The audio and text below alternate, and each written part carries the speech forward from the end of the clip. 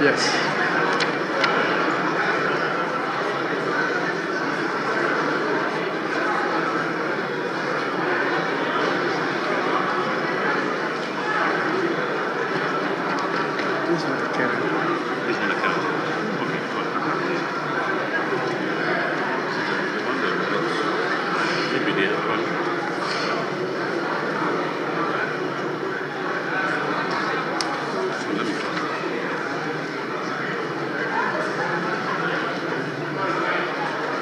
Addendum 1.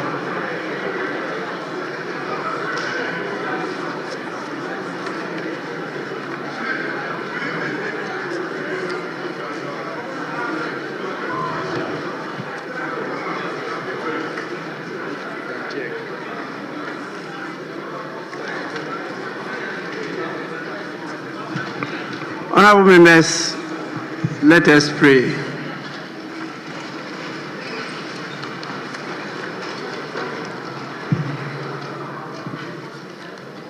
Almighty God, we humbly beseech thee to look with favor upon this Parliament of the Republic of Ghana. Grant that it may perform its high duty as in thy sight. Give divine guidance to the President of the Republic. Endow members of Parliament and ministers of state with discernment and vision, integrity and courage, that through the labors of government, this land and people may be well and truly served, and our good purposes for the common human life be realized in our midst. O God, grant us a vision of our country, fair as it might be, a country of righteousness, where none shall wrong his neighbor, a country of plenty, where evil and poverty shall be done away with, a country of brotherhood, where all success shall be founded on service, and honor shall be given to the deserving, a country of peace, where government shall rest on the will of the people and the love for the common good. Bless the efforts of those who struggle to make this vision a living reality. Inspire and strengthen our people, that they may give time, thought, and sacrifice to speed the day of the coming beauty of Ghana and Africa. Amen.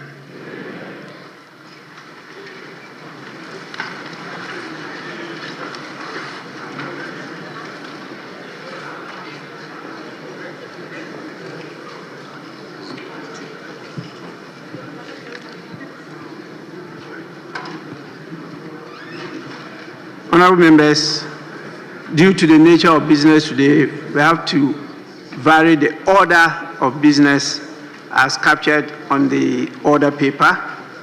And so I want to call on you to let us start with order paper addendum. Order paper addendum. So we move straight to at the commencement of public business. Sorry? Mr. Speaker. Yes, please. We don't, with respect, we don't have the order paper addendum. So I would like to draw your attention to that. We haven't seen it.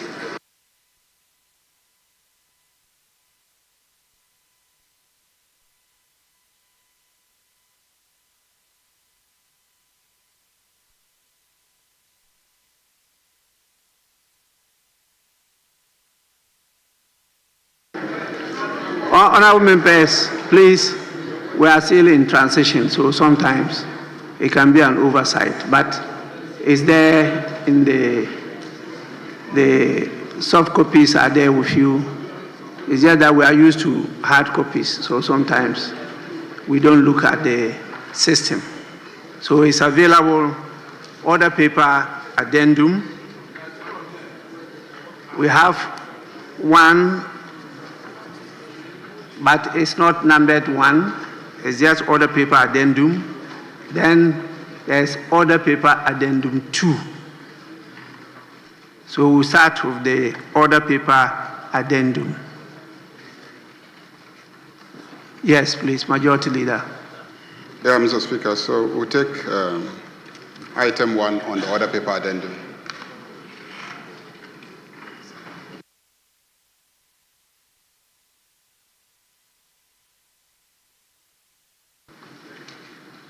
So in the order of our business, it is preferable for us to start with item 3 before we come to presentation and first reading of bills and presentation of instruments.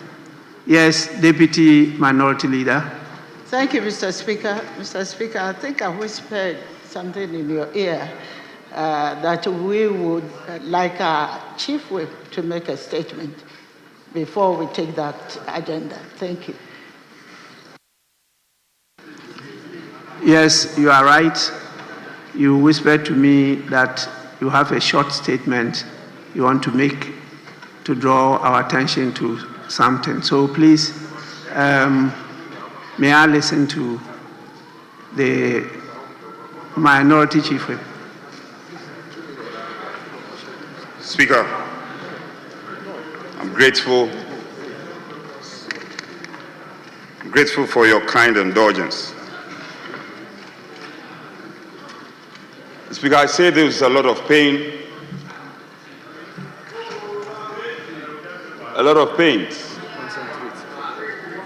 Speaker, as we all do know, our 4th Republican Constitution is the most sustained constitution in our body politics and history as a country. So, Speaker, increasingly, electoral violence is increasingly... Wait.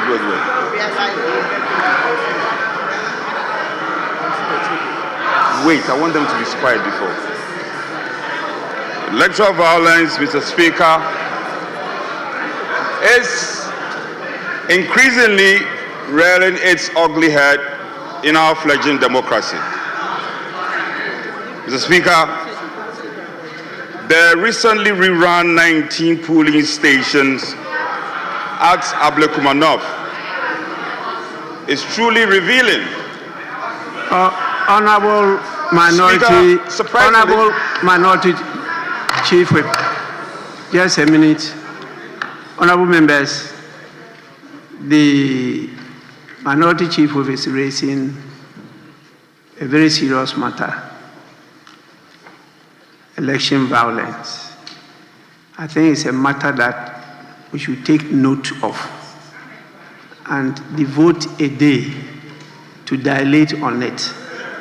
And at the end of the day, take a position, because we need everybody to be on board. It takes away a lot of the shine of our democracy in this country. And so what he's talking about is a serious matter. It's not something for us to just gloss over. But I want to plead with him, because I didn't know the statement was on this subject matter. Because I myself have noted it, and my intention is for us to devote a day and enough time to take this matter through. It worries all of us, particularly you, the players, must be more worried than any other person, because the violence will be meted up to no other persons apart from you, the players. So it's something that we should take some time, and I want to urge the Minority Chief Whip to let us stop today, because we don't have time to do that. And our nation, in spite of what we're talking about today, are focused on hearing what the minister is going to tell us about the media review. Then we'll get enough time to handle your matter. Thank you so much. Speaker, with respect, I will not on any day defy your authority. But Speaker, we have lined up a number of activities to back home our demands. And to the extent that these violence visited are not atoned, we cannot be part of the presentation of the media budget. And to that extent, Speaker, to that extent, we are exiting the parliament and cannot be part of this process.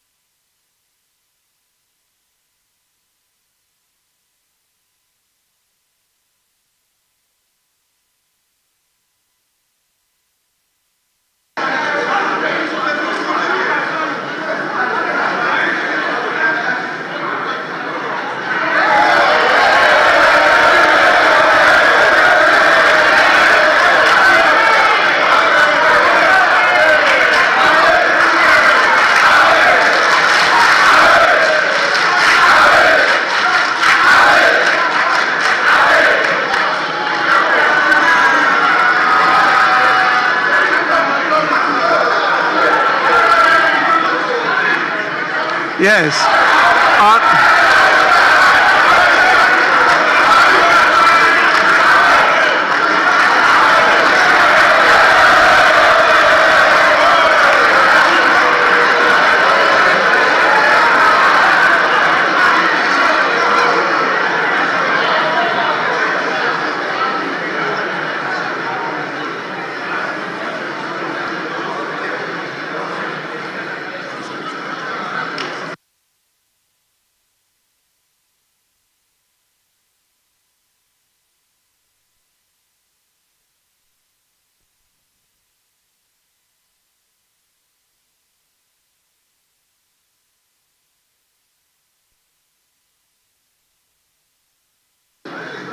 Yes, Majority Leader.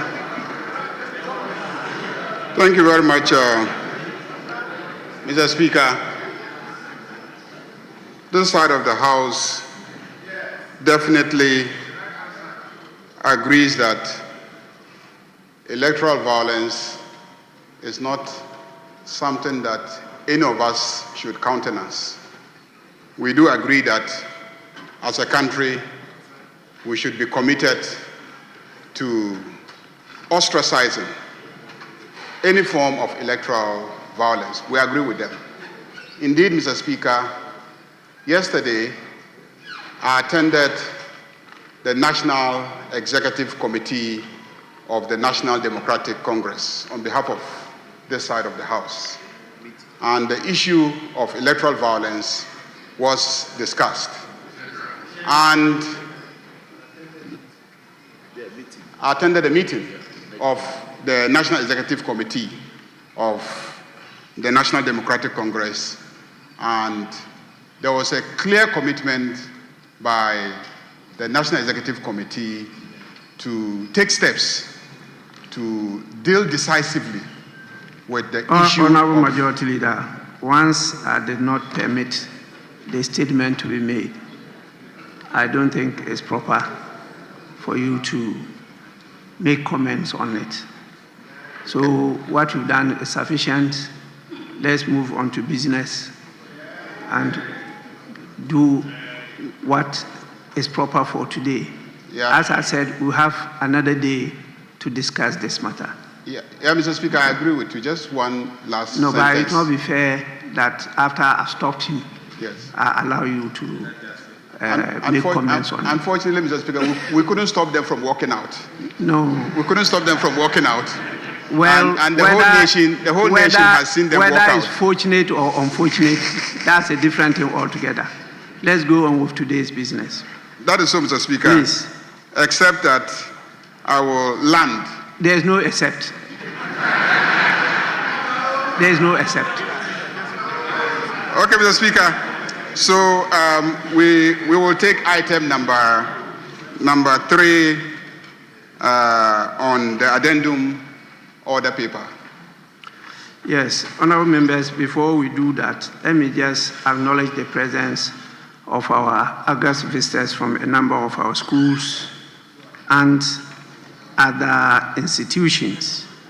We have over 32 students from the Boma Senior High School, led by the headmaster of the school in the person of George Ampofo. The school is located in the Tano North constituency. Yes, they are up there to my right side at the public gallery. Please, you are welcome. And what just happened is what we call a walkout.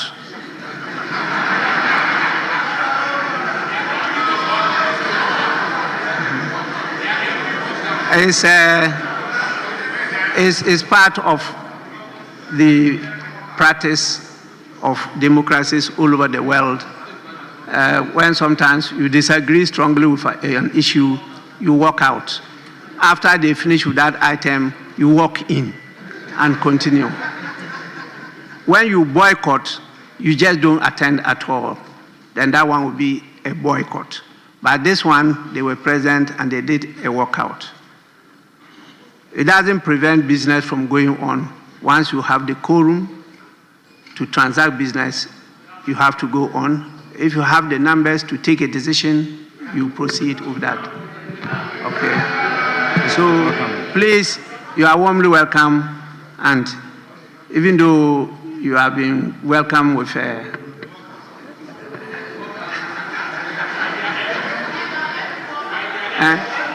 MP welcome you, so please, you may resume your seat. It's an experience. I'm sure you never forget of it. Yes, we have 41 students also from Sewa Kese Girls Senior High School, also from Tano North. They are led by the head mistress of the school, in the person of Margaret Anane Ajay. They are also to my right, you know, and one common thing about them, they are beautifully attired. You know, both institutions, they are well dressed. I hope you get time, even though he walked out, to take a picture with him. Please, you are welcome. You may resume your seats. We have students from the University Practice Senior High School, led by the teacher, Mr. Andrews Amo Smith. The school is located at the Cape Coast North constituency, and there are 36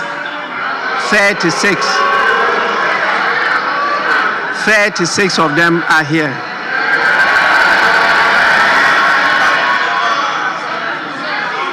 You are warmly welcome. Kindly resume your seat. You are lucky your MP didn't walk out. We have also from the Jamase Pentecost Child Development Center. There are 55 in number, and they are led by the director of the center in the person of Magdalene Kobla. This center is located in the Afija-Sechere East constituency. 55 of them are here. I, in the absence of your MP, welcome you to the House. But as I advised, please, it's a good opportunity to have a shot with the MP. I'm sure he'll be waiting outside for you. Honorable members, you may resume your seats. We also have the presence of a number of visitors from the Kuna Presby Child Development Center. They are led by the director of the center in the person of Peter Kwache. There are 56 in number, and that is also from Afija Sechere East constituency. It's a good day for you because you will never forget about this day. That you came, you saw, and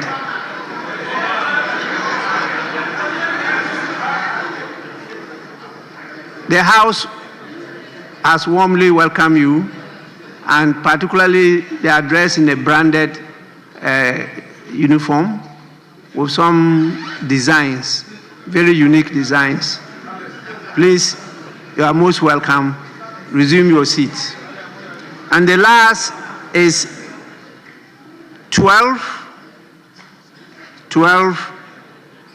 gentlemen and ladies from the MDAs and CSOs on basic parliamentary training.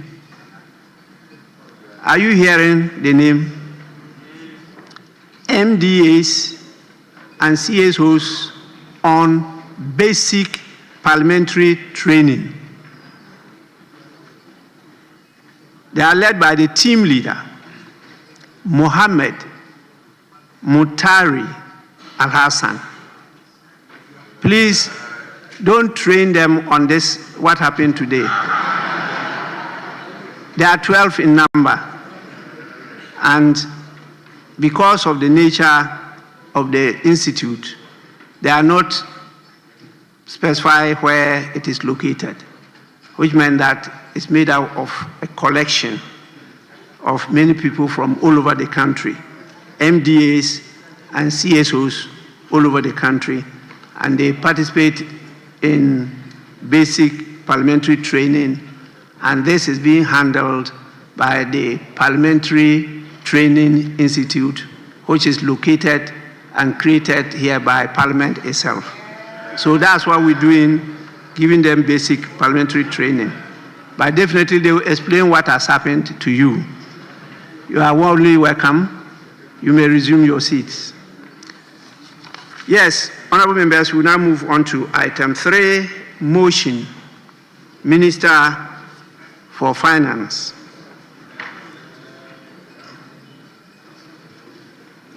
Majority Leader, you may usher in the Minister for Finance to move the motion.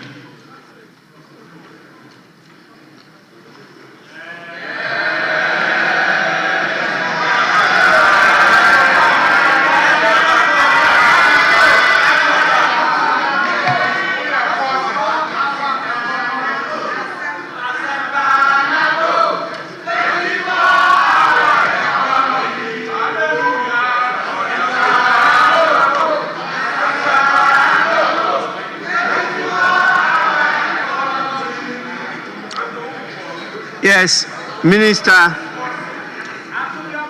motion number 3,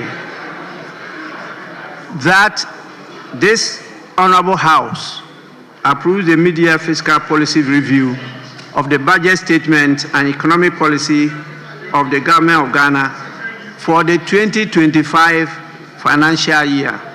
Minister for Finance. Honorable members, please, I'm watching all of you.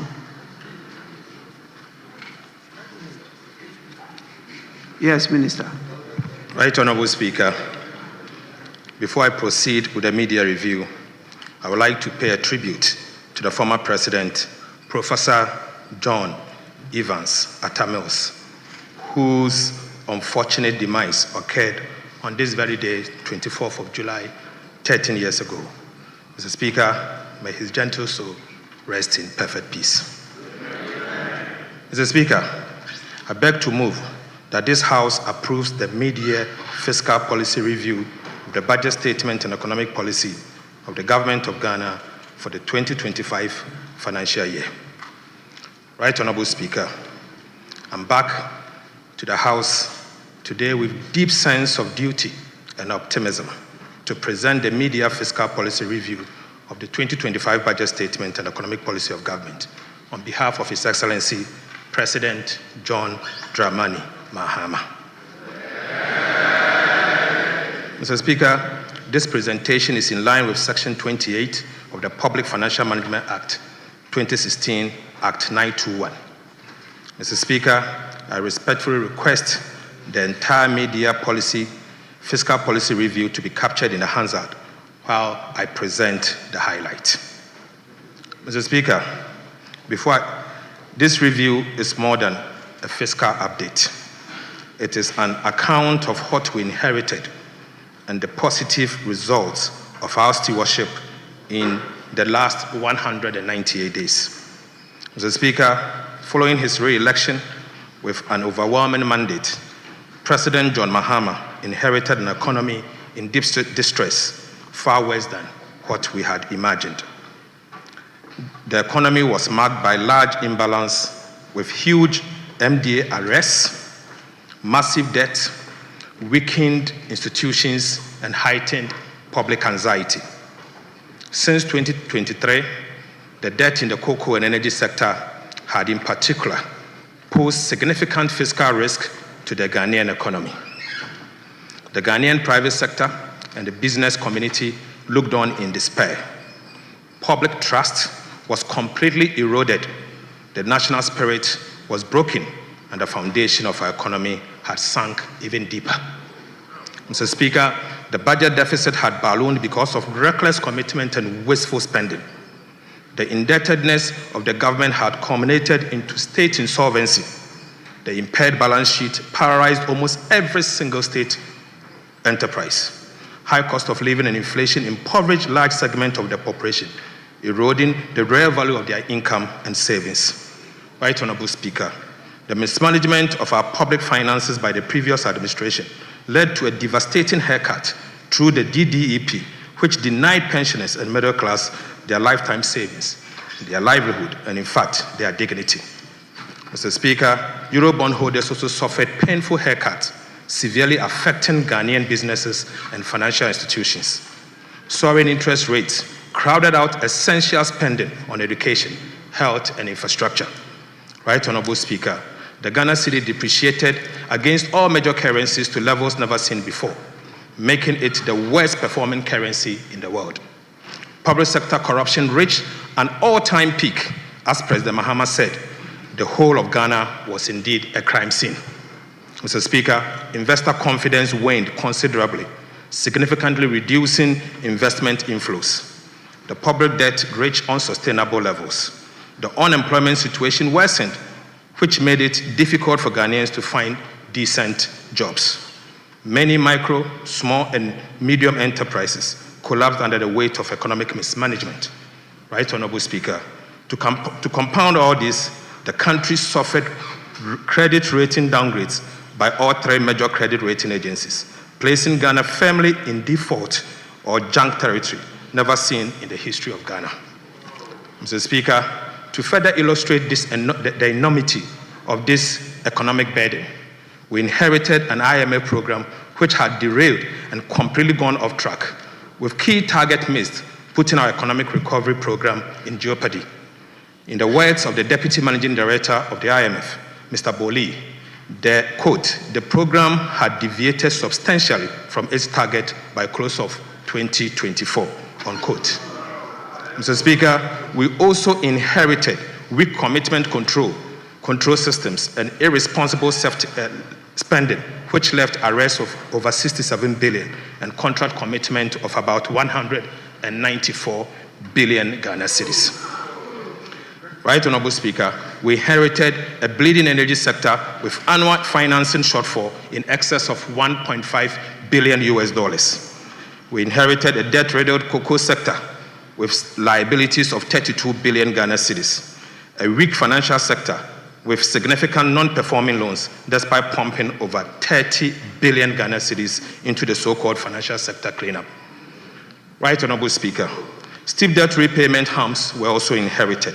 where at the time, Mr. Speaker, we inherited repayment terms of 20 billion for the year 2026, 50.3 billion for the year 2027, and 45.8 billion for the year 2028, as well as significant short-term treasury bills maturities of about 137 billion Ghana cedis. Mr. Speaker, we inherited depleted buffers needed to cushion the country from any fiscal or external shocks with empty sinking fund. And Mr. Speaker, we inherited stored projects, about 55 of them tied to bilateral debt restructuring, with about $3 billion in undisbursed loans. Mr. Speaker, the root of our 2022 economic crisis can be traced directly to an overbearing fiscal dominance, marked by reckless spending and corruption, compounded by poor leadership of the previous NPP administration. Mr. Speaker, the worsened fiscal situation spilled over into the monetary and external sector, causing a rapid depreciation of the Ghana cedis. The monetary financing by the central bank reached an all-time high, driving inflation to levels never seen in decades. Mr. Speaker, there was a complete lack of coordination between the Ministry of Finance and the Bank of Ghana, signaling the highest level of incompetence in the management of our economy. Mr. Speaker, in the face of all this dire inheritance bequeathed by the Akufo-Addo administration, the government of President John Dramani Mahama made a conscious decision not to make excuses, but to reset our country. We chose the path of structural reforms and transformation. We set out to reset our economy, restore good governance, and policy credibility. We renewed our social contract with the Ghanaian people and redefined national priorities by being deliberate in both our policy choices and approach to economic management. At the very onset, we organized the National Economic Dialogue and the National Education Forum. Mr. Speaker, we held direct engagement with key groups and stakeholders, including market women, trade unions, youth organizations, and traditional leaders. Mr. Speaker, you may recall that clear policy measures were outlined in the 2025 budget presented to this House in March this year. In our new economic model, Mr. Speaker, we tightened fiscal discipline without compromising social spending. Right Honorable Speaker, the recent IMF Executive Board affirms this new economic management model, noting that faced with large policy slippage and reform delays at end 2024, the new NDC administration had taken bold corrective actions to maintain the program on track. Right Honorable Speaker, the IMF further noted that these corrective actions, combined with continuous structural reforms and an improved external sector, are expected to result in economic stability, resilience, and inclusive growth. Mr. Speaker, we streamlined and increased investment in education, health, agriculture, and infrastructure, as well as employment. In fulfillment of our major manifesto pledge, we established the Ghana Gold Board through Act 1140 to accumulate foreign exchange to support the stability of the Ghana cedi. We have restored coordination between the Ministry of Finance and the Bank of Ghana to ensure a cohesive and integrated approach to economic policymaking across relevant institutions. Mr. Speaker, in less than 200 days, we have brought back clarity, certainty, stability, and purpose to our economic policy direction. Right Honorable Speaker, we have made significant progress. The signs of recovery are obvious, evident, noticeable, visible, tangible, and they are being felt. Mr. Speaker, Ghana's fiscal position has significantly improved. The primary balance on commitment basis posted a surplus of 11.1% of GDP at the end of June 2025, beating the ambitious 0.4% surplus target for the same period. Right Honorable Speaker, the overall fiscal deficit on commitment basis was 0.7% of GDP, outperforming the target of 1.8% at the end of June 2025. Mr. Speaker, inflation has reduced significantly from 23.8% at the end of December 2024 to 13.7% at the end of June 2025. Mr. Speaker, it's important to note that this is the lowest since December 2021 and marks 6 months of continuous decline. Interest rates are declining with a drastic drop in Treasury bill rates. The 91-day Treasury bill rate has reduced from 27.73 in December 2024 to 14.73 in June 2025, a decline of over 1,300 basis points. Mr. Speaker, the 182-day T-bill rate has reduced from 28.43% in December 2024 to 15.34 in June 2025, a decline of another 1,300 basis points. Mr. Speaker, the 364-day T-bill rate has also reduced from 29.95 in December 2025 to 15.76 in June 2025, marking a decline of over 1,400 basis points. Gross international reserves has significantly improved, Mr. Speaker. The Bank of Ghana accumulated $11.12 billion, covering 4.8 months of import at the end of June 2025. And this compares to $8.98 billion, covering a 4 month of import as at end December 2024. Mr. Speaker, the Ghana cedi has demonstrated exceptional resilience and strength in recent months. At the end of June 2025, the Ghana cedi appreciated by 42.6% against the US dollar, 30.3% against the British pound, and 25.6% against the euro. This is a significant reversal compared to the same period in 2024 when the cedi depreciated by 18.6%, 17.9%, and 16.0% respectively. Mr. Speaker, so far, we have almost reversed all the cedi depreciations in the year 2022, 2023, and 2024. Mr. Speaker, it is important for us to note that it is the first time that this level of appreciation has been recorded in the 60 years history of the Ghana cedi. Rating agencies, which once classified our sovereign creditworthiness as junk, are beginning to upgrade our ratings. Fitch Ratings upgraded Ghana's long-term foreign currency issuer default rating to B- with a stable outlook from restricted default on the 17th of June 2025. The IMF program is back on track with the successful conclusion of the 4th review by the IMF Executive Board on the 7th of July 2025, which immediately triggered the disbursement of 367 million United States dollars. Right, Honorable Speaker, beyond the numbers, this is a story of sound leadership, better economic management, and a restoration of hope to a nation once in despair. Let me, on behalf of the President John Mahama, sincerely thank the people of Ghana for their trust, patience, and continued support. We do not take your sacrifice for granted. Mr. Speaker, this government did not come to simply manage the decline. We came to reverse it and reset our country.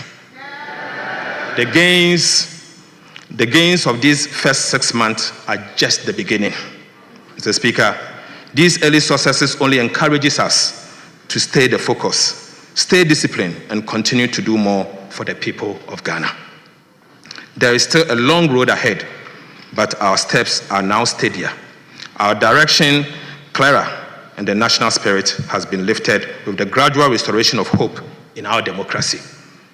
We have moved from promises to purpose, from ineptitude to action, and from distress to relief. Mr. Speaker, we have established policy credibility and restored credit worthiness. Right, Honorable Speaker, the rest of my presentation will focus on 4 areas: macroeconomic performance for the first 6 months of 2025, the status of Ghana's debt restructuring, and the status of implementation of key government programs. Before I conclude, Macroeconomic performance, Mr. Speaker, for January to June 2025. Mr. Speaker, the first half of 2025 has demonstrated our government commitment to economic recovery. Through prudent fiscal management, sound monetary policies, effective structural reforms, and strategic investment, we are laying a solid foundation for sustainable growth and shared prosperity. To put the assessment of the economy in the first half of 2025 in a proper perspective, it will be useful to restate the ambitious yet attainable macroeconomic target we set for ourselves for the year 2025. Mr. Speaker, we set for ourselves an overall real GDP growth of at least 4%, non-oil real GDP growth of at least 4.8%, end-year inflation rate of at least 11.9%, primary balance on commitment basis at a surplus of 1.5% of GDP, and gross international reserves covering not less than 3 months of import cover. Right Honorable Speaker, I now take you to the real sector. Mr. Speaker, despite global economic uncertainties, Ghana's economy demonstrated robust growth. In the first half of 2025, the economy expanded by 5.3%, up from 4.9% in the same period of 2024, marking the highest first quarter growth since 2020. The agriculture sector led this growth with a remarkable 6.6% increase, about 3 times the growth in the first quarter of 2024. The agriculture sector growth contributed 26.4% of the overall first quarter growth. The fishing subsector grew the most at 16.4%. Mr. Speaker, the service sector constituting the largest share of the economy of 46.8% grew by 5.9% and contributed 47.9% to the overall first quarter growth, with information and communication technology leading the growth in the sector at 13.1%. Industry grew by 3.4% in the first quarter of 2025, contributing 20.6% to the overall first quarter growth. Manufacturing also posted an impressive growth of 6.6%. Right Honorable Speaker, non-oil GDP growth, the real sector, also picked up strongly, growing at 6.8% in the first quarter of 2025, compared to the growth rate of 4.3% in the same period in 2024. Importantly, Mr. Speaker, the non-oil GDP growth is the highest since 2018. It is expected that with the introduction of our 24-hour economy policy, the Big Push program, and the Agriculture for Economic Transformation program, the GDP growth will be sustained and possibly exceed the target of 4% for the year 2025. Mr. Speaker, I now take you to prices. Right Honorable Speaker, we pledge to pursue the following to reduce inflation. We pledge to implement aggressive fiscal consolidation drive aimed at reducing the fiscal deficit and borrowing. Mr. Speaker, we pledge to stabilize the exchange rate to reduce inflation on items that rely on the exchange rate for pricing, such as fuel, transportation, imported sugar, rice, and cooking oil. We pledge to implement policies that target items with large weight in the CPI basket, such as transportation and utilities, to reduce their prices. We also pledge to implement, through the Bank of Ghana, to implement an appropriate monetary policy stance and use its liquidity management interventions to support the disinflation process. And finally, Mr. Speaker, we pledge to implement Agriculture for Economic Transformation agenda to reduce food inflation. Mr. Speaker, it is instructive to know that these intentional policies announced in the 2025 budget to tame inflation are yielding massive results. Inflation pressures have eased significantly. The drastic fall in inflation is not by chance or sheer luck, but as a result of hard work and deliberate government policies. Mr. Speaker, consumer price inflation has reduced from 23.8% in December 2024 to 13.7% in June 2025. This represents a massive 10.1 percentage point decline. Similarly, producer price inflation saw a sharp decline from 26.1% in December 2024 to 5.9% in June 2025, representing a steep decline of 20.2 percentage points in just 6 months. So, Speaker, food inflation declined from 27.8% in December 2024 to 16.3% in June 2025, representing an encouraging 11.5 percentage point reduction. Non-food inflation also declined from 20.3% in December 2024 to 11.4% in June 2025, representing 8.9 percentage point reduction.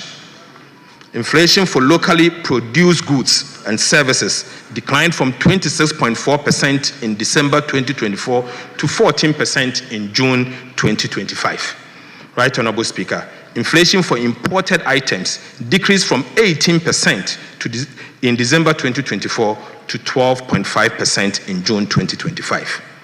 These improvements are reflective of the effective fiscal consolidation, tight monetary policy, strong central bank reserves, and the appreciation of the Ghana cedis. Mr. Speaker, with this trend, we are focused and determined to achieve our end December 2025 inflation target of 11.9% ahead of schedule. Mr. Speaker, let me assure this House and the people of Ghana that things can only get better in the coming days. Mr. Speaker, I now take you to interest rate movement. Interest rates have declined, reflecting improved macro conditions. Mr. Speaker, the 91-day Treasury bill rate has reduced by 13 percentage points from 27.7% in December 2024 to 14.7% in June 2025. Similar trends were observed in the 182 days and the 364 days bills. The 182-day Treasury bill rate decreased by 13.1 percentage points from 28.43 in December 2024 to 15.34 in June 2025. The 364 Treasury bill rate also declined by 14.19 percentage points from 29.95 in December 2025 to 15.76 in June 2025. The average lending rate decreased from 30.3% in December 2024 to 27% in June 2025. Right, Honorable Speaker, the Ghana reference rate fell from 29.31% in December 2024 to 24.0% in June 2025. So, Speaker, things can only get better. Right, Honorable Speaker, we have indeed saved 4.9 billion Ghana cedis on domestic interest payment as at end June 2025 due to our prudent debt management policy. Mr. Speaker, I now take you to fiscal performance. Mr. Speaker, our fiscal discipline has yielded the needed and remarkable results so far. We have delivered below target deficit on both cash and commitment basis. We have delivered a greater than anticipated primary surplus, the core fiscal anchor. We have delivered a strong expenditure and commitment control. We have delivered robust tax revenue performance. Mr. Speaker, provisional data shows that the primary balance on commitment basis, the fiscal anchor, as at end June 2025, recorded a surplus of 1.1% of GDP, surpassing the target surplus of 0.4% of GDP set for the same period. The overall fiscal deficit on commitment basis was a deficit of 0.7% of GDP, better than the deficit target of 1.8% of GDP. Mr. Speaker, on cash basis, the overall balance recorded a deficit of 1.1% of GDP. This is significantly better than the projected deficit target of 2.4% of GDP. The primary balance on cash basis turned surplus at 0.7% of GDP against a projected deficit of 0.2% of GDP. The non-oil tax revenue, net, exceeded target by about 787 million Ghana cedis. Corporate income tax exceeded target by 555.3 million, representing 2.9% above target. Mineral royalties exceeded its target by 143 million. Mr. Speaker, unfortunately, import duties fell short of target by 1.6 billion. Expenditures were contained at 109.7 billion Ghana cedis, or 7.8% of GDP. This was 14.3% below the program amount of 128 billion, or 9.1% of GDP, reflecting strong expenditure control. Mr. Speaker, primary expenditure on non-interest expenditure on commitment basis amounted to 84.3 billion, or 6.0% of GDP. This is an improvement of about 13.3 billion over the target of 97.5 billion, which is 7% of our GDP. Mr. Speaker, interest payment amounted to 25.4 billion, which is 1.8% of GDP. This is below the target of 30.5 billion, which is 2.2% of GDP. And this was mainly due to lower domestic interest payment. Domestic interest payment amounted to 21.6 billion against a target of 26.5 billion, representing a reduction of 4.9 billion Ghana cedis, mainly on account of lower than planned domestic borrowing and a decline in the T-bill rates. Mr. Speaker, external interest payment amounted to 3.8 billion Ghana cedis against a target of 4 billion, due mainly to the appreciation of the Ghana cedis. Other expenditure, mainly comprising energy sector levies, transfers and energy sector payment shortfalls, amounted to 11.4 billion Ghana cedis, or 8% of GDP. This was 12.7% below the target of 13.1, or 0.9% of GDP for the same period. Right Honorable Speaker, arrears clearance amounted to 4.8 billion Ghana cedis. It is important to know that there was no build-up in arrears payable during the period under review, signaling strong commitment control and fiscal discipline. Mr. Speaker, we are very different from our friends that decided to flee from the chamber. Mr. Speaker, the deficit was largely financed from domestic sources, with net domestic financing of 13.1 billion, well below the 18.7 billion target. The net foreign financing was 2.8 billion, mostly from the utilization of the 4.5 billion IMF disbursement. Mr. Speaker, between 1st of January to 6th of January, the IMF disbursement of 4.5 billion was spent before the Mahama administration took office, just in 6 days.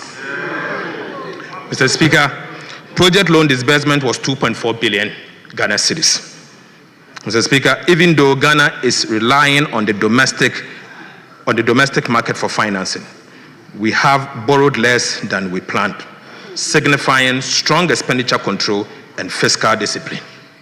Right Honorable Speaker, this is a strong signal to the investor community and all stakeholders that the needed fiscal consolidation is happening here in Ghana, and it will be sustained.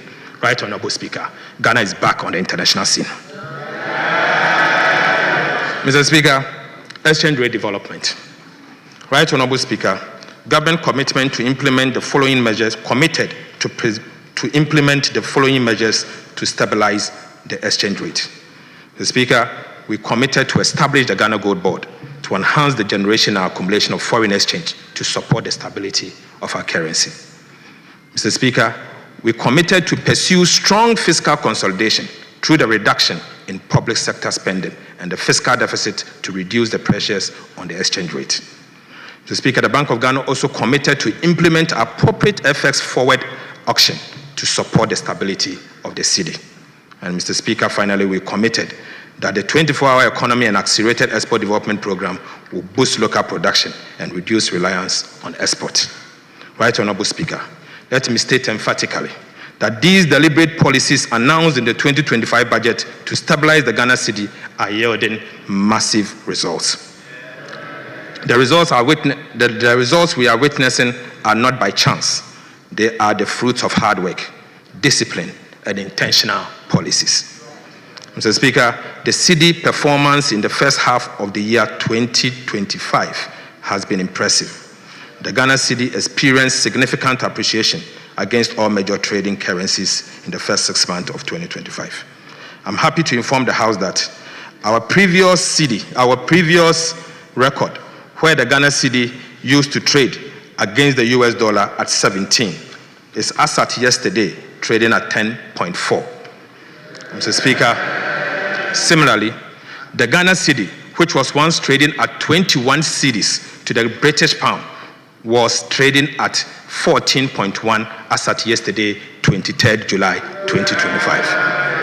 Mr. Speaker, as at end June 2025, the cedi appreciated by 42.6% against the US dollar, 30.3% against the British pound, and 25.6% against the euro. This is a significant improvement over the cedi depreciation of 18.6%, 17.9%, and 16.0% against the US dollar, British pound, and the euro. Mr. Speaker, I repeat, so far, we have almost reversed all the cedi depreciation in 2022, 2023, and 2024. This level of appreciation has never happened in the history of our country. Mr. Speaker, Right Honorable Speaker, fellow citizens, Ghana cedi no apeke. Cedi no apeke. Mr. Speaker,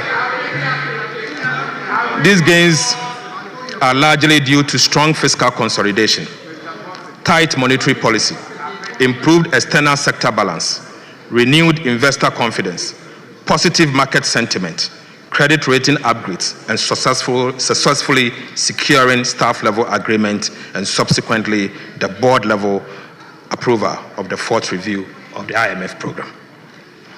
Right Honorable Speaker, the cedi rebound signals that Ghana's economic foundations are once again beginning to firm up. Sustaining this stability will require continued fiscal discipline, supportive monetary policy, strong liquidity sterilization, robust reserve accumulation, supported by activities of the Ghana Gold Board, and credible implementation of structural reforms. Mr. Speaker, I now take you to the external sector. Right Honorable Speaker, our external sector has shown remarkable improvement in the last 6 months. Gross international reserves reached $11.12 billion by June 2025, covering 4.8 months of imports, up from $8.98 billion in December 2024, equivalent to 4% 4 months of import cover. Mr. Speaker, in just 6 months, even before the IMF and World Bank disbursement, in fact, without external borrowing, we have added $2.14 billion to the country's gross international reserves. Right Honorable Speaker, trade surplus increased from $1.37 billion in June 2024 to $5.57 billion in June 2024, representing a whopping 306.6% increase just in 6 months. Mr. Speaker, this was driven by strong exports, particularly in gold, cocoa, and controlled imports. Mr. Speaker, the current account surplus improved significantly to a provisional $3.44 billion by June 2025 from $28.11 billion in June 2024. Provisional net capital and financial inflows reached $937.58 million in June 2025, indicating renewed investor confidence. Mr. Speaker, I take you to monetary and the financial sector development.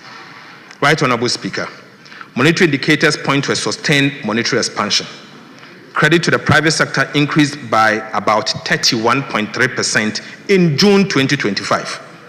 Reserve money growth moderated and M2 growth remained consistent, supported by increased deposit mobilization and improved net foreign asset. Net domestic asset growth slowed, while net foreign asset surged, indicating a shift in liquidity drivers towards external inflows. Right Honorable Speaker, I take you to the recapitalization of the National Investment Bank. Mr. Speaker, you may recall that I updated this House during the 2025 budget presentation on the restructuring and recapitalization of the National Investment Bank, our NIB, as one of the critical reforms in the financial sector that should have been delivered in 2024. Unfortunately, Mr. Speaker, after spending a whopping $30.3 billion in the so-called financial sector cleanup exercise, the previous NPP administration left NIB in dire straits with a capital adequacy ratio of a negative 53.13% by end of June 2024.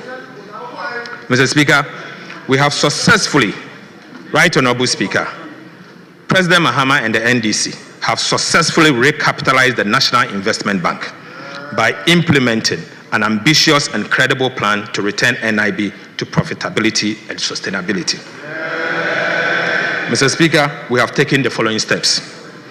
Right Honorable Speaker, we have injected a total cash of 450 million Ghana cedis. Mr. Speaker, we also issued remarkable bonds with face value of 1.5 billion Ghana cedis to the National Investment Bank. Mr. Speaker, we transferred 500 million Government of Ghana shares in the Nestle Ghana Limited to the National Investment Bank. Right Honorable Speaker, these transfers have significantly improved the capital adequacy ratio from negative 53.13% at the end of December 2024 to a positive 23% in May 2025. Mr. Speaker, by taking these major steps, we have preserved depositors' fund valued at 6.4 billion Ghana cedis. We have also saved over 900 direct jobs at the National Investment Banks. So, Speaker, we have preserved an indigenous Ghanaian bank. But, Mr. Speaker, let me state this. Unlike the previous administration, we chose to spend to save a bank than spend to collapse a bank. Right Honorable Speaker, we have also prepared a forward-looking, overarching restructuring plan for the National Investment Bank to put the bank on a sustainable path of profitability. The plan also aims to enhance board independence and objectivity, strengthen risk management, promote accountability and transparency, prevent insider dominance, and improve strategic decision-making. Mr. Speaker, this plan will, among others, strengthen corporate governance framework and systems, improve enterprise risk management and controls, establish a modern business model, revamp operational strategy, improve financial performance, institute and enhance supervisory measures, and eventually we will list the NIB on the Ghana Stock Exchange. Right Honorable Speaker, NIB now has a total paid up capital of 3.4 billion Ghana cedis and a capital adequacy ratio of 23%. Mr. Speaker, on behalf of the President, I want to use this opportunity to assure the people of Ghana and depositors that our indigenous bank, the National Investment Bank, is now prime for business. More importantly, Mr. Speaker, NIB is back. NIB is now liquid. NIB is now safe. NIB is fully capitalized. Mr. Speaker, we therefore encourage all and sundry to do business with the revitalized National Investment Bank, NIB. Mr. Speaker, I now take you to credit ratings. Mr. Speaker, the progress we are making in our economic reforms and debt restructuring effort has been recognized internationally. On the 16th of June 2025, Fitch Rating upgraded Ghana's long-term foreign currency issuer default rating to B-, with the stable outlook from restricted default, the first time since 2021. Fitch cited significant exchange rate appreciation, declining debt levels, strong nominal GDP growth, increased reserve accumulation, and normalized relationship with external creditors as key drivers. Right Honorable Speaker, to sustain these gains, we will, among others, do the following. We'll maintain fiscal discipline through continued implementation of prudent policies to promote fiscal and debt sustainability. We will continue the aggressive revenue mobilization by strengthening tax collection systems and broadening the tax base to increase domestic revenue without overburdening the citizens. So, Speaker, we will accelerate structural reforms in public financial management, including transparency and accountability measures to improve efficiency and reduce corruption. The Speaker will strengthen monetary policy framework, and the central bank will lead this to complement the effort that we are doing. Mr. Speaker, we will diversify the economy through investment in sectors beyond traditional export to reduce the vulnerability to commodity price shocks and continue to maintain strong relationship with our international financial institutions and development partners to support ongoing reforms and assess technical assistance.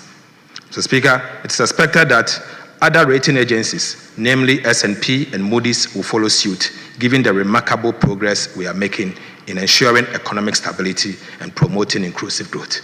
Right Honorable Speaker, this is just the beginning. We are determined to do better than B-. Ghana indeed deserves better than B-. Right Honorable Speaker, I now take you to fiscal policies and give you an update. Mr. Speaker, I start with VAT reforms.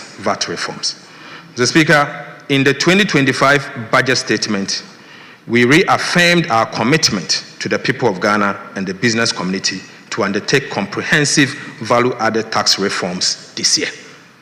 These reforms are aimed at addressing the distortions and cascading effect inherent in the current VAT structure. To support this effort, we also committed to seeking technical assistance from the International Monetary Fund, the IMF, and engage the people of Ghana. So, Speaker, I'm pleased to report that we have successfully completed our engagement with the IMF. Currently, the Ghana Revenue Authority, together with the Ministry of Finance, is undertaking a nationwide consultation process to sensitize key players in the trade and business sector on the VAT reform and solicit feedback from them.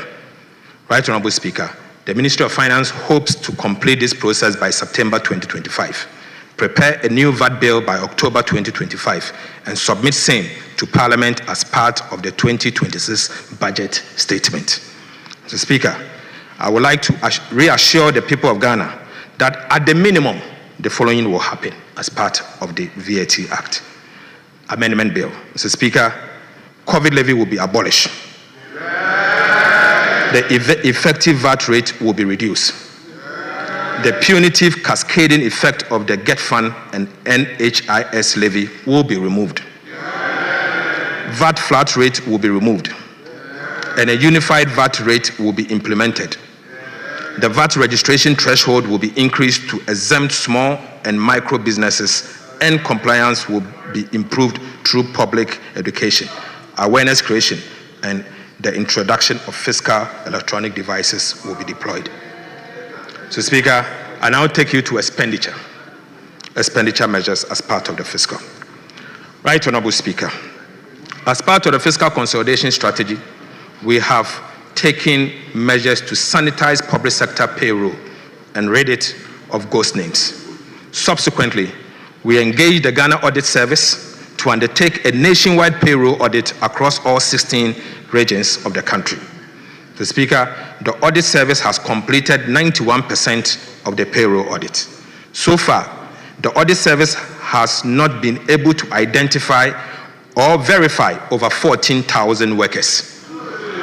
Mr. Speaker, again, they have identified 53,311 separated staff on the payroll.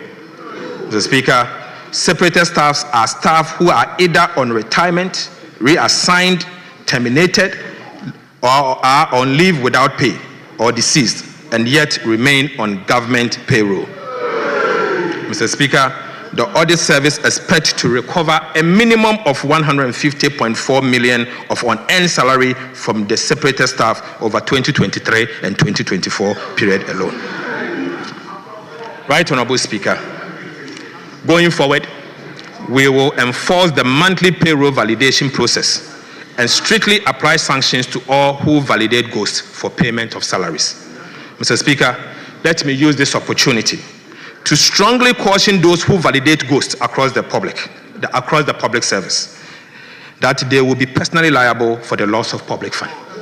Mr. Speaker, let me repeat.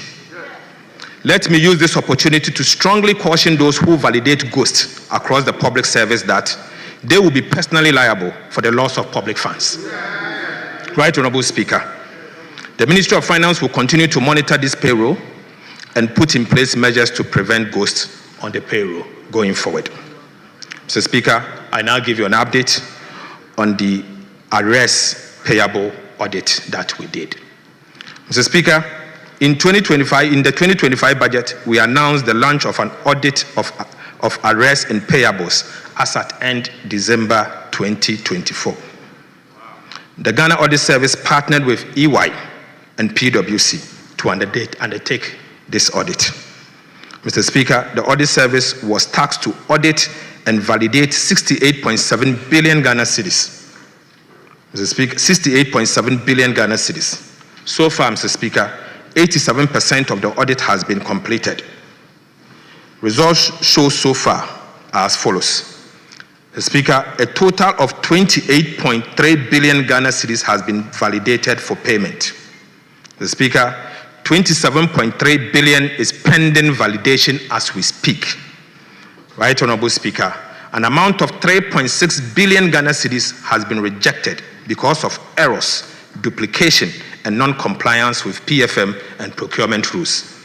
The Speaker, of this amount, 562.6 million is without adequate supporting document.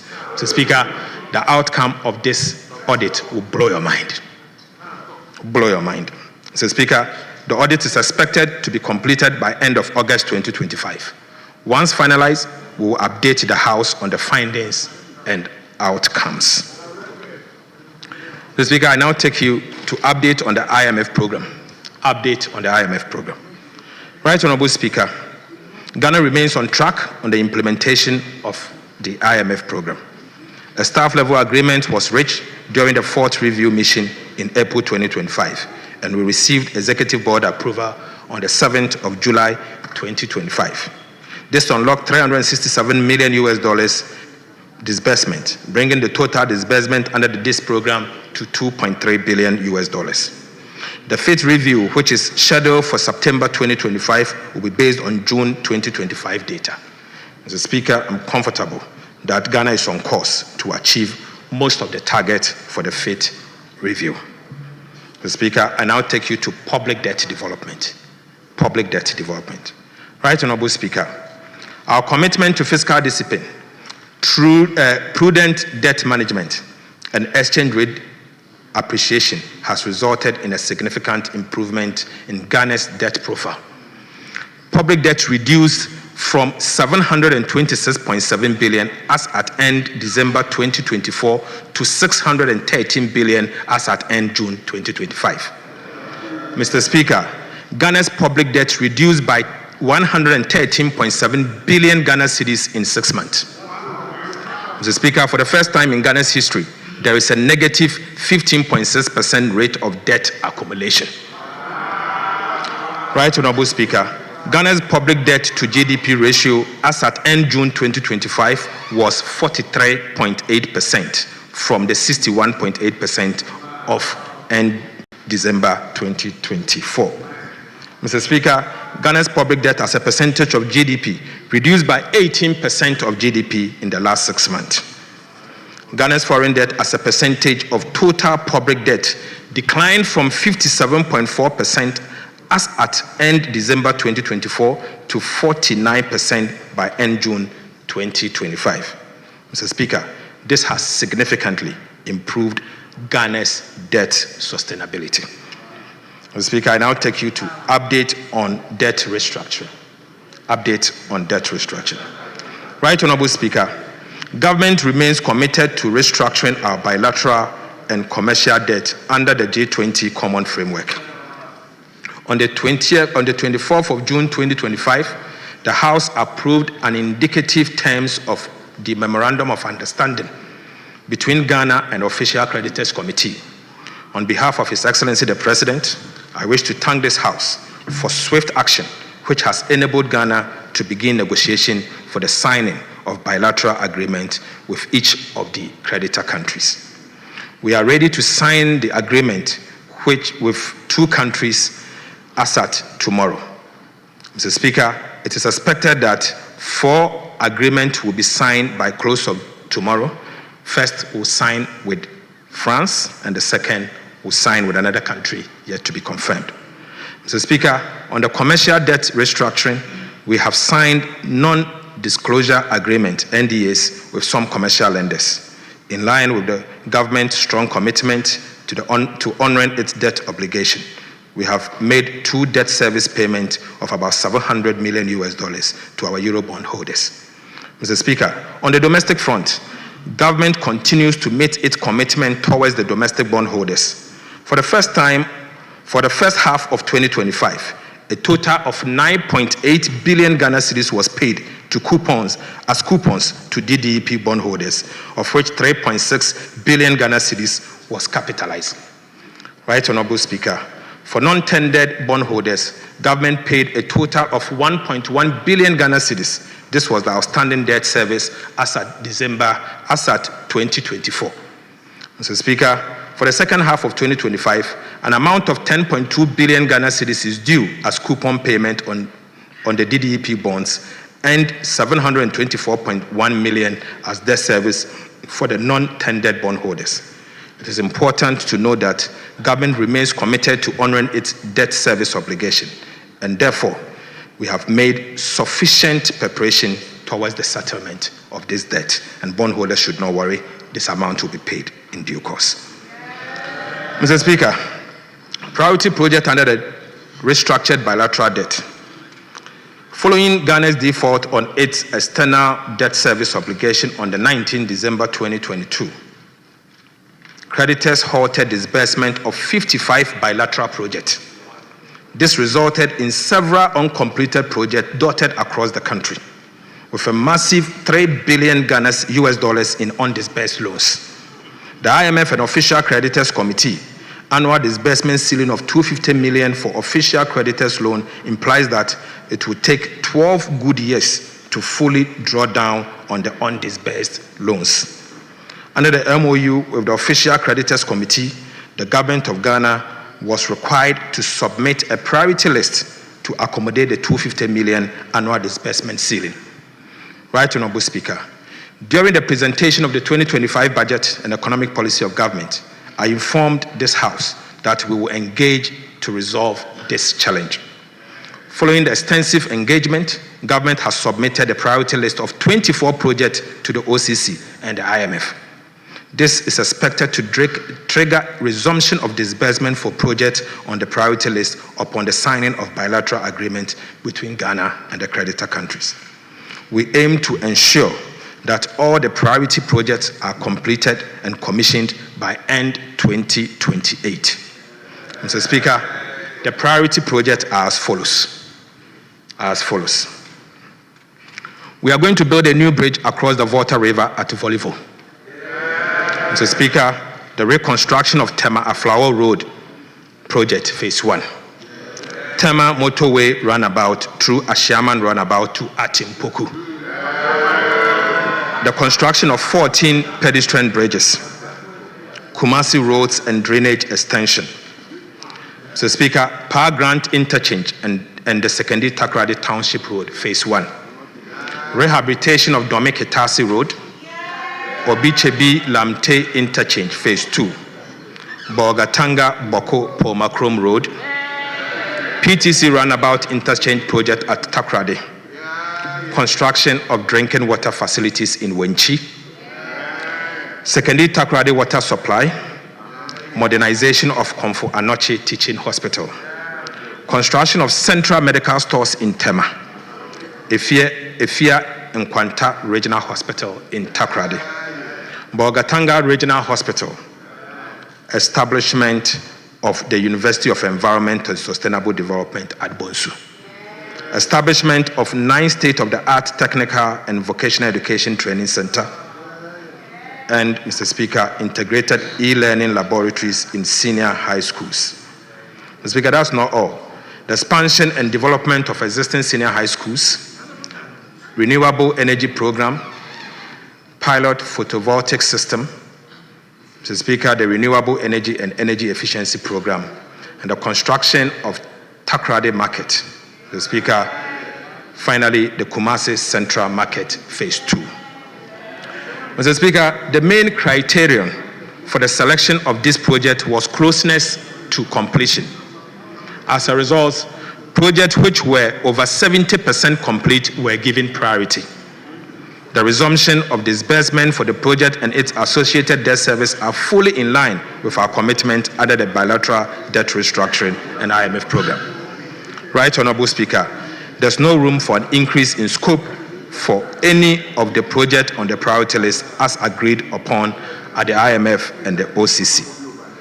Implementing agencies must take note and comply accordingly. Mr. Speaker, I repeat, there is no room for any increase in scope for work for any of the projects on the priority list agreed upon with the IMF and the Official Creditors Committee. Implementing agencies must take note and comply accordingly. Mr. Speaker, it has come to the attention of the Ministry of Finance that a number of contractors implementing some of these 55 stalled projects have drawn down on the loans with no work done to match the amount drawn down. Mr. Speaker, sadly, it has come to the attention of the Ministry of Finance that a number of contractors implementing some of these 55 projects have drawn down on the loans with no work done to match the amount drawn down. Again, some contractors have submitted additional costs in excess of what Parliament approved. The Ministry of Finance has accordingly commissioned a forensic audit into this project. Mr. Speaker, we will apprise the House when this audit is completed. And Mr. Speaker, for emphasis, the Auditor General is the one doing this forensic audit in partnership with some of the Big Four. Update on sinking fund. Mr. Speaker, in the 2025 budget statement, government announced that it will commence the operationalization of Section 37 to 44 of the Public Financial Management Act, Act 921, as amended, to build sufficient buffers in the sinking fund for prompt redemption of specified loans obligations of government. Mr. Speaker, government has set up a CD sinking fund account and US dollar sinking fund account. Beginning August 2025, the Ministry of Finance will commence the building of cash buffers to support the repayment of Ghana's domestic debt service obligation relating to the domestic debt exchange program bonds, which will fall due in the year 2027, 2028, and even 2026. Mr. Speaker, the CD sinking fund will specifically target the redemption and debt service harms in 2026 of 20 billion US dollars, Ghana cedis, for the year 2026, 50.3 billion Ghana cedis for the year 2027, and 45.75 billion Ghana cedis for the year 2025. Similarly, the US dollar sinking fund account will also target Eurobond redemption, which will fall due from 2026 of 1.45 billion US dollars, 1.17 billion US dollars in 2027, and 1.14 billion US dollars in the year 2028.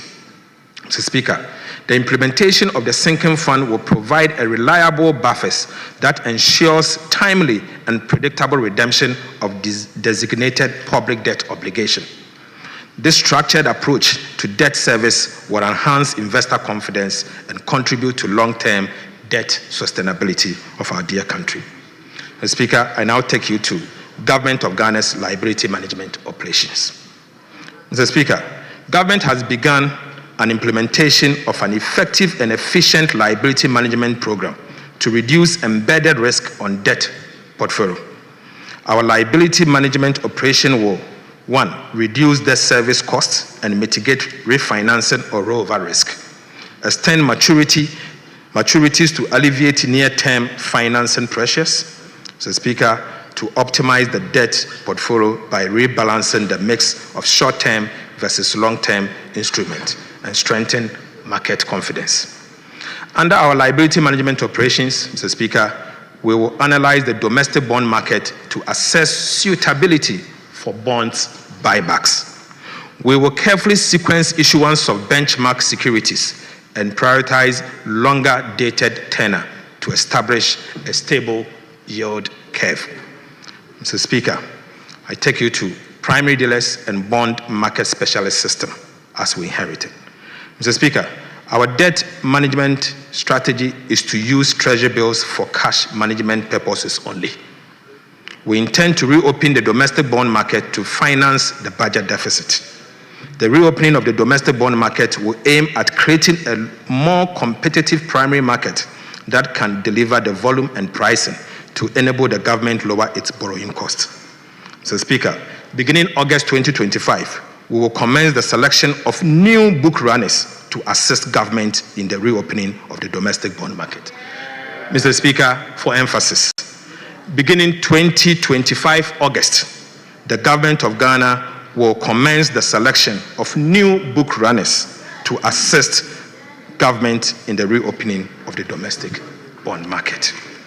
Mr. Speaker, the selection of book runners will focus on banks and investment dealers with the ability to achieve a wider market distribution and advise on pricing and structuring.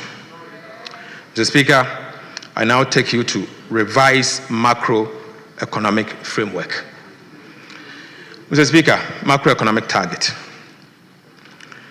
Economic development in the first half of the year do not warrant a revision to the macroeconomic target and the appropriations bill. Mr. Speaker, I am not asking for additional money from the Appropriations Act. We maintain the following macroeconomic target for 2025. 1. Overall GDP growth at least 4.0%. At least. Non-oil GDP growth of at least 4.8%. End-year inflation rate of 11.9%. Primary balance on commitment basis at a surplus of 1.5% of GDP. And gross international reserves covering not less than 3 months of import. Mr. Speaker, although we have made significant progress, we are cautiously optimistic. Right Honorable Speaker, despite maintaining our macroeconomic target for 2025, including the primary balance on commitment basis of a surplus of 1.5% of GDP, we are revising both revenue and expenditure projections to reflect the impact of the additional revenue from the Energy Sector Levies Amendment Act 2025, Act 1141. Revisions to revenue. Right Honorable Speaker, as a result, total revenue and grant has been revised upwards from the 2025 budget target of 227.1 billion to 229.9 billion, or from 16.2% of GDP to 16.4% of GDP. This represents a nominal increase of 1.3%. Mr. Speaker, the additional revenue of 2.9 billion Ghana cedis will come from the increase in revenues from the amendment to the Energy Sector Levies Act. Mr. Speaker, I now take you to revisions to expenditures. Mr. Speaker, total expenditure on commitment basis has been revised downwards from 269.5 billion from the original budget projection of 270.9 billion Ghana cedis. However, primary expenditures has been revised upwards to 209.6 billion from the original budget projection of 206.8 billion Ghana cedis. This upward adjustment reflects an increase in the allocation to support energy sector payment. Mr. Speaker, interest payments have been revised downwards by 4.3 billion Ghana cedis from the original budget projection of 64.1 billion to 59.9 billion cedis.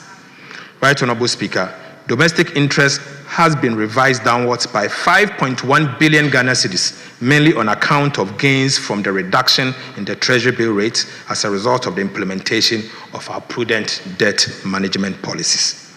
However, external interest payments have been revised upwards by 795 million to make additional provision for debt service due on post-cutoff date disbursement made by our bilateral creditors since 2023. Mr. Speaker, energy sector payments have also been revised upwards by 2.9 billion Ghana cedis to provision for fuel purchases for power generation. Mr. Speaker, I now take you to overall balance and financing. Right Honorable Speaker, notwithstanding the revisions to revenue and expenditure, the primary balance on commitment basis remains unchanged at a surplus of 1.5% of GDP. Based on the revisions to revenue and expenditure, the following fiscal balance on cash basis improves from a deficit of 4.1% of GDP to 3.8% of GDP. I mean the fiscal balance. The overall fiscal balance on commitment basis improves from a deficit of 3.1% to 2.8%, and the projected annual borrowing needs of government reduced by 4.3 billion Ghana cedis. Simple put, we will be borrowing less by 4.3 billion Ghana cedis. Mr. Speaker, risk to 2025 budget, risk to the 2025 fiscal framework. Mr. Speaker, despite the robust fiscal performance, there are some underlying risks which pose a threat to the 2025 fiscal framework. The risks are as follows: shortfalls in customs revenue, smuggling of marine gas oil, mounting wage pressures, and pricing and award of contract in foreign currency. Mr. Speaker, I'll take them one by one. Customs revenue. Right Honorable Speaker, customs revenue recorded a significant shortfall of 1.6 billion, even though the overall revenue is doing well, representing 12.7% reduction from the first half of 2025. This performance is attributed to systemic revenue leakage at key customs collection points, particularly the Tema port and the smuggling of goods across our land borders. Mr. Speaker, these developments pose risk to the attainment of our revenue target for the year 2025. To mitigate these risks, government is implementing the following measures to address the existing operational challenges to safeguard revenue. 1, we will adopt the use of artificial intelligence, AI, to minimize human interference in revenue assessment, supporting the validation of the country of origin, as well as the accuracy of classification and valuation of imported goods. Mr. Speaker, we are rolling out advanced cargo information system to ensure that the Ghana Port and Harbors Authority, GPHA, and the Ghana Revenue Authority, the GRA, receives comprehensive shipment detail at least 24 hours prior to vessel departure from the port of origin. Mr. Speaker, this will enable pre-arrival risk assessment, reduce the need for documentation amendment, and facilitate more accurate and timely duty assessment. We will also be implementing a robust anti-smuggling surveillance program targeting both inland and maritime borders. And to those at Sankasi, we are coming after you. Mr. Speaker, reviewing the institutional setup of Customs Division of the Ghana Revenue Authority, including staff mobility. Mr. Speaker, let me repeat this. We will be reviewing the institutional setup of Customs Division of the Ghana Revenue Authority, including staff mobility, to facilitate the decentralization of customs operations. Mr. Speaker, operational risk assessment to enhance transparency and accountability of staff will be enhanced. Now I will take you to the smuggling of marine gas oil, MGO. Right Honorable Speaker, tax exemptions on marine gas oil was introduced to support non-artisanal fishing fleet operating from Ghana. Over the years, the tax exemptions have created incentive to abuse and smuggling of MGO onto the open market, resulting in revenue losses estimated at nearly $500 million Ghana cedis every year. The government will withdraw the tax exemption to curb smuggling and stem the erosion of tax revenue, thereby reducing the fiscal risk to the 2025 budget. Mr. Speaker, I now take you to wages and salary, which happens to be the third risk to the budget. Right Honorable Speaker, we have seen some significant pressures on the compensation budget for the first half of 2025, mainly emanating from wages and salaries. Wages and salaries exceeded the target by 1.3 billion Ghana cedis for the first 6 months of the year. Mr. Speaker, the wage pressures were largely driven by last-minute recruitment undertaken by the previous MPP administration in the last quarter of 2024, especially in the areas of education, health, and security sector. Mr. Speaker, let me repeat. The wage pressures we are largely seeing are driven by the last-minute recruitment undertaken by the previous government in the last quarter of 2024, especially in areas of education, health, and the security sector. In addition, ad hoc reviews of conditions of service undertaken in previous years have distorted the single spine pay policy and further burdened the public wage. Mr. Speaker, the government is implementing the following measures to address this challenge. Number one, we'll conduct regular nationwide staff payroll audit to sanitize the payroll. Mr. Speaker, we'll be realigning all staff from overstaffed areas and defunct MDAs to areas with critical staffing needs. Right Honorable Speaker, we'll finalize the process for the establishment of the Independent Emolument Committee as part of the broader effort to reform and reset public sector pay. And finally, we will issue an executive directive mandating all MDAs to seek approval from the Minister of Finance or the Ministry of Finance before making any commitment with financial implications on the payroll. Mr. Speaker, pricing and award of contract in foreign currency. Pricing and award of contract in foreign currency. Mr. Speaker, pricing of goods and services and award of contract in foreign currency pose significant risk to fiscal management, with severe implications for the stability of our Ghana cedi. Unfortunately, foreign currencies are becoming the means of transacting business in Ghana. This trend, if not checked, will erode the confidence in our currency, drive inflation, and result in the loss of value in the symbol of our sovereignty. Mr. Speaker, to curb this unfortunate development, His Excellency, President John Dramani Mahama has directed that beginning today, 24th of July 2025, no contract awarded by government, irrespective of source of fund, should be denominated in foreign currency. Right Honorable Speaker. Right Honorable Speaker. To curb this unfortunate development, President John Dramani Mahama has directed that beginning today, 24th of July 2025, no contract awarded by government, irrespective of source of funding, should be denominated in foreign currency.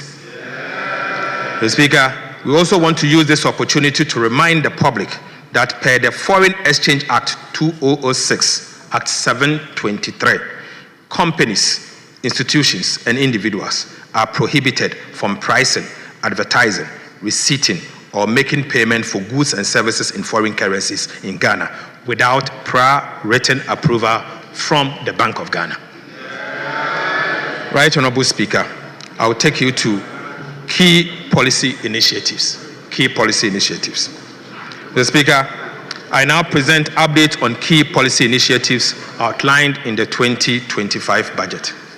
Right Honorable Speaker, since its establishment in April 2025, the Ghana Gold Board has initiated reforms to licensing regime that governs the local gold trading sector and introduced new aggregation system to effectively mop up gold from artisanal small-scale mining sector across the country. These measures have already yielded tangible economic benefits within the short period of operation of the Ghana Gold Board. In the first half of 2025 alone, gold export from the small-scale sector stood at 51.5 tons, with an export value of approximately $5 billion. This figure far exceeds the 26.4 tons, which are with an export value of $1.8 billion from the small-scale mining sector over the same period in 2024. Mr. Speaker, simple put, gold export in tons from the small-scale mining sector for the first half of 2025 recorded about 100% increase over what was recorded in the year 2024.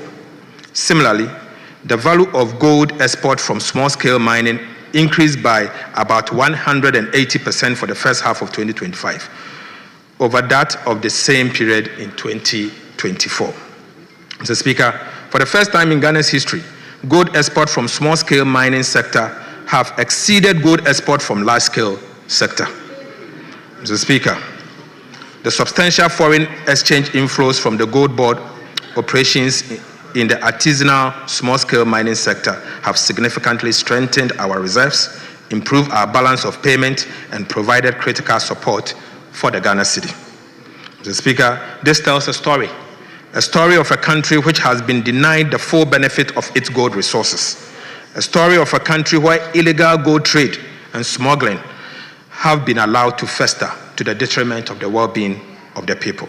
Right Honorable Speaker, on the 8th of July 2025, His Excellency President John Mahama inaugurated a task force to tackle illegal gold trade and smuggling. I also want to use this opportunity as the Sector Minister to reiterate that the government of President Mahama would deal ruthlessly with anyone found engaging in illegal trade and smuggling, as these nation-wrecking activities sabotage the progress of our country. Mr. Speaker, I also want to reiterate the point that no one should come to us and beg because we will not spare you. Mr. Speaker, the 24-hour economy and accelerated export development program deserves some update. Mr. Speaker, earlier this month, President Mahama officially launched the 24-hour economy and accelerated export development program, Ghana's ambitious and integrated strategy to boost production, create sustainable jobs, and modernize our economy. The 24-hour economy and accelerated export development program represent a national reset aimed at reducing import dependence, expanding domestic production, improving market access, and building a competitive, skilled workforce for a dynamic economy. Right Honorable Speaker, the anchor of the 24-hour economy and accelerated export development program is the Volta Economic Corridor, a transformational project to unlock the vast economic and environmental potential of the Volta Lake and its surrounding lands. Mr. Speaker, the Volta Economic Corridor revives and expands on Dr. Kwame Nkrumah's original vision of the Volta project as a hub for agro-industry, trade and transport, now reimagined to fit today's economic reality and regional opportunities. Mr. Speaker, the Volta Economic Corridor will be executed through the following pillars of the 24-hour economy and accelerated export development program. Right Honorable Speaker, Grow 24 will irrigate 2 million hectares of farmlands for year-round farming instead of the traditional seasonal farming. Right Honorable Speaker, Make 24 will establish agro-industrial parks for textiles, pharmaceuticals, and food processing. The Speaker, Show 24 will develop tourism clusters and hospitality hubs along the Volta Lake. And Connect 24 will turn the lake into a major inland transport route, cutting haulage costs and linking northern, southern, eastern, and western Ghana. Mr. Speaker, to support this transformative program, the Ministry of Finance will, in the 2026 budget, outline targeted incentives for the Volta Economic Corridor. These measures will be carefully designed to attract private capital, drive enterprise growth, and create decent, well-paying jobs. The Speaker, for emphasis, the Ministry of Finance will, as part of the 2026 budget, outline a targeted incentive for the Volta Economic Corridor. Right Honorable Speaker, the government will only facilitate and not dominate this ambitious growth goal. Mr. Speaker, I now take you to the big push. Right, Honorable Speaker, as part of the 2025 budget, we announced the commencement of the Big Push program, a flagship initiative of President John Dramani Mahama for massive infrastructure development. Since then, the President has dedicated all Big Push budgetary allocation for the next 2 years, Mr. Speaker, and I mean all Big Push allocation for the next 2 years to improve road infrastructure. Mr. Speaker, you may recall that Parliament approved that all oil revenue and mineral royalties accrued to the budget were dedicated to the Big Push. As a result, an amount of 13.8 billion Ghana cedis was allocated in the 2025 budget for the Big Push program to be used for road infrastructure. Mr. Speaker, the Minister for Roads and Highways has spent the last 6 months of his time in office touring the whole country to assess firsthand the state of our roads. Mr. Speaker, the Ministry of Roads and Highways has undertaken studies and prepared comprehensive engineering interventions and cost estimates for roads projects across the country for the Big Push program. Right, Honorable Speaker, the Ministry of Finance has since issued commencement authorization for the following road infrastructure projects under the Big Push program. Mr. Speaker, these are the following Big Push projects as approved by the Ministry of Finance. Mr. Speaker, number 1, the construction of a new bridge on the Oti River at Dambai. Number 2, rehabilitation of Wa-Han Road. 3, upgrading of Tumu Hamile Road. 4, upgrading of Tumu Han Laura Road. 5, reconstruction of Navrongo Tumu Road. 6, rehabilitation of Techiman Nkonsia Wenchi Road. 7, rehabilitation of Wenchi Sola Road. 8, Mr. Speaker, construction of Sunyani Outer Ring Road. Mr. Speaker, the construction of Kumasi Outer Ring Road, Eastern Quadrant. Mr. Speaker, the rehabilitation of Bintri Napanduri Road. Mr. Speaker, the rehabilitation of Dodo Pepeso and Kwanta Road. Rehabilitation of Achimpoku Esukuma Junction Road. Rehabilitation of Esukuma Junction to Enyinawase Road. Right, Honorable Speaker, Enyinawase to Ho Titrenu Road. Mr. Speaker, we'll be upgrading the Akosombo Jakiti Kudikope Road. Mr. Speaker, we'll be upgrading Esukuma to Enumbuso to Parliament Road. Mr. Speaker, Adome Bridge to Akwamufre Road. We'll be upgrading Ho to Petoi Road. Mr. Speaker, rehabilitation of Petoi to Afiadenyamepa Road. Mr. Speaker, we'll be rehabilitating Penny to Aflao Road. We will be dualizing Winneba to Mankesim Road. We'll be dualizing Cape Coast to Takrady Road. We'll be rehabilitating Mankesim Ejumako to Aguna Swedro Road. Mr. Speaker, we'll be rehabilitating Tema to Aflao Road. Construction of Dodowa to Afenya Dowenya Road. Right, Honorable Speaker, we will be upgrading the Oyibi to Apollonia Afenya Road. Right, Honorable Speaker, we'll be constructing the Enchi to Elubo Road. We'll also be constructing the Dadieso to Akontombra Road. We'll be upgrading the Adwefua to Ose Kojokrom Road. And we will be upgrading the Enchi to Kojoru Penchi Road. And finally, Mr. Speaker, we'll be upgrading the Bediako Junction, Camp 15 to Sefi, Adobokrom Road. Mr. Speaker, as part of the Big Push program, we have also selected the following abandoned road projects for which no dedicated funding was allocated for by the previous administration to be included into the Big Push program. Mr. Speaker, the projects are as follows. Upgrading of Kasua to Winneba Road. rehabilitation of Ofanko to Insawam Road, dual carriage. Right Honorable Speaker, dualization of Takrady to Agona Junction Road. Mr. Speaker, the construction of Swami Interchange and local roads.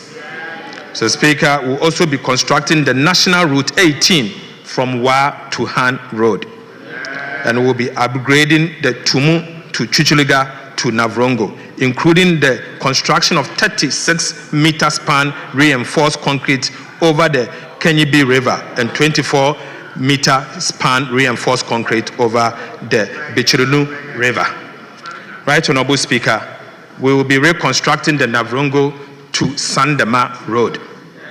Mr. Speaker, we will be rehabilitating the Tepa to Gosu Road, rehabilitating the Hohoi to Jasikan Road, and we will be rehabilitating Nkwanta to Oti Damanko Road. We will be reconstructing the Have to Hohoi Road, and we will dualize the Adenta Dodowa Road. And Mr. Speaker, to conclude, we will reconstruct the Jenny to Sampa Road. Right Honorable Speaker, in line with Section 33 of the Public Financial Management Act, and as part of this media fiscal review of the 2025 budget statement and economic policy, I am seeking approval for these multi-year commitments. Mr. Speaker, government has also initiated comprehensive feasibility studies for 4 projects which are currently at various stages of preparation, ensuring detailed assessment of their technical, economic, and environmental viability. Mr. Speaker, the projects are as follows. Project number 1, Accra-Kumasi Expressway on a completely new alignment. Mr. Speaker, Accra Outer Ring Road, Kumasi Outer Ring Road, and Adoso Echi Amanfo Bridge to connect the Afram Prince area. Mr. Speaker, I now take you to reorganization of the Ghana Road Fund. Right Honorable Speaker, this is not all. The government of President John Mahama has also taken a decision to remodel the Ghana Road Fund and refocus it towards road maintenance. As part of this media review, and on behalf of the government, the Minister for Roads and Highways will be laying before this House a new road maintenance trust fund bill. When approved, the Road Maintenance Trust Fund Bill will replace the Ghana Road Fund. Mr. Speaker, the Road Maintenance Trust Fund will, among others, provide for a new governance architecture, provide a formula for a fairer allocation of resources, and introduce more transparency in the utilization of road fund levy and others. Mr. Speaker, government has identified 166 constituencies in dire need of road infrastructure. Right Honorable Speaker, the government has identified 166 constituencies in dire need of road infrastructure. In response, we have programmed to rehabilitate 10 kilometers of roads annually in each of these 166 constituencies across the country. Mr. Speaker, Mr. Speaker, Mr. Speaker,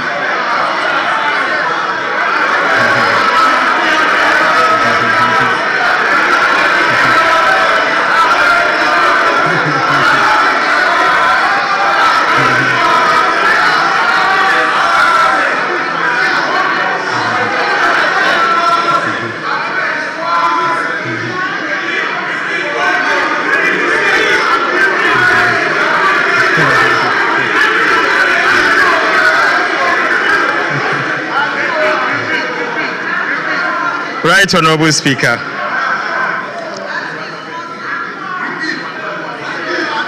the President Mahama administration has identified 166 constituencies in dire need of road infrastructure. In response, we have programmed to rehabilitate 10 kilometers of roads annually in each of these constituencies. Mr. Speaker,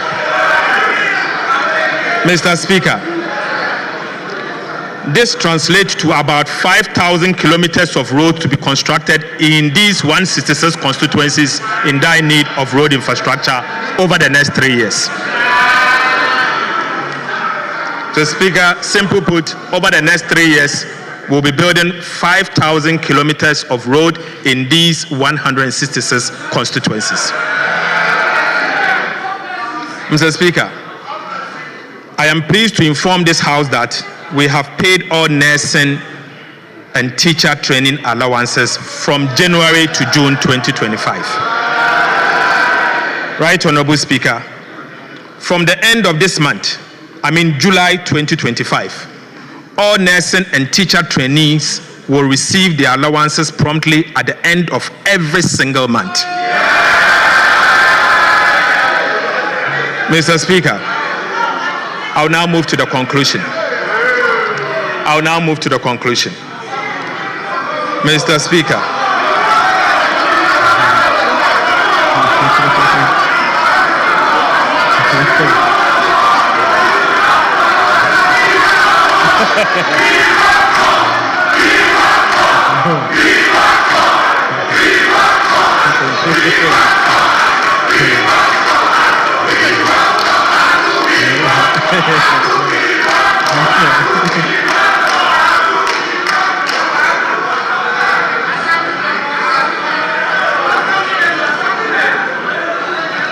Mr. Speaker.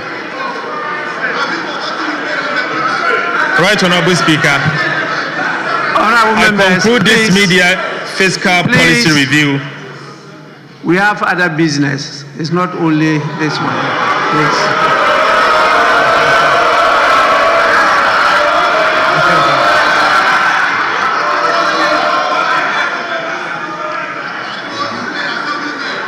Right, Honorable Speaker. I conclude this media fiscal review with renewed hope and optimism. The last 6 months have revealed our enduring spirit, what we can collectively achieve, and our potential to rise from the brink. Upon assumption of office in January this year, we were handed an economy in deep distress, a country with dispirited citizens. Trust and faith in our leaders were at all-time low. The fundamentals were not only weak, but broken. Mr. Speaker, and the misery and suffering were palpable. Mr. Speaker, in just 6 months, in fact, under 200 days, under the decisive leadership of President John Mahama, we have begun to change the story. Mr. Speaker, President Mahama's economic management model is working. The turnaround is in sight. Mr. Speaker, the signs of economic progress are visible and measurable. Mr. Speaker, first quarter economic growth is at 5-year high. Our debt to GDP ratio is at a 5-year low. Mr. Speaker, inflation has declined to a 4-year low. Right, Honorable Speaker, our credit rating has improved from junk to B- with stable outlook, a 2-notch upgrade and a 4-year high. Right, Honorable Speaker, we have almost reversed all the cedi depreciations in the years 2022, 2023, and 2024, with no cedi depreciation in the year 2025. Mr. Speaker, the level of the appreciation of the Ghana cedi has never happened in the history of our nation. Prices of petrol and diesel at the pump have reduced significantly to the benefit of consumers. And the price of sugar, rice, and cooking oil at a 4-year low. Mr. Speaker, the price of 25 kilogram bag of Royal Aroma rice, which used to be sold at 650 Ghana cedis in January, is now being sold for 356 Ghana cedis. Mr. Speaker, the price of Olonka of sugar, which used to be sold for 50 Ghana cedis in January, is now being sold for 44 Ghana cedis. Right, Honorable Speaker, price of 25 liter of cooking oil, which used to be sold for 980 Ghana cedis in January, is now being sold for 640 Ghana cedis. Mr. Speaker, price of konkonte, 1 sack. Price of konkonte, 1 sack, which used to be sold for 1,200 Ghana cedis in January, is now being sold for 950 Ghana cedis. Mr. Speaker, a ton of iron rods, which used to be sold at 9,400 Ghana cedis in January, is now being sold at 7,500 Ghana cedis. Mr. Speaker, onions. 1 paint bucket, which used to be sold at 120 Ghana cedis in January, is now being sold for 95 Ghana cedis. Right, Honorable Speaker. POP cement, which used to be sold for 115 Ghana cedis in January, is now being sold for 90 Ghana cedis. The Speaker, maize, maize. 1 sack, which used to be sold for 1,600 Ghana cedis in January, is now being sold for 1,450. And Mr. Speaker, the Minister for Agriculture has promised that it will go down even more. Mr. Speaker, the price of Yas sanitary pad, which was 25 Ghana cedis in January, is now going for 15 Ghana cedis. 15 Ghana cedis. Mr. Speaker, palm fruit, 1 olonka, which used to be sold for 40 Ghana cedis, is now being sold for 25 Ghana cedis. Mr. Speaker, this is the reset President Mahama promised. This is the reset President Mahama promised. It has been 6 months of hard work. We have lessened the burden on households and businesses. Mr. Speaker, contrary to the perception that we are not spending, we are indeed spending, and spending at the right places. We are making the right investment in the lives of the people of Ghana. Mr. Speaker, as we speak, an amount of $700 million US dollars of Eurobond obligations has been paid. An amount of 10 billion to domestic bondholders has been paid. Mr. Speaker, an amount of 2.9 billion Ghana cedis to the District Assembly's Common Fund has been paid. Mr. Speaker, an amount of 2.7 billion Ghana cedis to the Social Security and National Insurance Trust has been paid. Mr. Speaker, an amount of 9.1 billion Ghana cedis to the energy sector for stable power supply has been paid. Mr. Speaker, an amount of 5 billion Ghana cedis of arrears has been paid. Right, Honorable Speaker, an amount of 4.6 billion to the Ghana Education Trust Fund has been paid. Mr. Speaker, an amount of 1 billion Ghana cedis to the free secondary education program has been paid. Mr. Speaker, an amount of 4.6 billion Ghana cedis to the National Health Insurance Scheme has been paid. Right, Honorable Speaker, an amount of 1.4 billion for the National Health Insurance claims has been paid. Mr. Speaker, an amount of 252 million for vaccines and essential medicine has been paid. Mr. Speaker, an amount of 72.8 million Ghana cedis as capitation grant has been paid. Mr. Speaker, an amount of 895 million to the school feeding program has been paid. Right, Honorable Speaker, an amount of 477 million to the LEAP beneficiaries has been paid. Mr. Speaker, an amount of 122.8 million for BECE registration has been paid. Mr. Speaker, an amount of 300 million to the no-fee stress policy has been paid. Right, Honorable Speaker, an amount of 191.7 million Ghana cedis as teacher training allowances has been paid. Mr. Speaker, again, an amount of 462.6 million as nursing training allowances has been paid.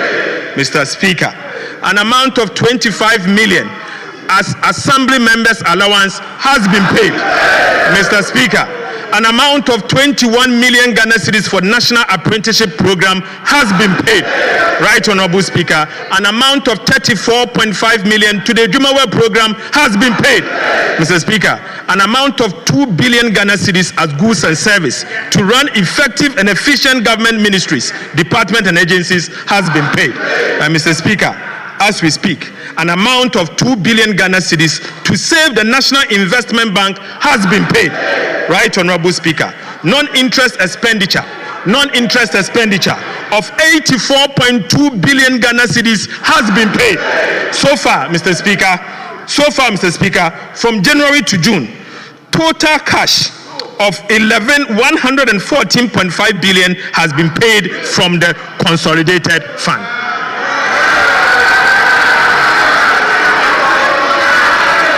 Mr. Speaker,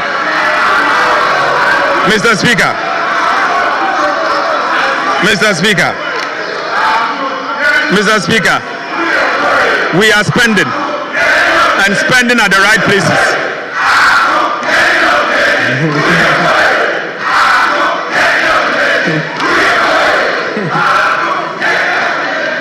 Right, Honorable Speaker, we are spending at the right places. We are touching lives and we are changing our country. Mr. Speaker, this is not all. We have also worked to improve the fiscal situation. We have restored fiscal discipline. We have implemented appropriate policies to reduce interest rates significantly, thereby reducing the cost of borrowing. So, Speaker, we have saved on domestic interest payment following the implementation of our prudent debt management policies. Mr. Speaker, there is still more work to be done. President Mahama is determined to deliver. Inshallah, His Excellency John Mahama will deliver. Right, Honorable Speaker, we are not out of the woods yet. It will be premature to make that pronouncement. So, Speaker, I repeat, we are not out of the woods yet. It will be premature to make that pronouncement. But the good news is that today, hope is in sight. And we are determined to navigate the country out of the terrible storm we inherited from President Akufo-Addo and Alhaji Bawumia. Mr. Speaker, we need the support of the people of Ghana to weather this storm. Mr. Speaker, to the farmer in Yendi and to the fisher folk in Sekendi and Shama, to the nurse in Sunyane and the teacher in Enumbuso and Ejumako, to the Ghanaian youth seeking decent work, to the elderly seeking better pension. We see you, we hear you, and we are working for you. John Mahama will work for you. The NDC will work for you. The gains we have made so far are the results of your sacrifice, your patience, our belief, and our belief that change was not only necessary, but crucial. Mr. Speaker, this media review is not just a technical report. It is the story of the Ghanaian people. A story of a nation that refused to give up. A story that echoes Nelson Mandela. It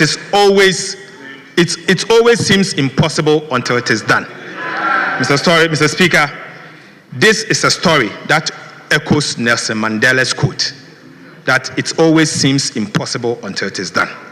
Mr. Speaker, even as we look back at how far we have come, we are also looking ahead. This is the essence of John Mahama's leadership. He is focused and he will deliver. President Mahama is honoring his promise to the Ghanaian people. The second half of 2025 promises to be even better. We expect inflation to continue its downward trend and reach our 2025 target ahead of schedule. We will sustain the stability of the cedi through disciplined spending, targeted investment, and continued reserve accumulation. Growth will be further boosted by strategic initiatives, including the 24-hour economy program, the Big Push infrastructure program, and the revitalization of agriculture through the Agriculture for Economic Transformation program. Mr. Speaker, you may recall that during my vetting, when asked what I would like to be remembered as a minister, Mr. Speaker, I stated that I would like to be remembered for stabilizing the exchange rate, ensuring low prices, and creating jobs. Right, Honorable Speaker, ahead of the presentation of the 2025 budget, my engagement with the traders at the Mokola market revealed that prices and exchange rate stability were the overriding concerns of the business community. So, Speaker, I wish to take this opportunity to thank our cherished traders at Mokola for their valuable insight. Mr. Speaker, the update on the cedi and the prices, as said earlier, clearly shows that we have taking deliberate and decisive action to ensure that the challenges with exchange rate and prices are tackled head-on. Mr. Speaker, let me assure all Ghanaians that the stability in the exchange rate and the lower prices we are experiencing will be sustained. Ghanaians, Mr. Speaker, the government has worked hard to bring down and stabilize the exchange rate with deliberate policies. It is now time for businesses to bring down prices to reflect the new economic reality. We understand businesses went through some sacrifices during the turbulent economic challenges, but so did the people of Ghana. Mr. Speaker, it is now time for prices to come down to reflect the new realities for the benefit of all Ghanaians and not only for the traders. Mr. Speaker, as we look forward, more jobs will be created, confidence will be deepened, and the Ghanaian economy will stand tall again, not just in the sub-region, but on the global stage. But to do this, Mr. Speaker, we must stay united as a people and eschew divisiveness. We must continue to have faith in our country, Ghana. Mr. Speaker, most importantly, we must have faith in our currency, the Ghana cedi. For 60 years through cycles of inflation, devaluation, redenomination, and recovery, the cedi has remained the symbol of our sovereignty. It has endured, it has evolved, and it remains the only legal tender of our republic. Let us protect it. Let us trade with our currency, the Ghana cedi. Let us talk about it with pride, not as a burden, but as a badge of economic independence. Mr. Speaker, I believe in the cedi. Fellow countrymen and women, I believe in the cedi. You also have to believe in the cedi. Mr. Speaker, to all of us who have the privilege to serve in the leadership of our nation, let us unite and do this for ourselves, for our children, and for our children's children. It is our collective responsibility to reset our country. Ghana needs us more than ever. Our people need us. Mr. Speaker, I cannot conclude this address without expressing deep gratitude to His Excellency President John Dramani Mahama, whose unwavering dedication and vision continue to anchor this national reset. Mr. Speaker, on a personal level, I thank His Excellency the President, because without him, this work couldn't have been achieved. Mr. Speaker, he is indeed the anchor towards our economic reset. Right Honorable Speaker, and to you, Father, Mr. Speaker,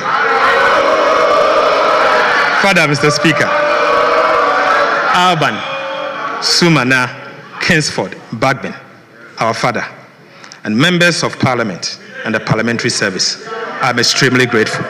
Mr. Speaker, indeed, Aban Papaba. Mr. Speaker, Aban Papaba. No wonder my brother Kwame and his team had to flee the chamber. I salute Mr. Speaker. I thank you.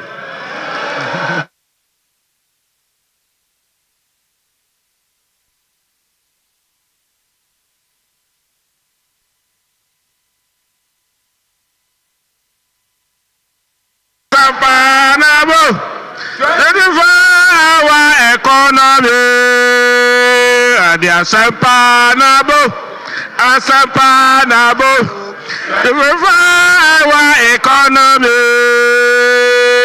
Asapanabo, to revive our economy.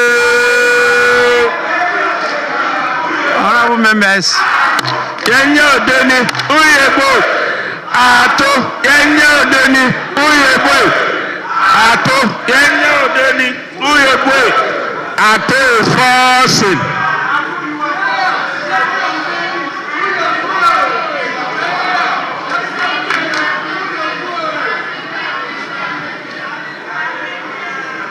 Honorable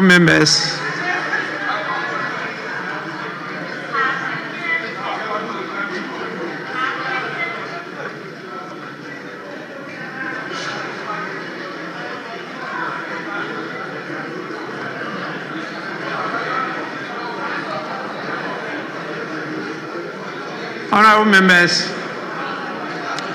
in line with the practice and convention of the House, I refer the media fiscal policy review of the budget statement and economic policy of the government of Ghana for the 2025 financial year to the budget committee to be assisted by the leadership of the Committee on Finance for deliberation and report to the House. When it comes to the House, we will hear from the chairman of the committee after it has gone through the report as to whether they second the motion that has been moved or not. If they do so, then it will be opened for debate. This is a motion, it's not a statement. And so members will have the opportunity to debate the media fiscal policy review of the budget statement and economic policy of the government of Ghana.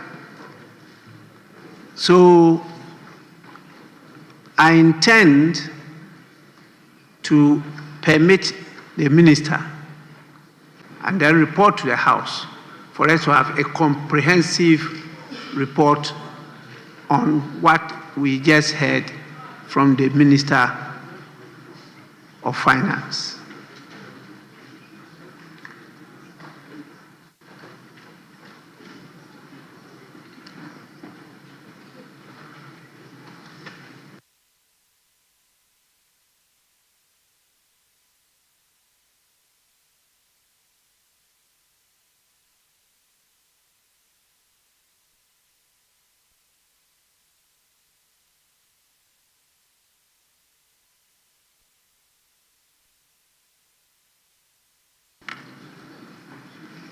We will start with the presentation and first reading of the bill. And so, honorable members, item 1 on the order paper addendum, Minister for Finance. An act to amend the energy sector levies, Act 2025, Act 1135, to increase the rate of the energy sector shortfalls and debt repayment, levy marine gas oil in order to improve compliance and curb diversion of the product and provide for related matters.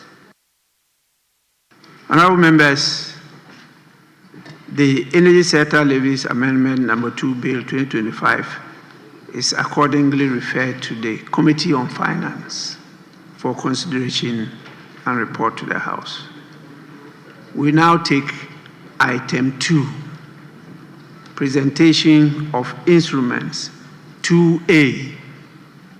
Public-private partnership regulation 2025.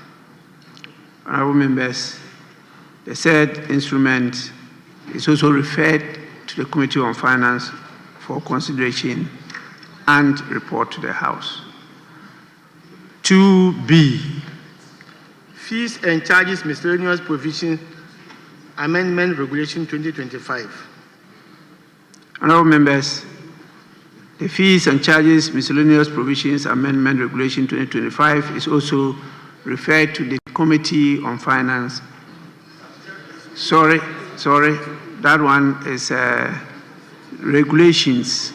So regulations go to subsidiary legislation committee. I amend my earlier referral of public-private partnership regulations and direct both 2A and 2B to the Committee on Subsidiary Legislation with support, I believe, from the leadership of the Committees of Finance. They are needed to support at least the consideration of these instruments. Yes, Majority Leader. Mr. Speaker, Your earlier referral of the mid-year fiscal policy to the budget committee and a request that they should be assisted by the leadership of the Committee on Finance. You know our present arrangements where Budget Committee is chaired differently from the Finance Committee. So I will crave your indulgence if we could make it a joint referral of both the Finance Committee and the budget, because it is a multi-year commitment. So economy and then finance, the two of them should handle this referral. Pardon? Honorable Majority Leader, I have no problem with that at all. So we will accordingly amend the earlier directive by referring the said media review to a joint committee of finance and budget. Please, you know by our rules, other members are permitted to attend the sittings of committees. So any member with interest or who wants to have a point put across is permitted to attend and contribute. It's only you don't have a vote, but at least you have the opportunity to make inputs into the report. So it's accordingly referred to a joint committee of finance and budget for consideration and report to the House. Honorable members,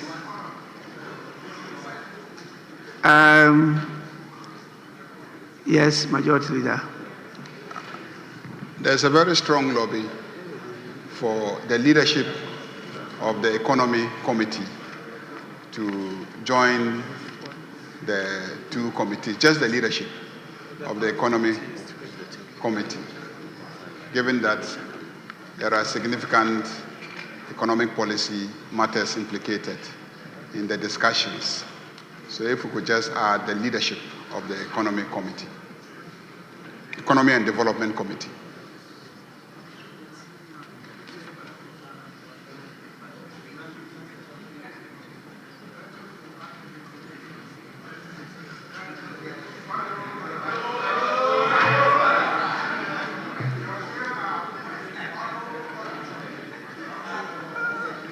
I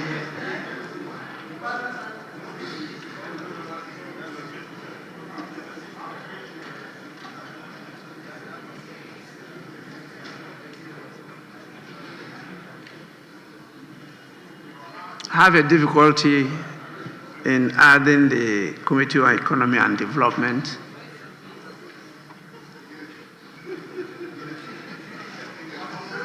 because when you look at the standing order, the focus of that committee has to do with matters relating to the economy and development, but emphasis on development planning. Is economy and development planning generally, and the jurisdiction to investigate and inquire into the activities and administration of ministries, departments, and agencies under the mandate of the committee. And the investigations and inquiry may extend to proposals for legislation. If we open the floodgate, as I just eavesdropped, we may be called upon to add ways and means. That's why I added that members are by our rules permitted to attend as members of parliament to contribute to the deliberations of the committee. So let's leave it at the Joint Committee of Finance and Budget. I hope my friends in the economy and development planning will not take issue with this. Yes, Majority Leader. Mr. Speaker, thank you very much for the referral and the guidance. We believe that the two committees will effectively perform the task that we have referred to them.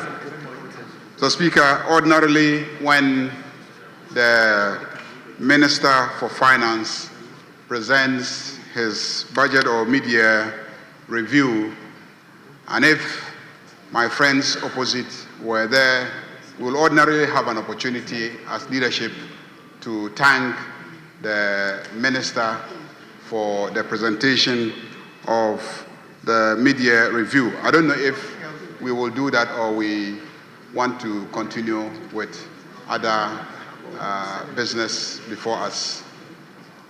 Well, if it is the pleasure of the House that the leader should, on their behalf, express some kind words of gratitude to the minister, why not? It will be permitted.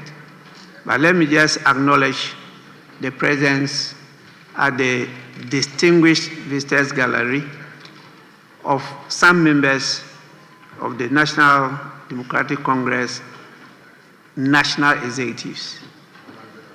We have present with us the national chairman himself, Honorable Johnson Asedu Nketia.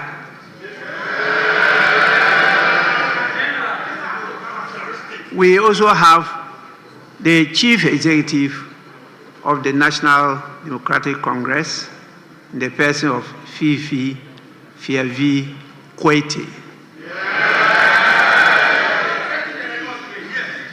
And we have one of our former leaders, recently left us voluntarily as a deputy minority leader at our last parliament, but now occupying a very privileged position. I'm told he is now in charge of the financial intelligence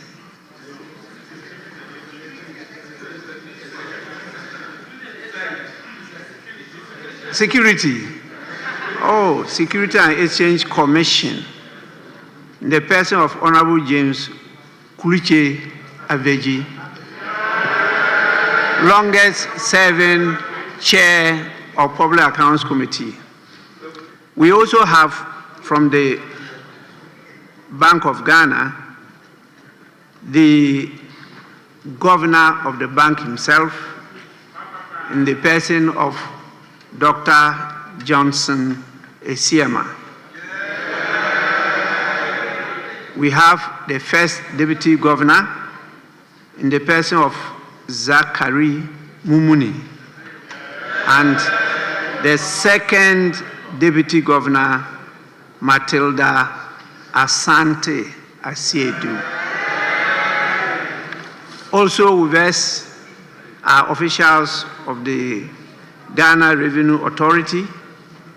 We have the Controller General himself, Mr. Anthony Kwasi Sapon, and then the Commissioner in charge of the Customs Division, Brigadier General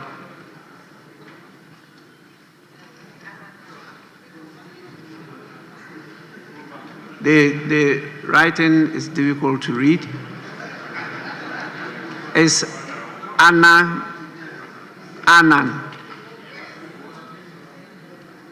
The person who wrote it.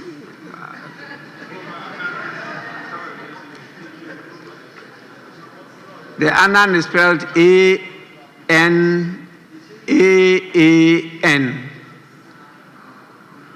Is that how it's spelled? Annan. And we also have a commissioner, the CID, Honorable Dr. Alex Adumaku Mensah. We have officials from the Ministry of Finance. The Chief Director is here, Mr. Patrick Nimu, my former neighbor.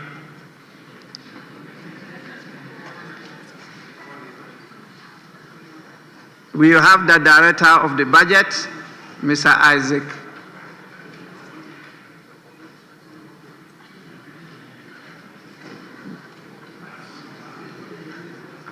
Is it Franco? And the Coordinating Director, David Collison. Please, next time, take your time and write the names. I think the person was in a haste, so it's very difficult to read. Honorable members, on your behalf, I warmly welcome them to the House, and I thank them so much for their support, particularly the moral support they have given us.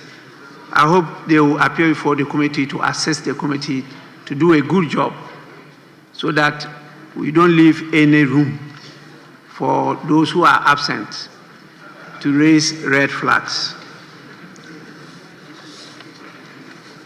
We may now grant permission to the Majority Leader, if he wants a few words, to thank our Minister of Finance. Mr. Speaker, I want to, on behalf of my colleagues in the House, thank the Minister of Finance for such a wonderful presentation. The Minister for Finance's delivery was splendid. We clearly understood every policy initiative that he has dealt with, how he has dealt with it, and what his plans are for the country. So, Speaker, I know that from a very personal level, the last 6 months have not been an easy period for the Minister for Finance. It's been a very difficult period for him because he's had to deal boldly and decisively on issues that many who have come before him have hesitated to deal with. I want to assure him that this House stands solidly behind him in the performance of his duties. We will continue to back him to ensure that proposals that he brings to this House are expeditiously approved so that he can effectively address the challenges of this country. So, Speaker, for once, I listened to a mid-year budget review without biblical quotations by Bible-wielding ministers who have ended up digging a hole without a cathedral emerging. Majority Leader, you have to thank the Minister of Finance.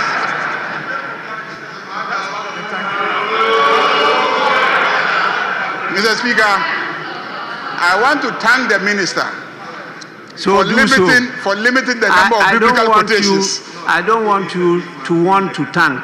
Thank him and let's go. Mr. Speaker, I'm not surprised that our friends opposite fled the chamber before he presented the mid-year review. It is obvious that they have been monitoring the performance of the economy. And they knew that this mid-year review was going to unearth the wastage, the thievery and the mess that was bequeathed to the NDC government, the abysmal performance of our predecessors. And they knew that he is going to recount the very positive steps that have been taken in the last 6 months. This is indeed the basis of the minority fleeing the chamber before the presentation of the budget. Every Ghanaian knows that the incidents that happened in Ablekuma North are not grave to the extent that a whole minority will refuse to listen to the mid-year budget, which concerns the welfare of all Ghanaians. Majority Leader, don't tempt me.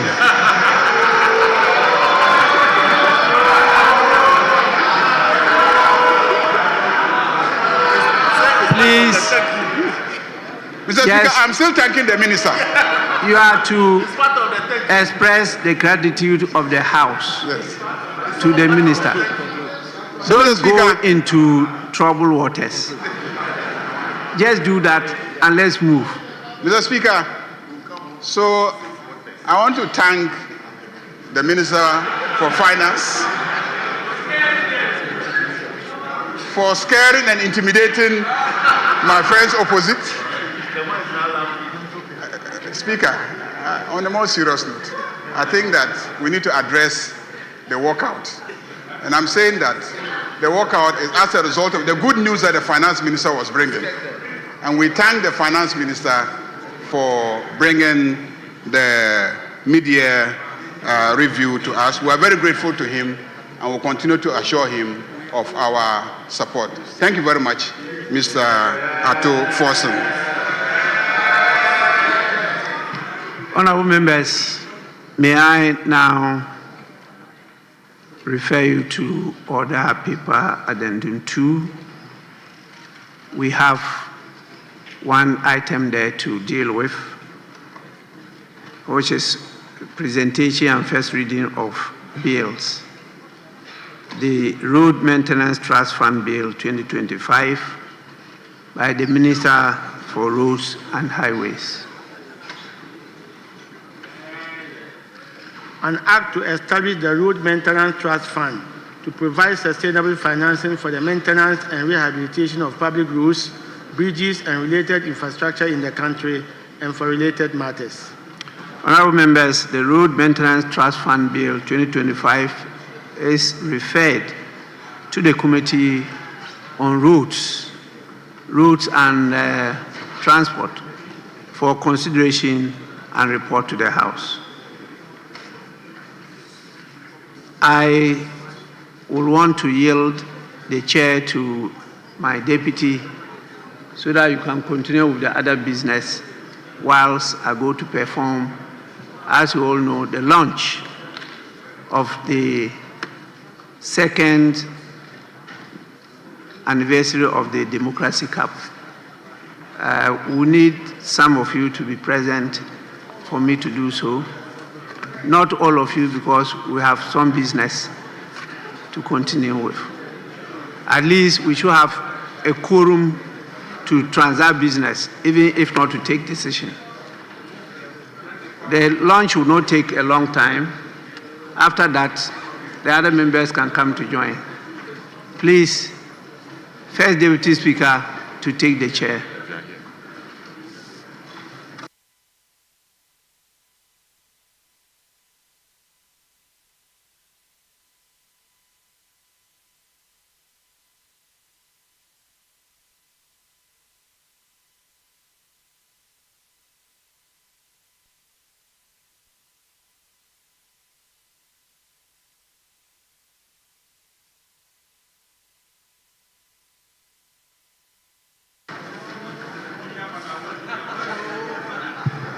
Yes, Majority Leader.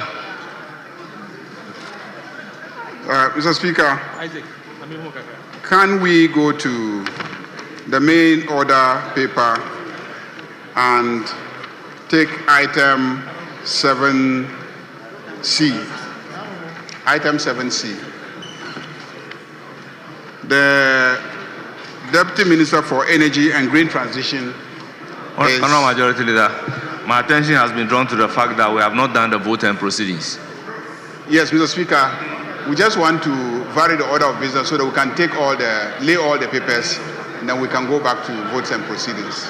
Very well. So when they are laid and referred to the committees, they can be working whilst we take the votes and proceedings.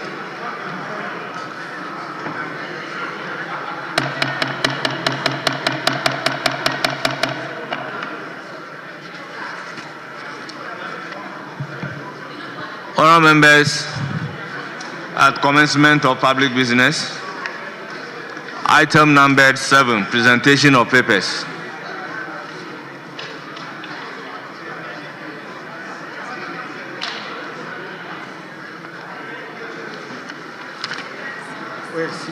Item numbered 7A.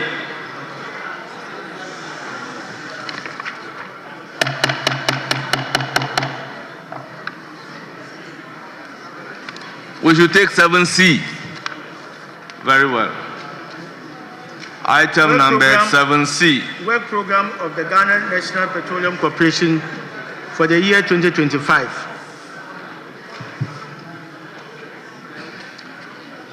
Honourable members,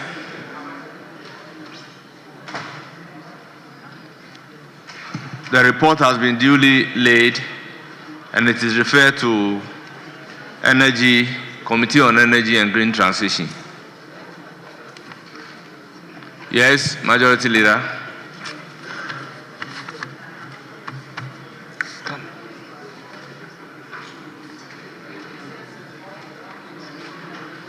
So, Mr. Speaker, we can go back to votes and proceedings. We can go back to votes and proceedings.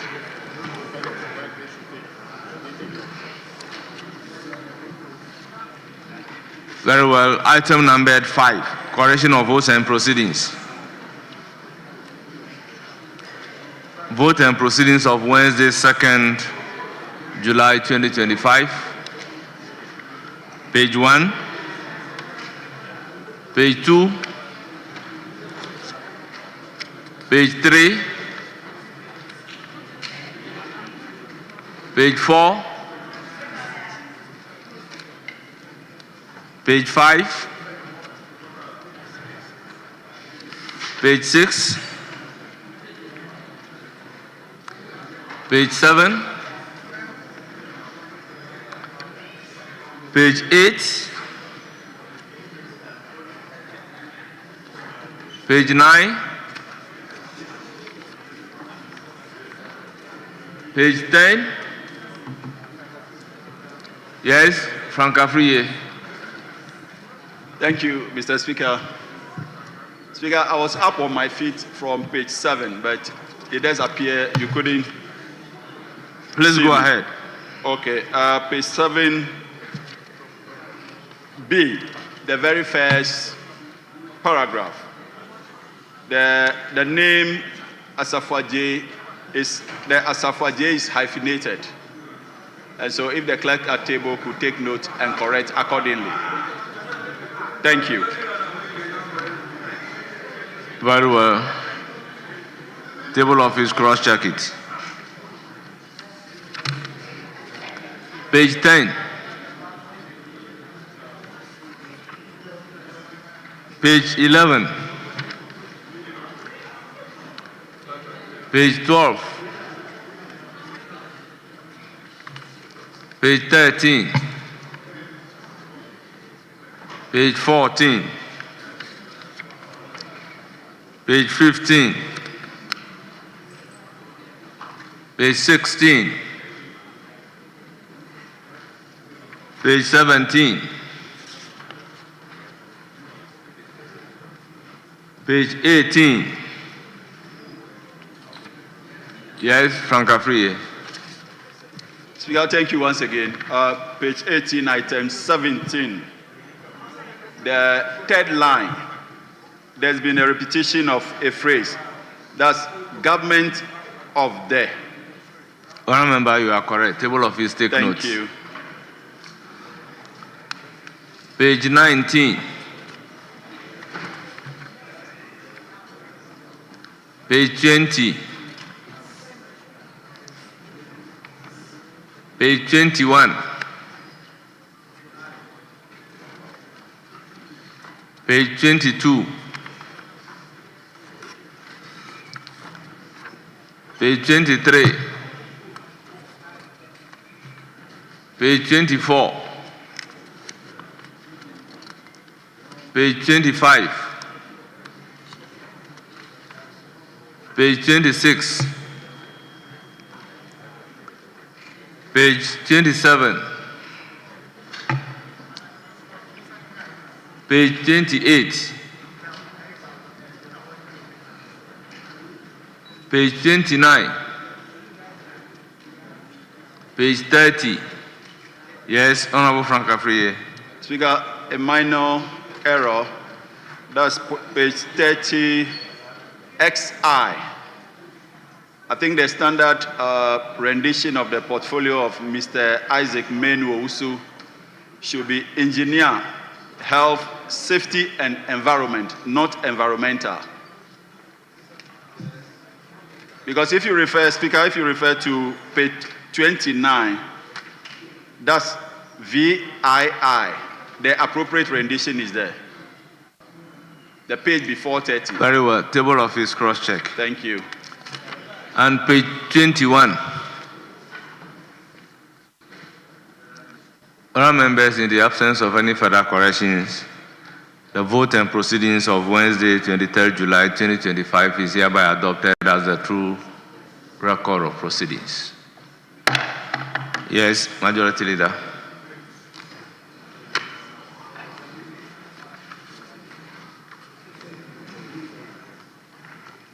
Mr. Speaker, let's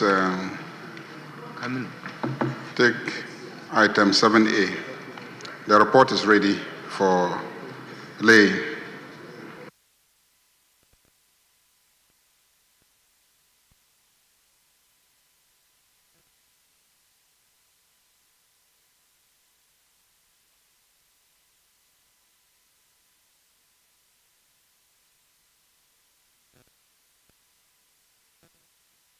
Item number 13. Which item did you mention? 7A. 7A and B are all ready. Very well. Item number 7A by Majority Leader.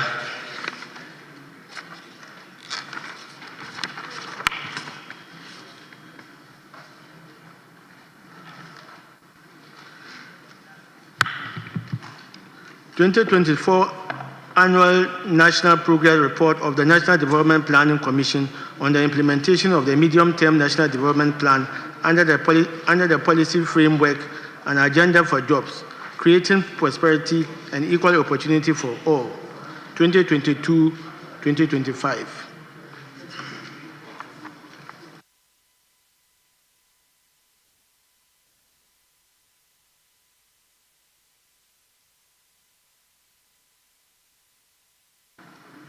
Honourable members, the annual report has been duly presented and it is referred to the Committee on Economic and Development for consideration and reports.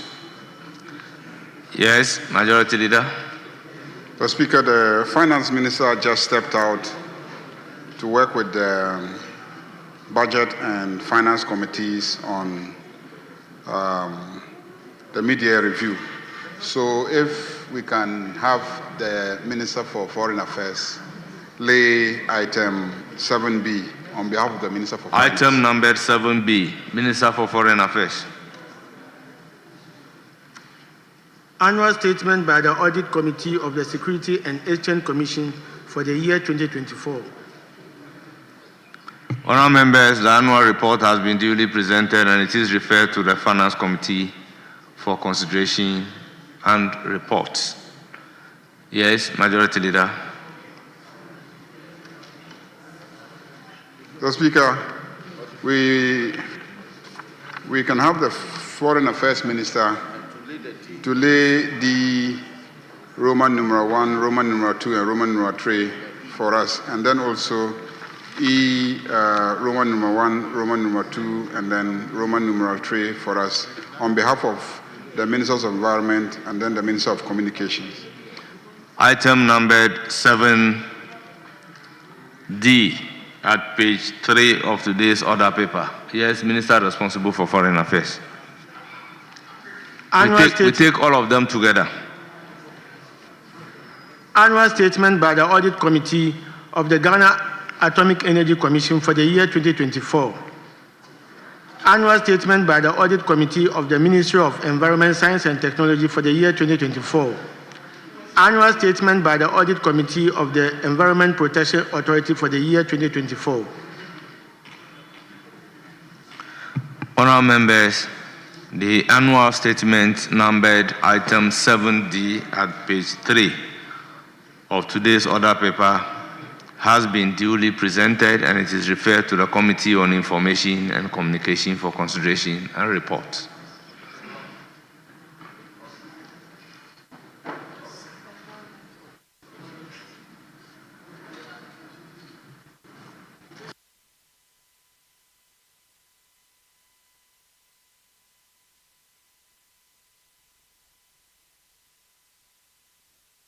Very well, honourable members, let me vary my referral. The item numbered 7D 1 to 3 at page 3 has been duly presented and it is referred to Committee on Environment, Science and Technology for consideration and report rather.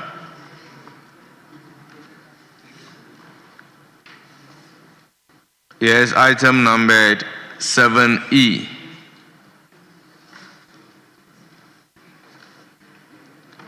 Let's take them together. Minister for Foreign Affairs. Annual statement by the Audit Committee of the National Information Technology Authority for the year 2024. Annual statement by the Audit Committee of the Data Protection Commission for the year 2024. Annual statement by the Audit Committee of the Cyber Security Authority for the year 2024. Honourable members, the annual statements numbered item 7E at page 3 of today's order paper have been duly presented. They are referred to the Committee on Information and Communication for consideration and reports. Yes, Majority Leader.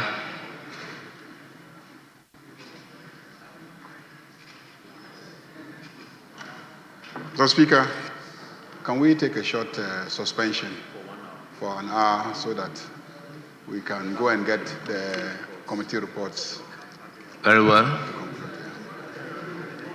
Honourable members, we are taking a short suspension. Everything is finished. Accordingly, the House is suspended.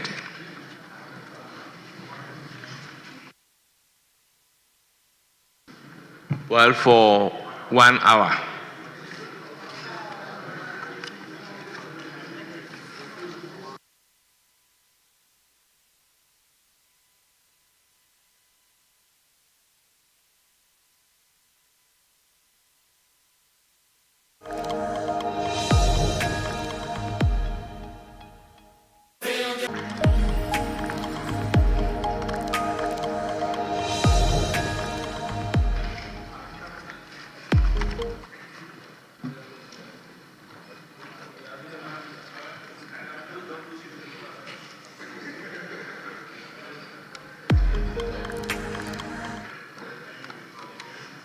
Honourable members, order paper addendum 3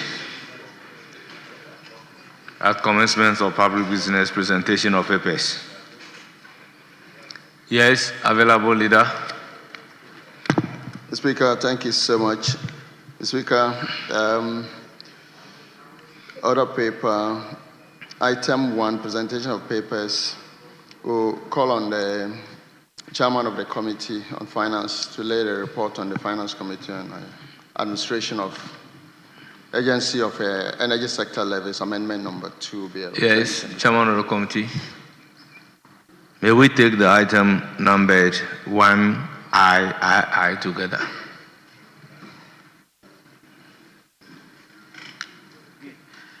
Report of the Finance Committee on the determination of the agency of the Energy Sector Levies Amendment Number 2 Bill 2025. Reports of the Finance Committee on the Energy Sector Levies Amendment Number 2 Bill 2025. Honourable members, the report numbered item 1II on the order paper addendum 3 are duly presented and they are for the distribution to honourable members. Yes. Mr. Speaker, may we look at item number 2 on the addendum paper 3, presentation of instruments, Revenue Administration Regulations 2025 by the Honourable Minister of Finance. Mr. Speaker. Yeah, so let's take it one after the other. Item number 2A. Revenue Administration Regulations 2025.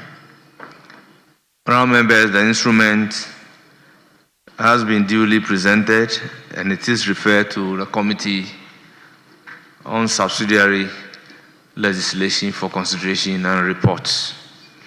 Yes, 2B.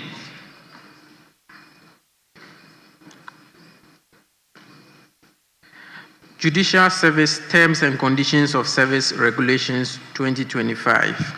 Honourable members, the instrument numbered item 2B is duly presented and it is also referred to the Committee on Subsidiary Legislation for consideration and reports.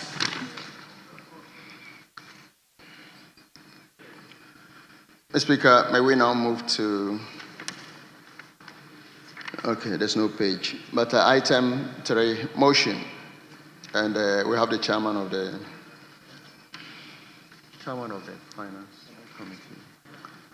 Finance Committee. Yes, Chairman of the Finance Committee. Motion numbered 3 on addendum number 3.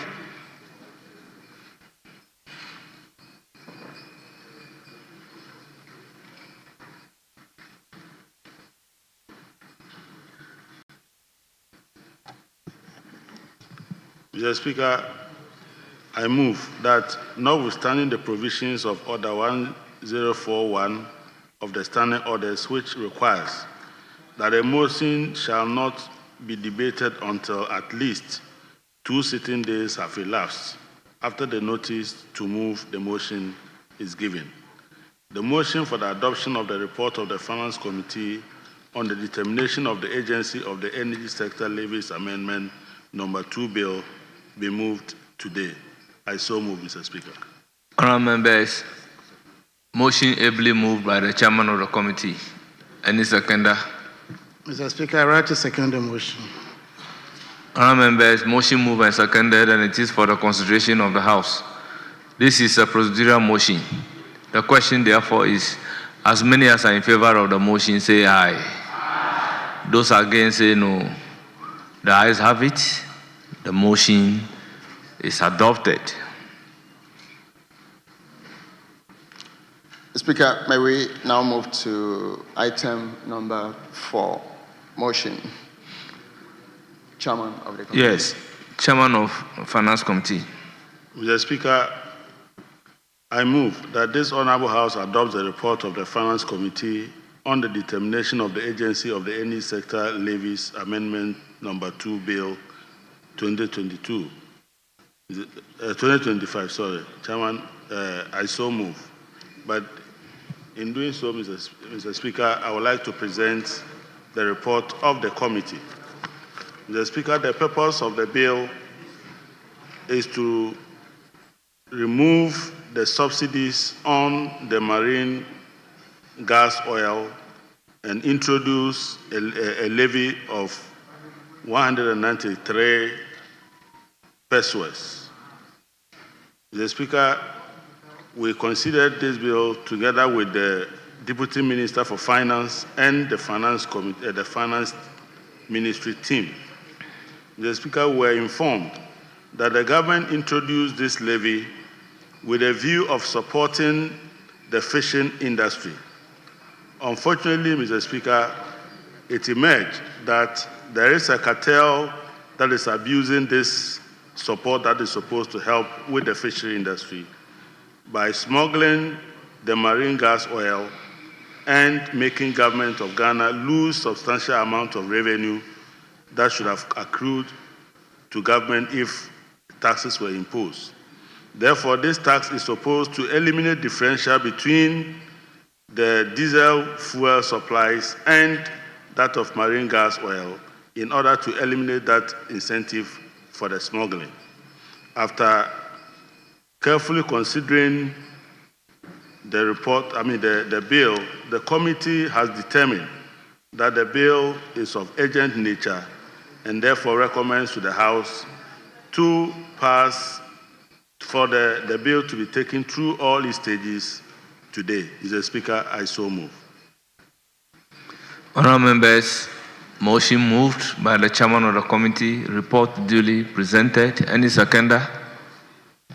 Mr. Speaker, I like to second the motion and make a few comments on the report of the committee. Mr. Speaker, we're talking about revenue issues here, and we are trying to deal with smuggling of fuel subsidy that we are giving to the fisher folks. So as soon as it is mentioned and we don't deal with it, even if we give 2-3 days, the cabal or the cartel that we are trying to deal with, they will take advantage, buy the fuel, hold them, so at least within a week or month, they can make some super abnormal profit. So we need to take the bill through all the processes, get it passed, so that from tomorrow going, we can deal with the situation at hand. So we don't need to waste time. We need to get it through all the processes so that we can deal with the very challenge that we are trying to handle. With this few observation, I call members to support the passage of the bill through a certificate of agency so that we'll get it done today. Thank you very much, Mr. Speaker. Honourable members, motion moved and seconded. It is for the consideration of the House.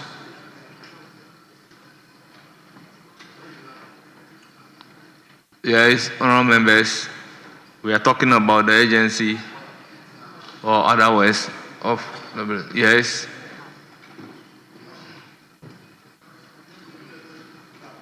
Honourable members, at the conclusion of the debate, the question therefore is, as many as are in favour of the motion numbered 4 on order paper addendum 3, say aye. Aye. Those against say no.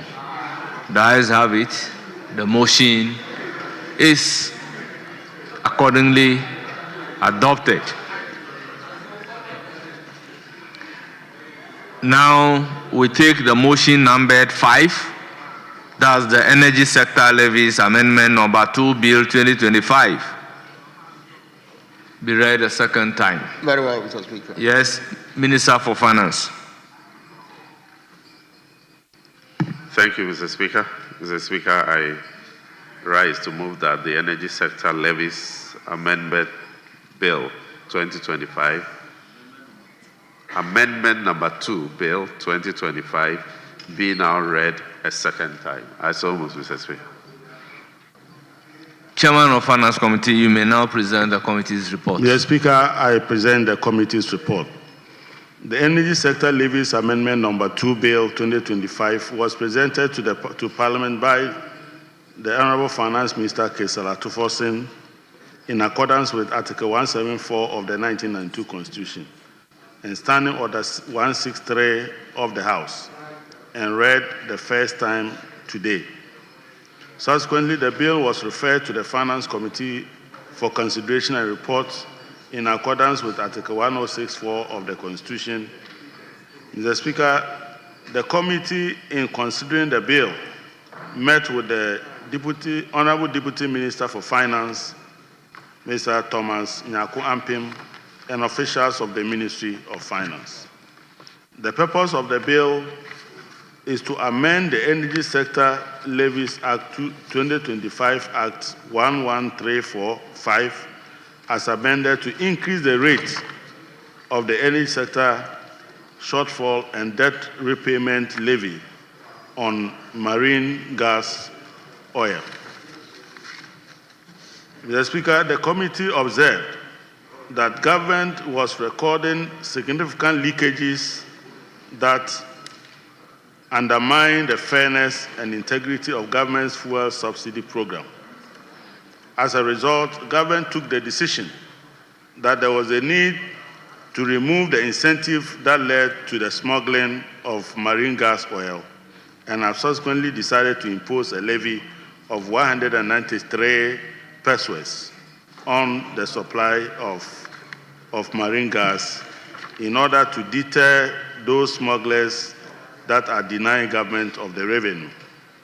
Mr. Speaker, we were told that the fiscal impact of this action would be an increase in revenue of 71 million Ghana cedis to the government of Ghana. After careful consideration, the committee is of the view that the amendment bill is in the right direction and therefore recommend to this House for approval by consensus. Mr. Speaker, I therefore present the committee's report.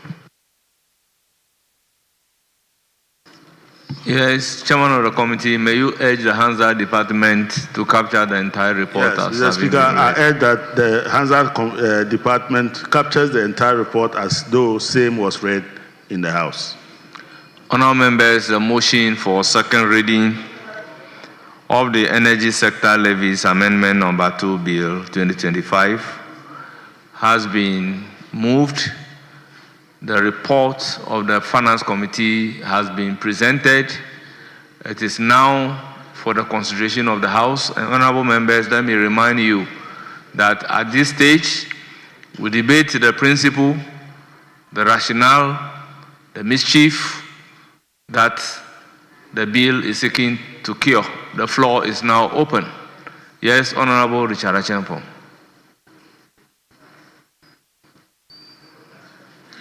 Speaker, by way of seeking guidance, may we pray you to take only 2 comments? Two contribute. Oh, no. Honorable Sosu wants to also have a bite. Very well, very well. I am amenable. Yes. Honorable Richard Achempo. Mr. Speaker, thank you very much to speak to the report before the House and make few observations. Mr. Speaker, when we met with the officer from the Ministry of Finance, initially we wanted to find out because government had good intentions to give subsidies to the fisher folks so that at least he will lessen the burdens of people who ply that trade. But the information we got is that the very people that we are targeting, they are the smaller group. Those people who are buying the marine fuel, they operate the bigger vessels, and about 80% of them are foreign-owned. So the vulnerable that we are trying to support, they are not getting the benefit. And they buy this subsidized fuel, go and sell them, and make abnormal profit on it. So by the way, the very people that you want to serve, we are not serving them. So if you check the Parent Act, fuel price of diesel was 193 pesos, and that of marine fuel is 23 pesos. So if you bring it back to 193, there's no motivation for any other person to buy and go and set at 193. So now it's 193. It's not 23 any longer. So there's no motivation for smuggling or any other underdealings where the state will be losing, let's say the half year, about 71 million Ghana cedis. So the whole year, you're looking at almost 100 million Ghana cedis lost to the state. If the state is losing 71 million for 6 months, and the 71 million is going to the very people that want to support, then there's no problem. But we've denied them this opportunity, we've denied the state their resources, and the target group is also benefiting. So it doesn't make any sense to maintain this kind of subsidy. So, Mr. Speaker, this is a very good move. The state will get resources, but let's bear in mind that premise fuel is still there, the subsidy is on it, so nobody should conclude by saying that government has removed subsidy from marine fuel, so our people who are into that trade are going to suffer. No. they will also benefit under the premise arrangement. This is benefiting especially foreign vessels. So I think it is in order, let's support this amendment so that the state will get the needed resources to do more projects for all of us. With these few words, I thank Mr. Speaker, and I urge the members to support this amendment. Thank you very much, Mr. Speaker. Honorable Achampo. Yes, Honorable Sosu. Thank you very much, Right Honorable Speaker. Mr. Speaker, I also rise to speak in support of the motion that the report be adopted and this bill passed. Mr. Speaker, purposely because I know that interventions are made to address specific challenges. This is a challenge that we have a targeted intervention which is not benefiting the intended beneficiaries. So I believe that it's one of the very progressive tax handles or one of the very progressive policies that the Ministry of Finance has introduced to this House, and I urge all members to support it. Mr. Speaker, the area that I had a lot of concern with was in paragraph 6.2 of the report, where the question was asked as to whether this was going to affect, small-scale fisher folks. And for the fact that the responses that were given by the ministry shows clearly that small-scale fisher folks are not going to be affected by this policy. For that reason, I believe that the entire House must support this policy so that government can deal with this issue of smuggling. Thank you very much, Mr. Speaker, for the opportunity. Thank you. Yes, Honorable Deputy Minister for Finance. Thank you very much, Mr. Speaker. Mr. Speaker, I also rise to speak in support of the motion for this House to adopt. But you moved the motion. Oh, the report of the chairman of the Finance Committee. Very well. I'm supporting him and I'm seizing the opportunity to thank the House. Mr. Speaker. Mr. Speaker. But the House have not taken decision. The issue at stake must be made clear that the subsidy that we are seeking to remove does not affect the premix fuel that will be going to the artisanal fisher folks. They are safe. Mr. Speaker, the marine gas oil is basically diesel.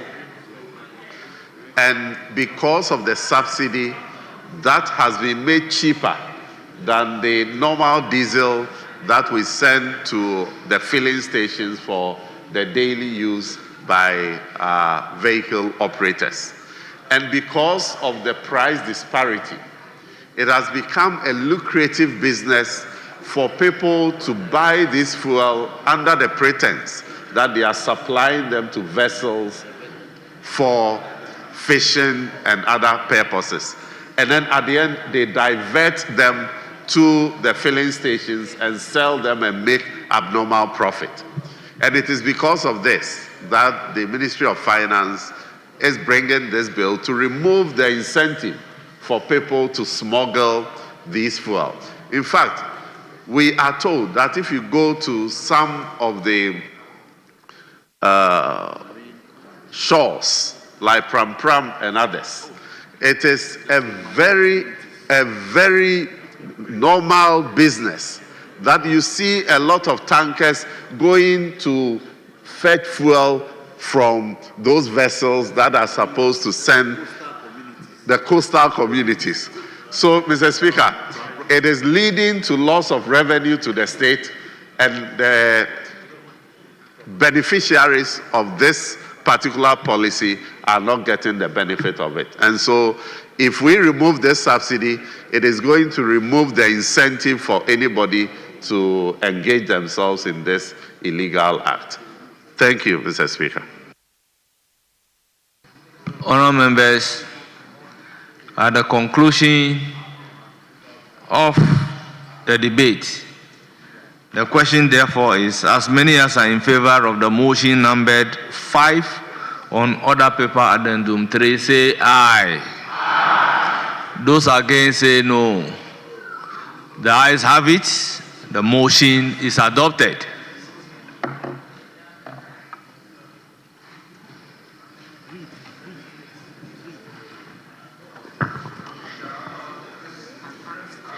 that the Energy Sector Levies Amendments Number 2 Bill 2005. An act. Okay. An act to amend the Energy Sector Levies Act 2025, Act 1135, to increase the rate of the energy sector shortfall and debt repayment levy on marine gas oil. Honourable members, the Energy Sector Levies Amendment Number 2 Bill 2025 is duly read for the second time. Honourable members, the Energy Sector Levies Amendment Number 2 Bill at consideration stage.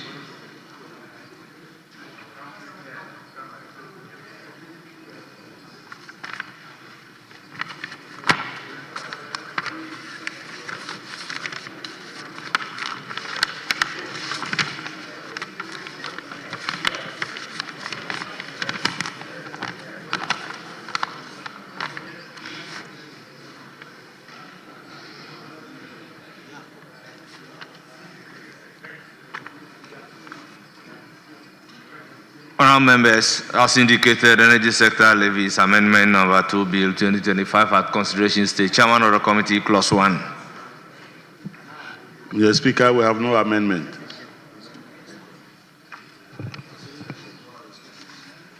Yes. Chairman of the committee, the schedule. Schedule to Act 1135 amended. Chairman of the committee, any proposed amendment? Mr. Speaker, there are no proposed amendments. Honourable members, there is no proposed amendment from the committee. It is, however, for the consideration of the House. Honourable members, any proposed amendment to the first schedule? Honourable members, in the absence of any proposed amendment, the question therefore is, as many as are in favour? Yes.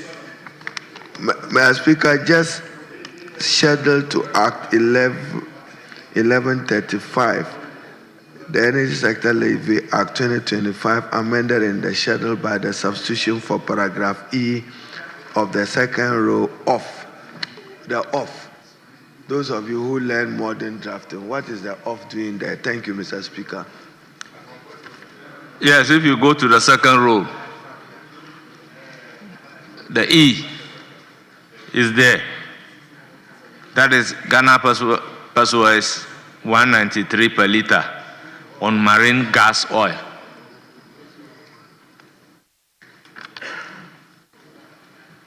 Honourable members, in the absence of any proposed amendment, the question is, as many as are in favour of the amendment to the first schedule of the Energy Sector Levies Act, say aye. Aye. Those against, say no. The ayes have it. The schedule is ordered to stand part of the bill. Yes, long title. An act to amend the Energy Sector Levies Act 2025 at 1135 to increase the rates of the energy sector shortfall and debt repayment levy on marine gas oil. Yes, Chairman of the committee. Mr. Speaker, we don't have any amendment. It is, however, for the consideration of the House. Honourable members, any proposed amendment to the long title? In the absence of any proposed amendment, the question, therefore, is, as many as are in favour of the long title standing part of the bill, say aye. Aye. Those against, say no. The ayes have it. The long title is ordered to stand part of the bill. That brings us to the end of the consideration stage of the Energy Sector Levies Amendment Number 2 Bill 2025.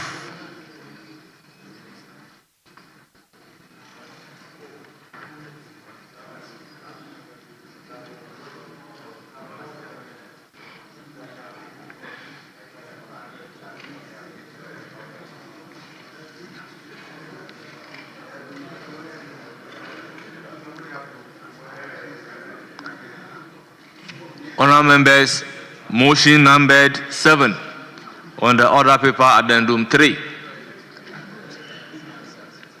Mr. Speaker, I move that the Energy Sector Levies Amendment number 2 Bill 2025 be now read the third time. I so move, Mr. Speaker. Motion moved. Any seconder? Mr. Speaker, I second the motion. Honourable members, the question therefore is, as many as are in favor of the motion say aye. Those against say no. The ayes have it. An act to amend the Energy Sector Levies Act 2025 at 1135 to increase the rate of the energy sector shortfall and debt repayment levy on marine gas oil. The motion is adopted and the Energy Sector Levies Amendment number 2 Bill 2025 is now read a third time and passed.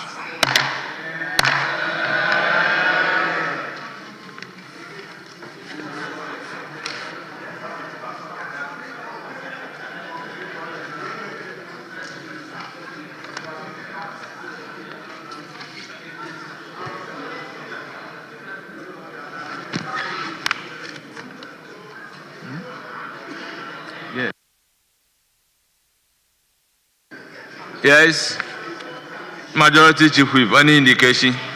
Speaker, that is so. Mr. Speaker, you may recall that you referred about 131 instruments to the Lands and Natural Resources Committee for consideration. The committee has done its work. They've considered 130. And that report is ready. So we want to pray you for a 30-minute suspension. So for a 30, please. For a 30-minute, because the minister has been here since morning, so that we can lay it, we can prepare the room 4 and take that report. Then, Mr. Speaker, we can bring the curtains down on today's proceedings. Humbly submitted. Very well. Ooh.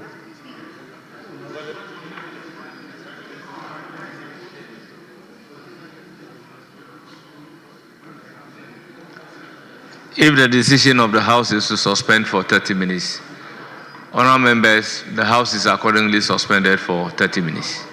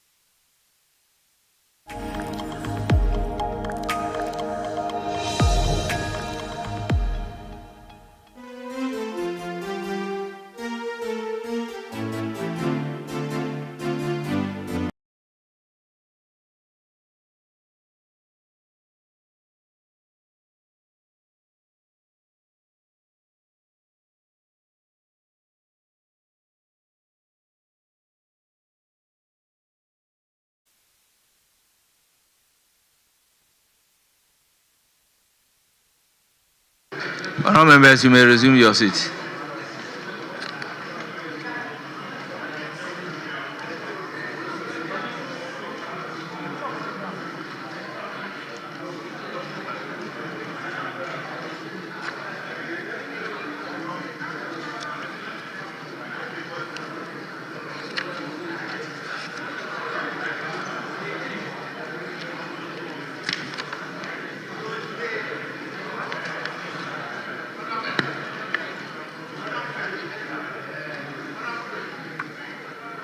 Honourable members, let's turn to order paper addendum 4.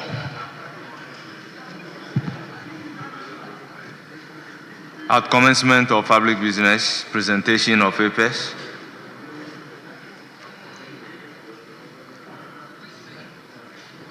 Following reports to be presented.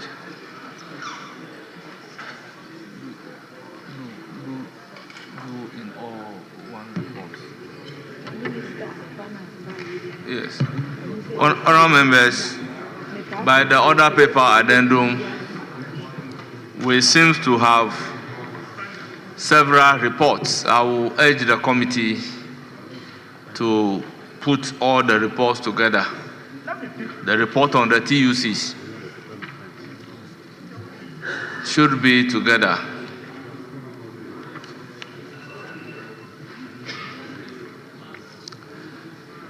Yes.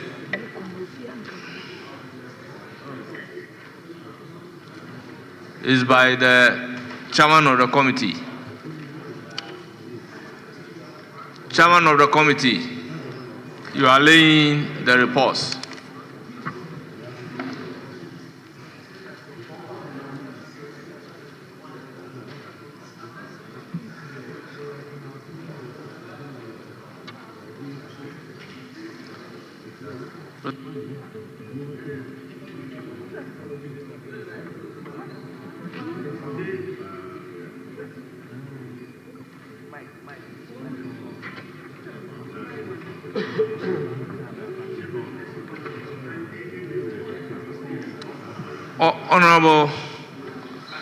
Honorable members, the TUCs are about 131. Now, instead of taking 131, they are 131. So, can't we have one report on the 131? Chairman of the committee.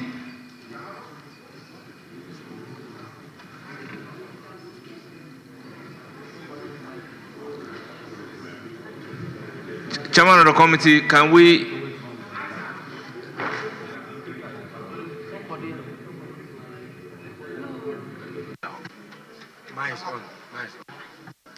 have the one report? Can we have one report covering all the 131? Very well. Very well.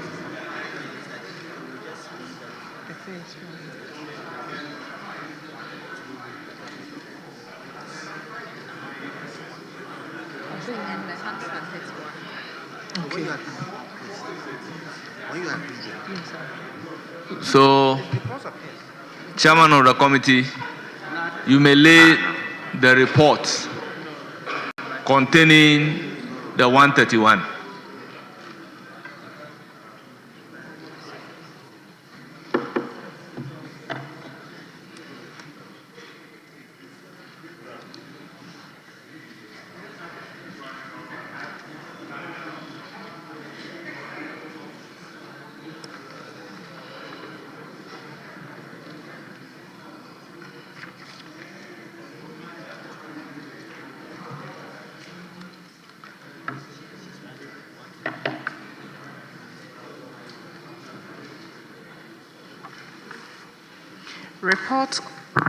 Report of the Committee on Lands and Natural Resources on the timber utilization contract between the Government of the Republic of Ghana, represented by the Ministry of Lands and Natural Resources, and 131 reports as contained in the order paper addendum 4.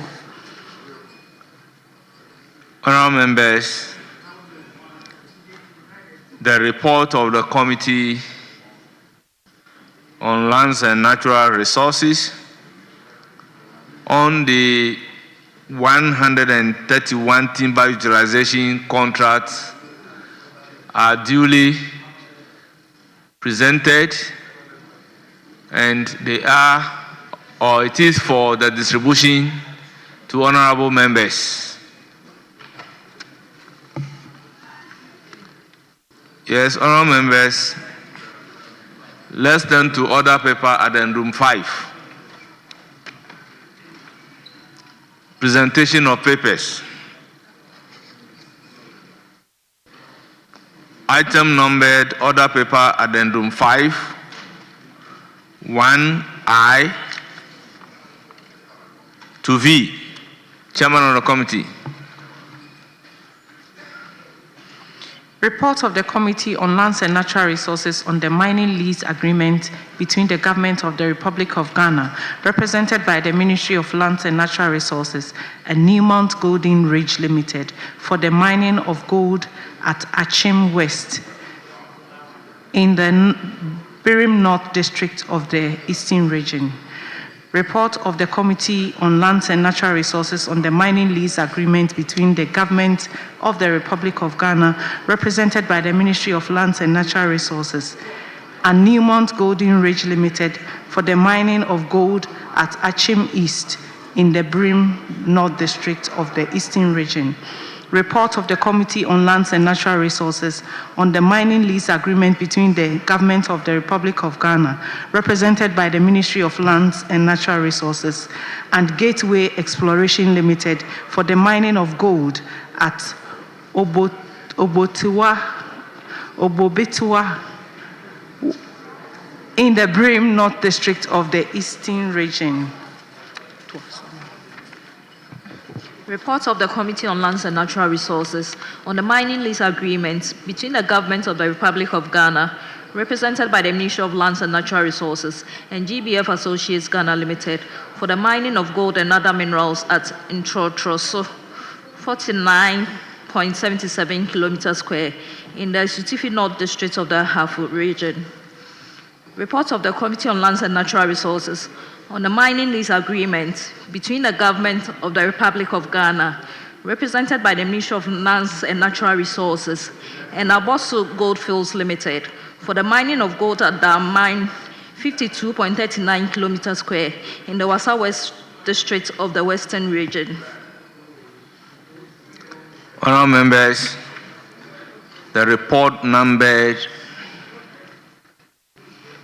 item 1, I to V on order paper addendum 5 are all duly presented, and they are for distribution to honorable members. Honorable members, motion number 2 on order paper addendum 5.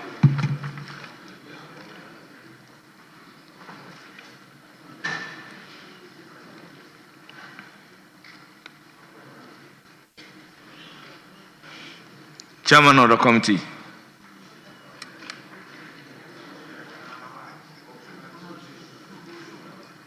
Yes, leader.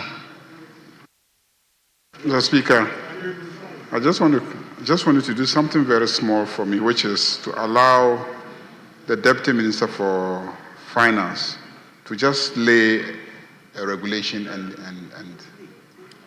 it was taken?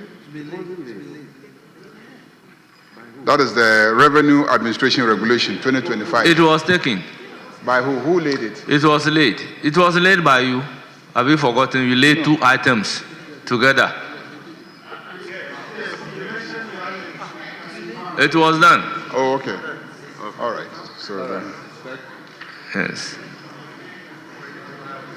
It was done together with the Judicial Service. I think it was a Foreign Affairs Minister who laid them instead of the Deputy Finance Minister. Yes, motion number 2, Chairman of the committee, at page 2 of the order paper addendum 5. Mr. Speaker, I beg to move that motion listed 2 on the order paper be adopted by the House. I so move. Honourable members, motion moved. Any seconder? Yes. Mr. Speaker, I second the motion. Honourable members, motion moved and seconded. It is for the consideration of the House. Honourable members, this is a procedural motion. The question, therefore, is as many as are in favor of the motion say aye. Aye. Those against say no. The ayes have it. The motion is adopted. Motion number 3. Chairman of the committee. Mr. Speaker, I beg to move that this House adopts the motion number 3 on today's addendum 5 order paper. Thank you. I so move. Yes. Mr. Speaker, I second the motion.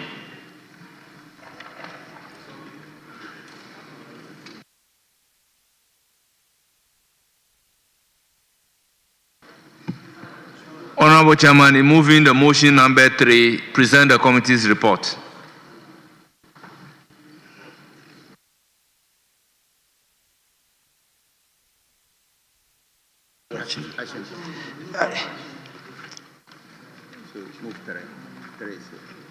Mr. Speaker, I beg to move that this House adopts the committee's report on the mining lease agreement between the government of the Republic of Ghana and Newmont Golden Ridge Limited for the mining of gold at Achim West and Achim East in the Brim North district of the Eastern region.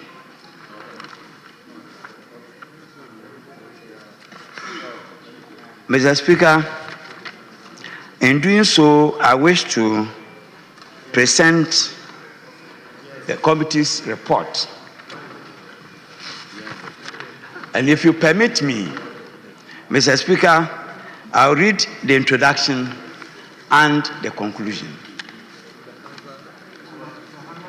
Very well. And invite the Hansa Department to capture the entire report as having been read. Very well. Mr. Speaker, on 18 July 2025, the Honorable Minister for Lands and Natural Resources, Mr.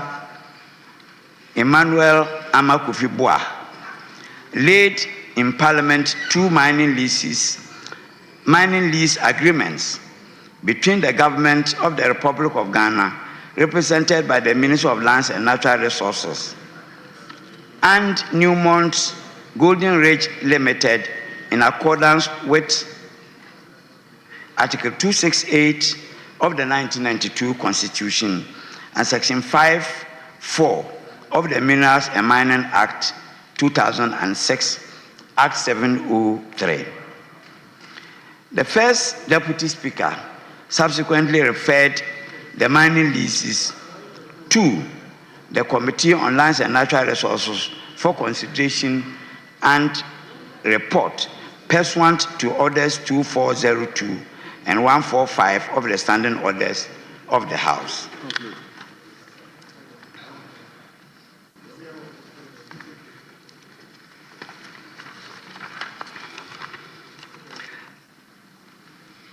Conclusion. Mr. Speaker, the committee has critically examined the mining lease within the ambits of relevant legislations on the subject.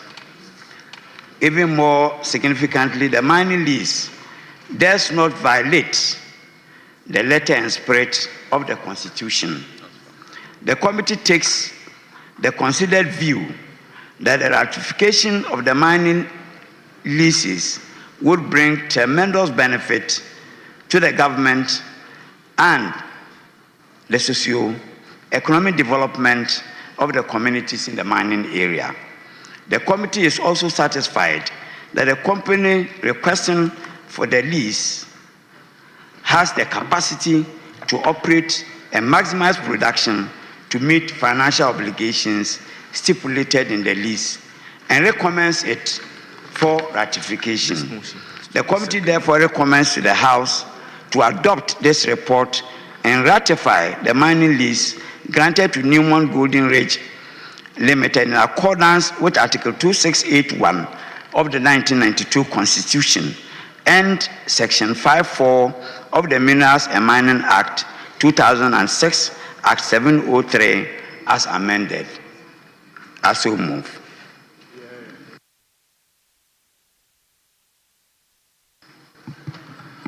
Honorable members, by the order paper addendum 5, the motion number 3 and 5, they are talking about the same thing, and they are also contained in one report. Chairman, is that correct?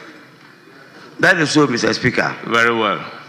So, motion moved. Any seconder?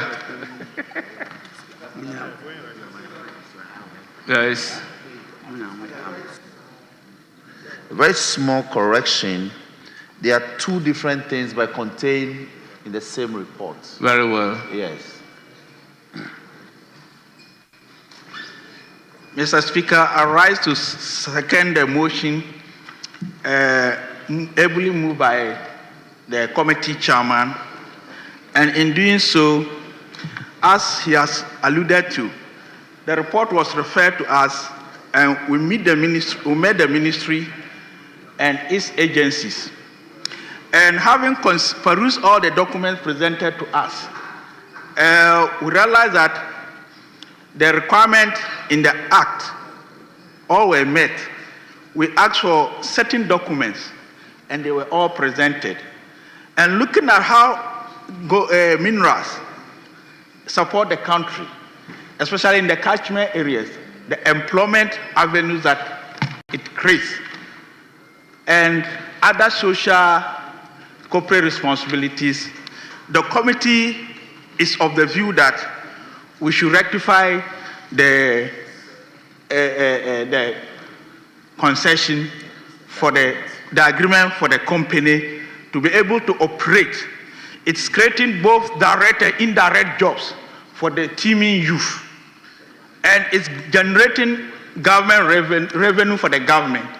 So we should ask the House to support and adopt the report. Thank you, Mr. Speaker. Thank you very much, Honorable Member.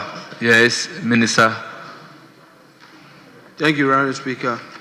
Honorable Speaker, I rise to support the motion and to urge members to ratify these two leases. And they are being ratified in accordance with Section 5.1 of the Mining and Minerals Act 2006, Act 703. These two leases, Honorable Speaker, were all approved in 2024 under the previous government. We've perused the leases, we've re-engaged the companies, and Honorable Speaker, the benefits to the state are enormous. First, in the agreement, we've laid it out that they will transfer local expertise to Ghanaians. We've emphasized local content and other infrastructure development. We see that the state, an operation cash flow of 1.22 billion that will be invested, amount of almost 500 million will accrue to the state, and royalties of over 200 million. So I therefore urge members to adopt and ratify the motion. I thank you.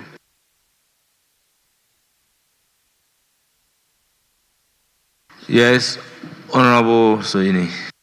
Thank you, Right Honorable Speaker. Mr. Speaker, I want to associate with earlier calls on colleagues to ratify these leases for Newmont Ghana, Newmont Golden Ridge Limited.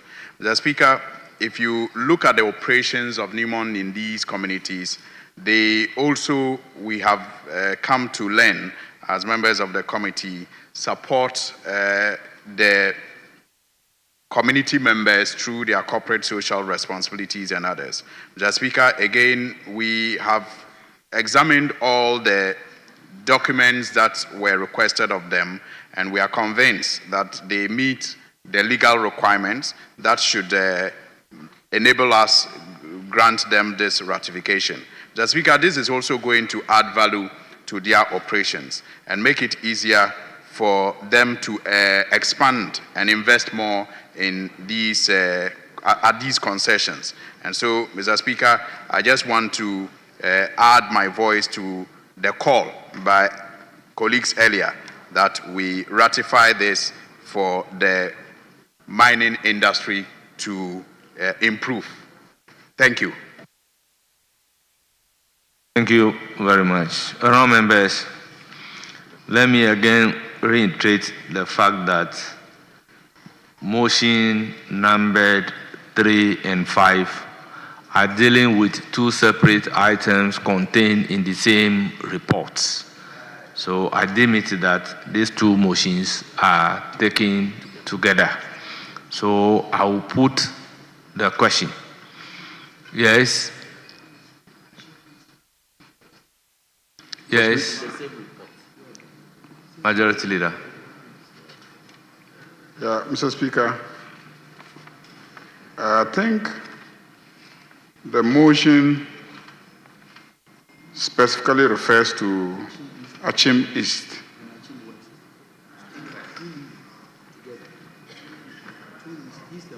Yes.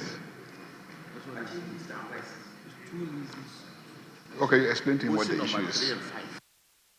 Right, Mr. Speaker, I think you're right.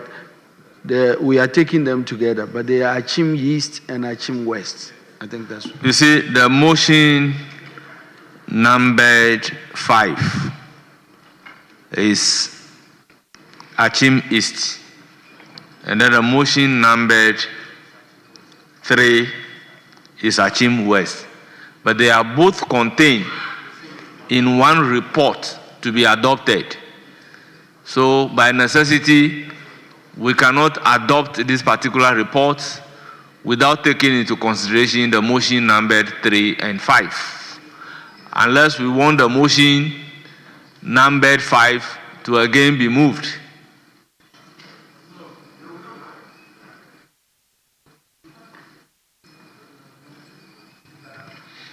Speaker, if you recall, you guided. So, but I also indicated that 3 and 5 contain in one report, but of two different leases. One is 16.6, the other is 47.67. Yes, but for the convenience, that's why so the motion number 3 was to adopt the committee's reports.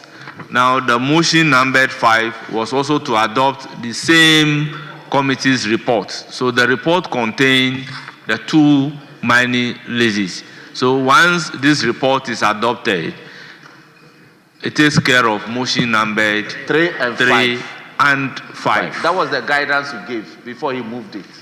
So I'll put a question.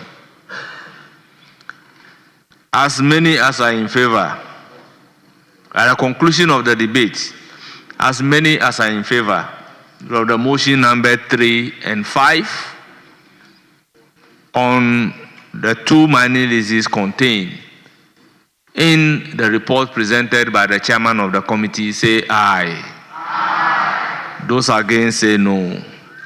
The ayes have it. The two motions are adopted.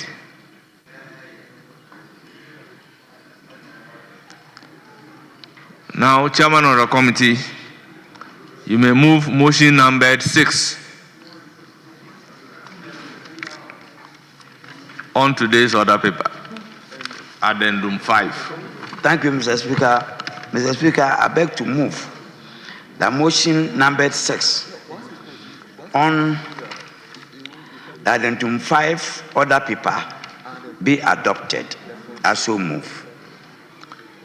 Honourable members, motion moved. Any seconder?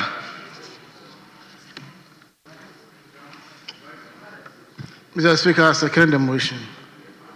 Honourable members, motion moved and seconded. It is for the consideration of the House. Honourable members, this is a procedural motion. The question, therefore, is as many as are in favor of the motion say aye.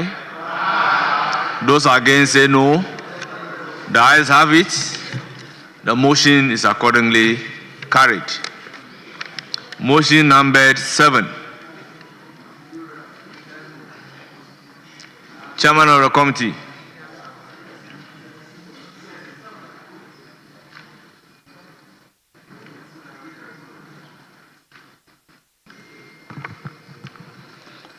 Chairman, Mr. Speaker, Brim North District. I beg to move that this House adopts the report of the Committee on Lands and Natural Resources on the mining lease agreement between the government of the Republic of Ghana, represented by the Ministry of Lands and Natural Resources, and Gateway Exploration Limited for the mining of gold at Obebicho, which covers an area of 33.37 square kilometers in the Brim North District of the Eastern Region. I so move. Chairman, present the committee's report.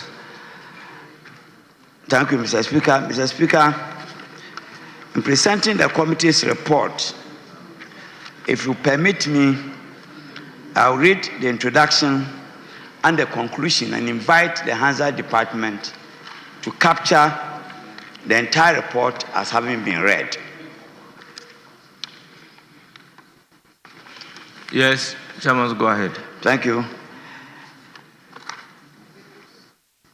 Honorable Speaker, the Honorable Minister for Lands and Natural Resources, Mr. Emmanuel Amakufi-Boa, on Friday, 18 July 2025, presented to the House the mining lease agreement between the government of the Republic of Ghana, represented by the Ministry of Lands and Natural Resources, and Gateway Exploration Limited for the mining of gold at Obubiche, which covers an area of 33.37 square kilometers in the Brim North District of the Eastern Region.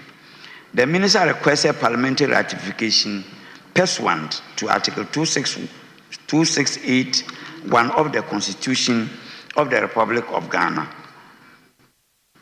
and Section 5(4) of the Minerals and Mining Act 2006, Act 703, as amended. The mining lease was subsequently referred to the Committee on Lands and Natural Resources for consideration and report in accordance with Orders 97.5 and 240 of the Standing Orders. In conclusion,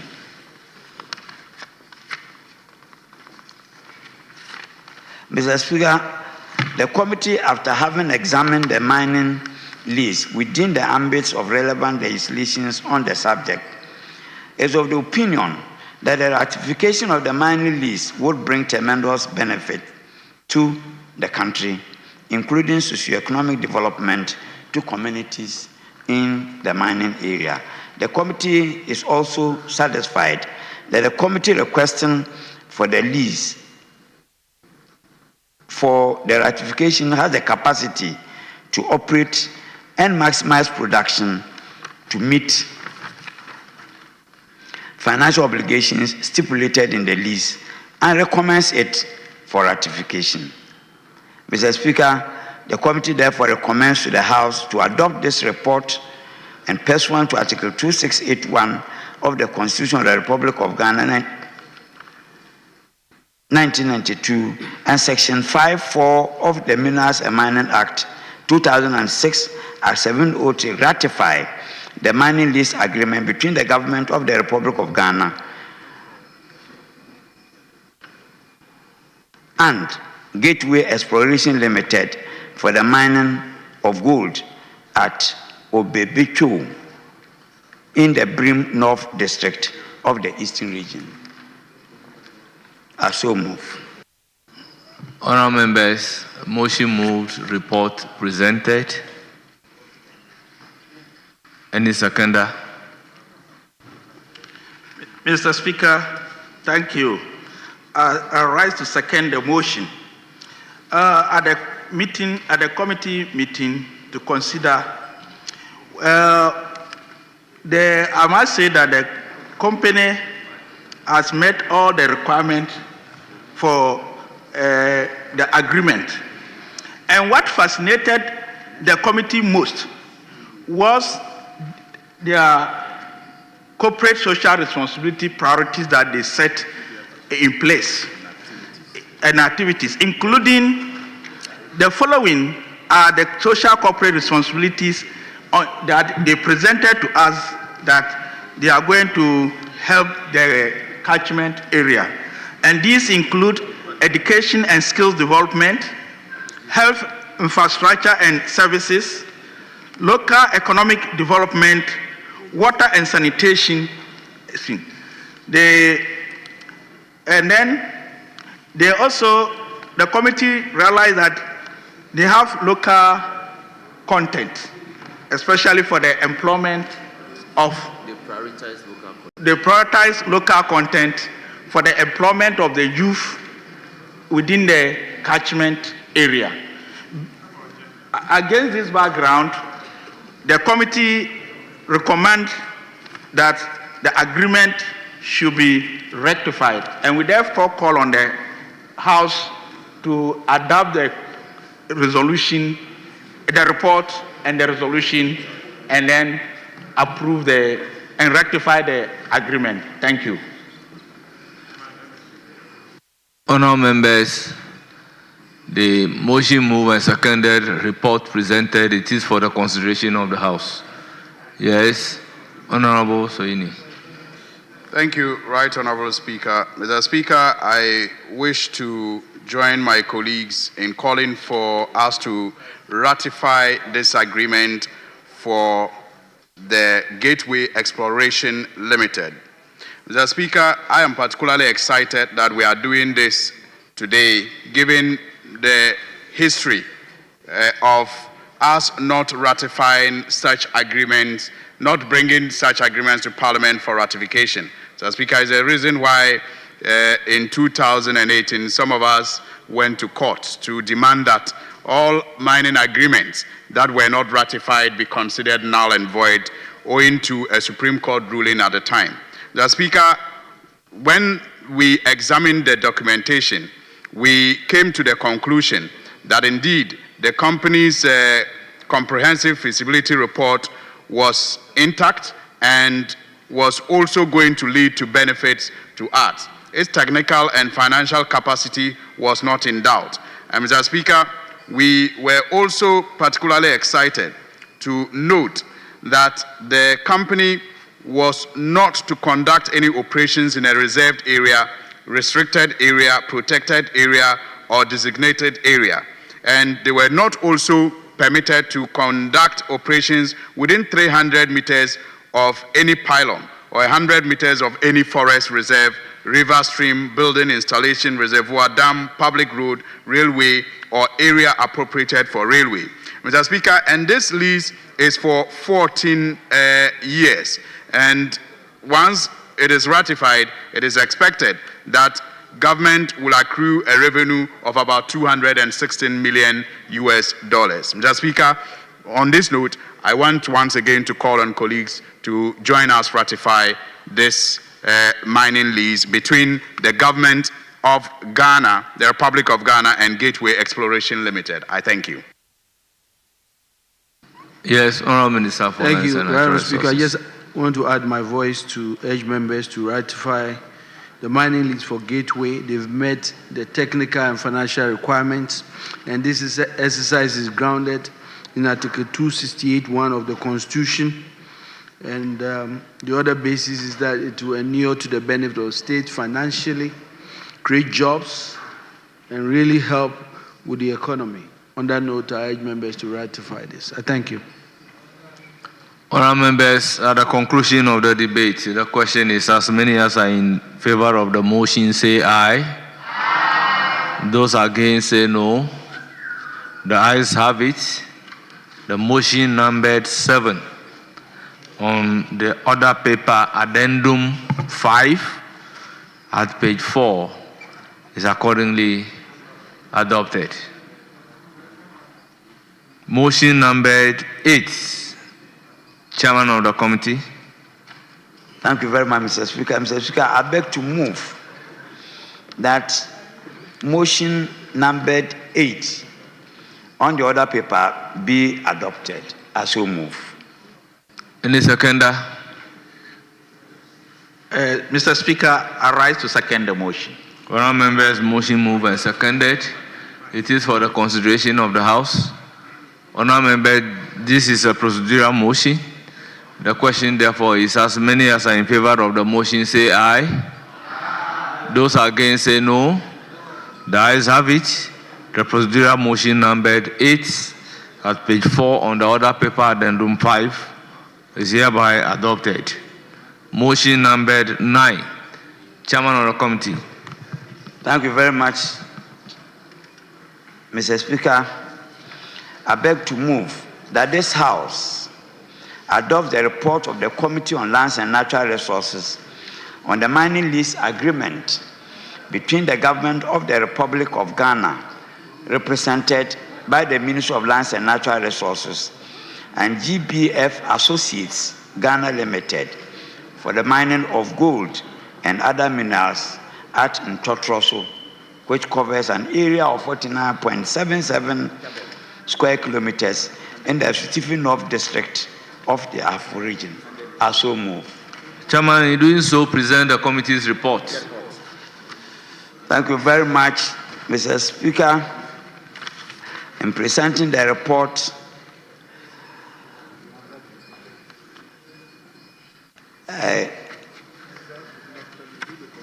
I wish to seek your permission to read the introduction and the conclusion and invite the Hansard Department to capture the whole report as having been read. Please do. Thank you, Mr. Speaker. Mr. Speaker, the Honorable Minister for Lands and Natural Resources, Mr. Emmanuel Ama Kofi Boa, on Friday, 18 July 2025, presented to this House mining lease agreement between the government of the Republic of Ghana and GBF Associates Ghana Limited for the mining of gold and other minerals at Ntotroso in the Asutifi North District of the Half region.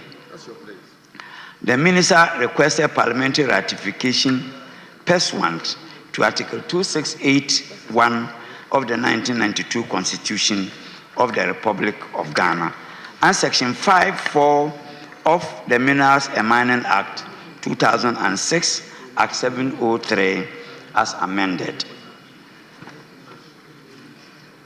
In conclusion,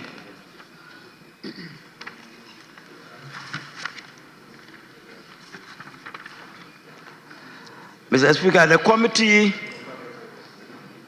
after having examined the mining lease, is of the opinion that the ratification of the mining lease would bring a lot of benefits to the country, including socio-economic development to communities in the catchment area.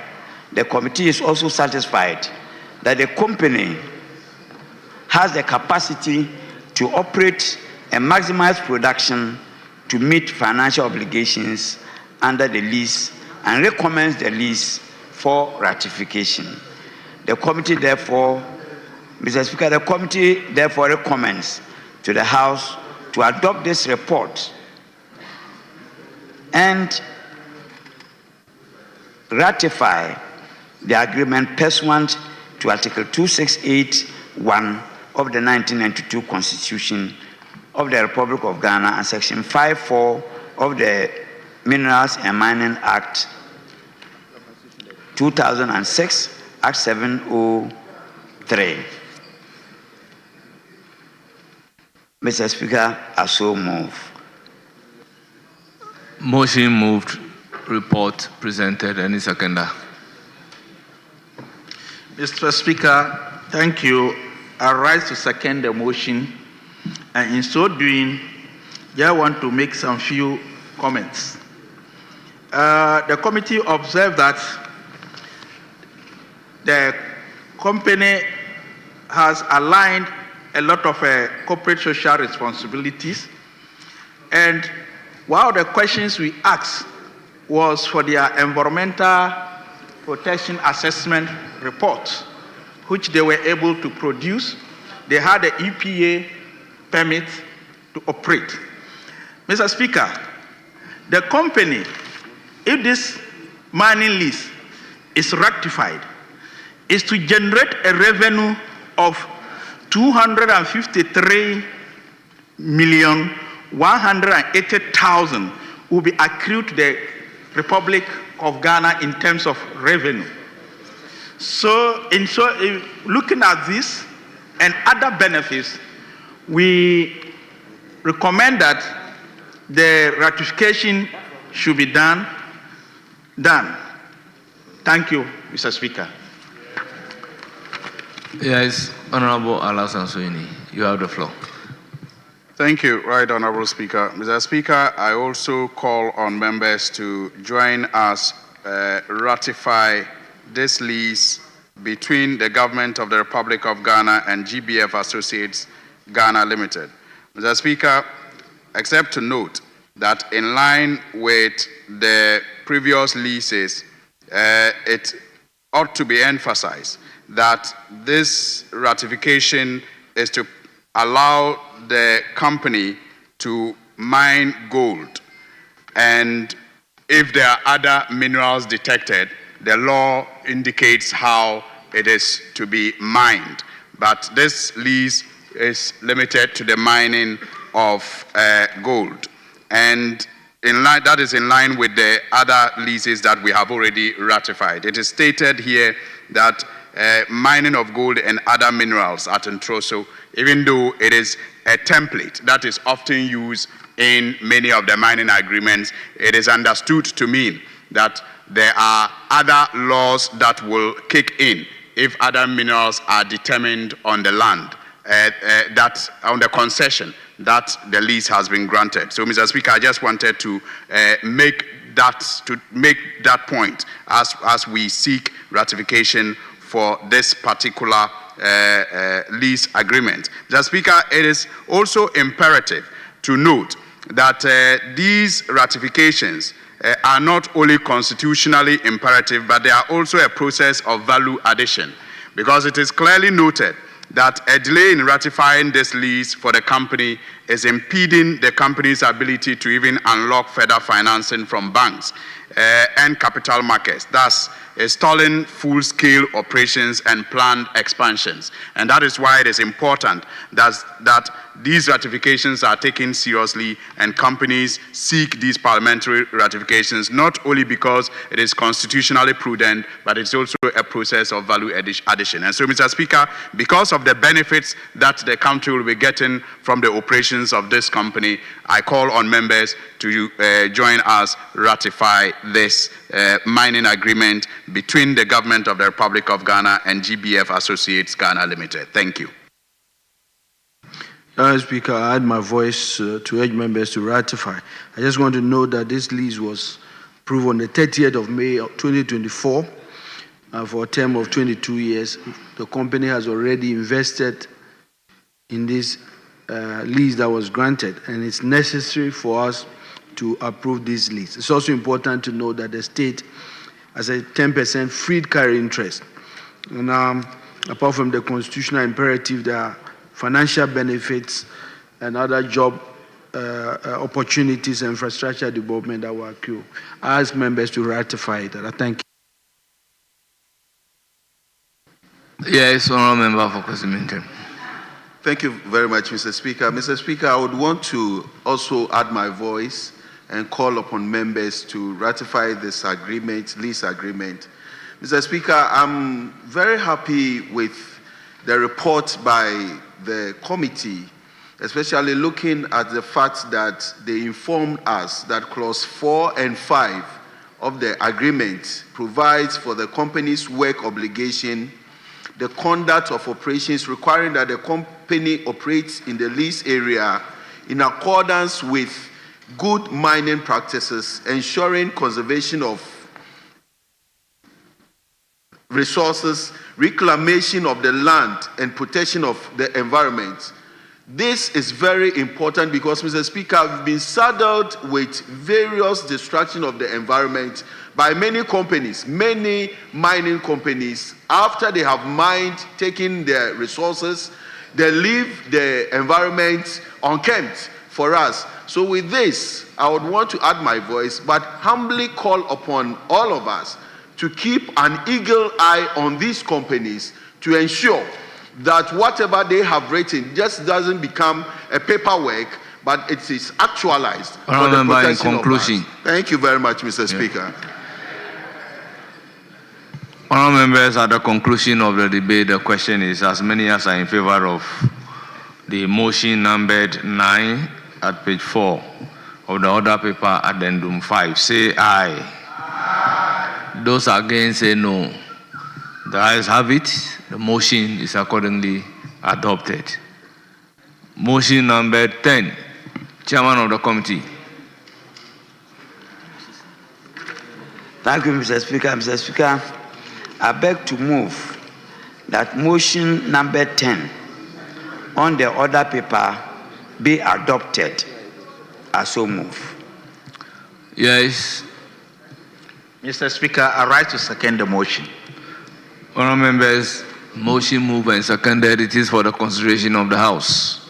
This is a procedural motion. The question, therefore, is, as many as are in favor of the motion say aye. Aye. Those against say no. The ayes have it. The resolution motion numbered 10 at page 5 of the order paper, addendum 5, is accordingly adopted. Motion numbered 11, Chairman of the Committee. Thank you, Mr. Speaker. Mr. Speaker, I beg to move that this Honorable House adopts the report of the Committee on Lands and Natural Resources on the mining lease agreement between the Government of the Republic of Ghana, represented by the Ministry of Lands and Natural Resources, and Aboso Goldfields Limited for the mining of gold at Damai, which covers an area of 52.39 square kilometers in the Wassa West District of the Western Region. I shall move. Chairman, don't forget, in doing so, you present the committee's report. In doing so, Mr. Speaker, I wish to present the committee's report. And if you indulge me, I'll skip the introduction and rather do the transitional arrangements and the conclusion. Mr. Speaker, and invite the Handels Department to capture the entire report as having been read. Mr. Speaker, the committee noted that the lease of Aboso Goldfields had expired, and the government rejected the application for renewal due to non-fulfillment of prior commitments. Upon negotiations, government granted a 12-month transitional lease expiring in April 2026 to allow the company to undertake mine closure, cutbacks, and site remediation in accordance with environmental standards.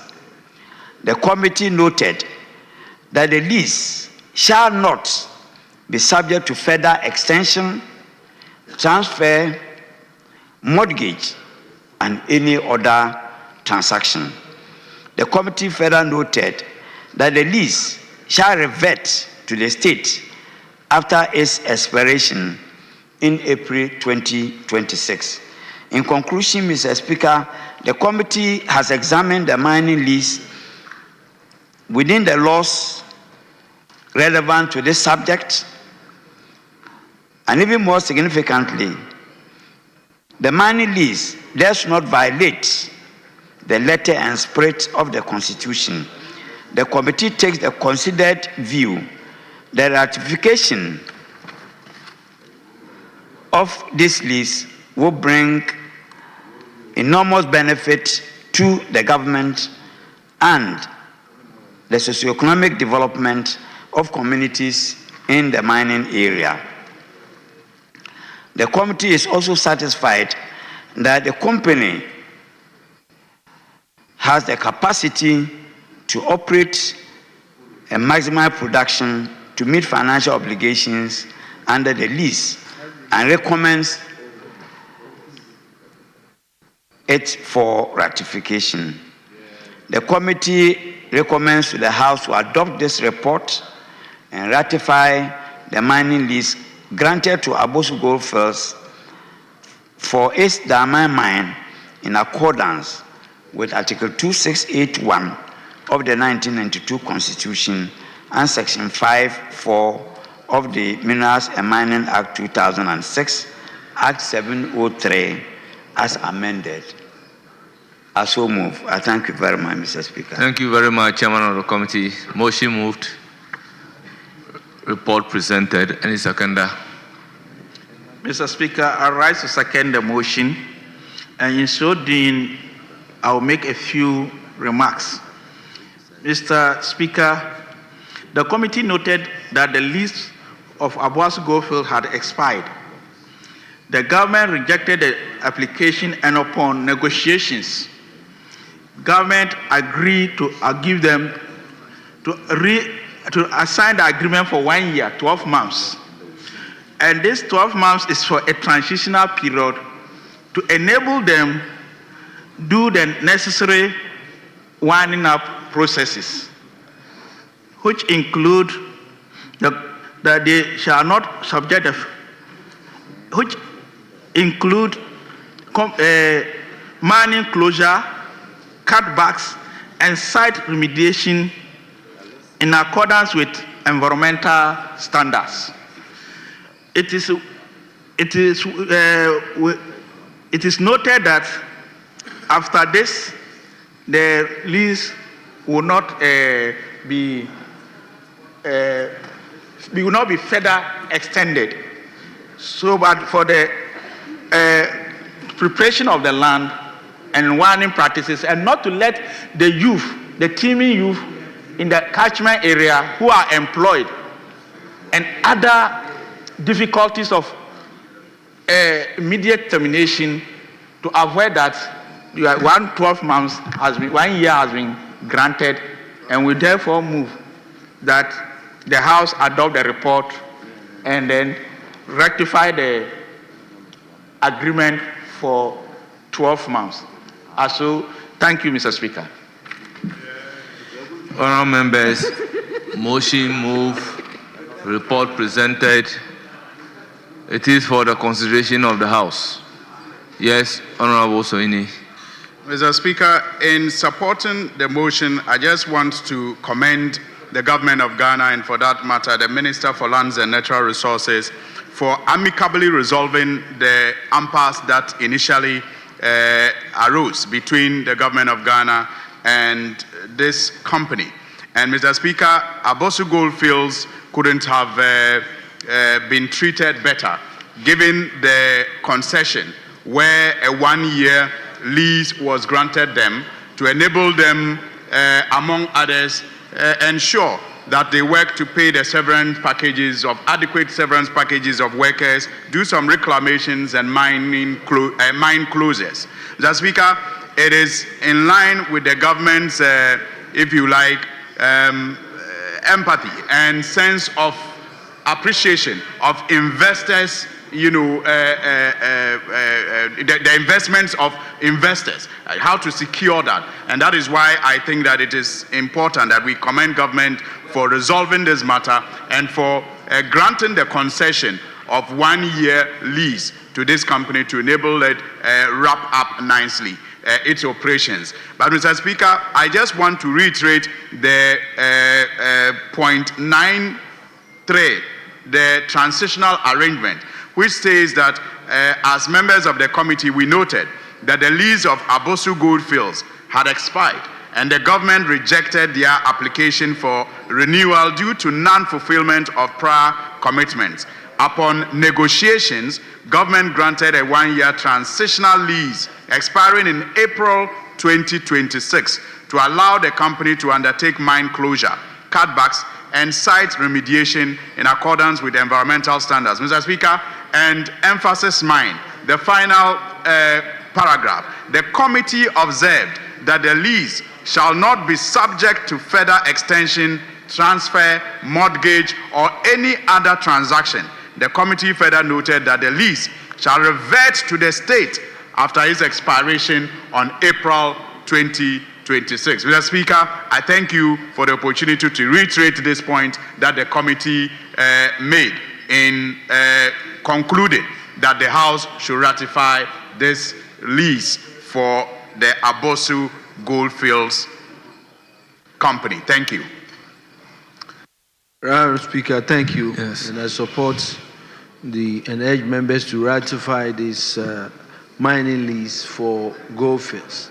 I think that what has been said here is that it is now clear with the precedent with Goldfields that it is not going to be automatic for mining companies after the end of their lease periods to expect automatic renewals.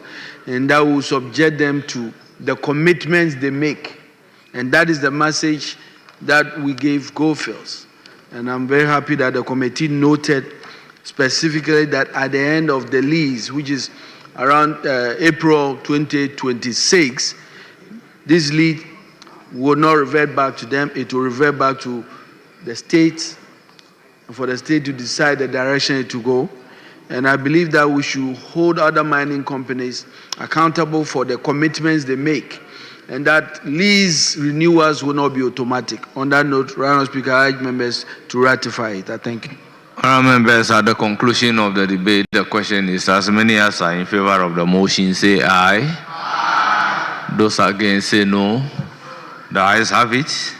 The motion numbered 11 at page 5 of the order paper, addendum 5, is carried. This House has adopted the report of the committee. Honourable members, order paper, addendum 6.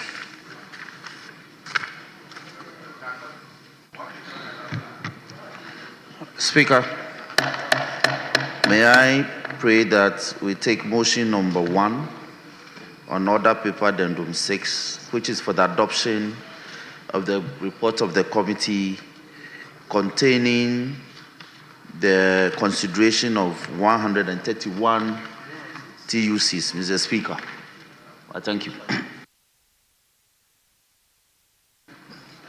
Honourable members, the motion numbered 1 on the order paper addendum 6 is a procedural motion on the 131 TUCs.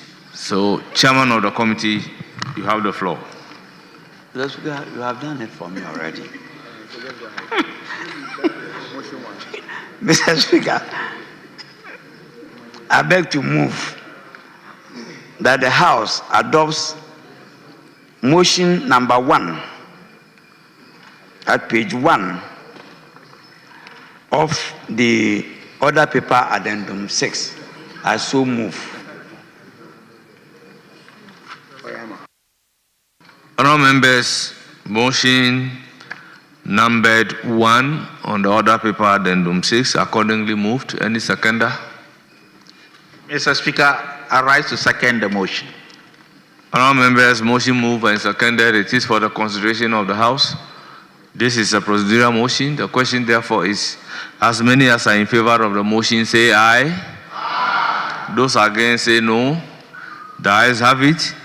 The procedural motion numbered 1 on the order paper addendum 6 at page 1 is accordingly adopted.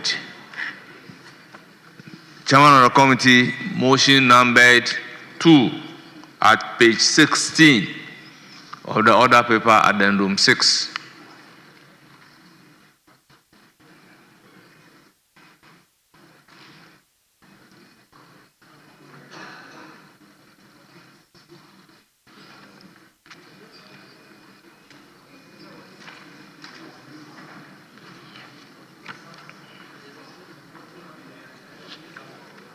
Thank you, Mr. Speaker. Mr. Speaker, I beg to move that this Honorable House adopts the report of the Committee on Lands and Natural Resources on the timber utilization contracts between the government of the Republic of Ghana, represented by the Ministry of Lands and Natural Resources, and 131 companies as listed on the order paper. I so move. And in doing so, Mr. Speaker, if you allow me this time around, I'll read the recommendations and conclusion and ask the Hansard Department to capture the entire report as having been read.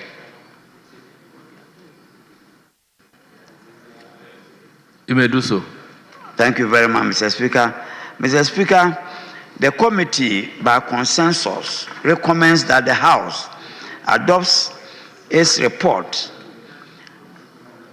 pursuant to Article 2681 and pursuant to Article 2681 of the 1992 Constitution, ratify the 131 timber utilization contracts presented to Parliament, considering the issues outlined earlier, and also that the companies applied in time, but the delay has been occasioned by administrative lapses. I thank you very much, Mr. Speaker. Motion moved. The report presented. Any seconder? Mr. Speaker, I rise to second the motion, and in so doing, I'll make a few comments.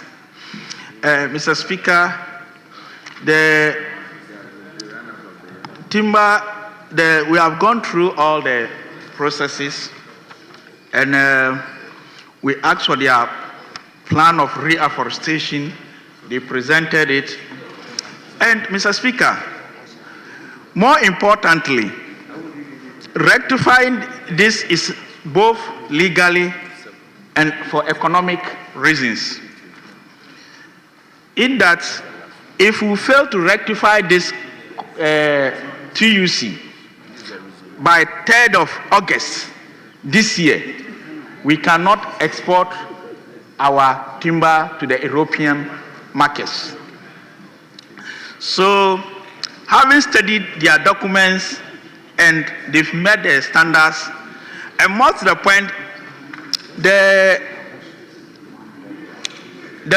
contracts were divided into two. Some were to be converted, and others were new. And we agreed to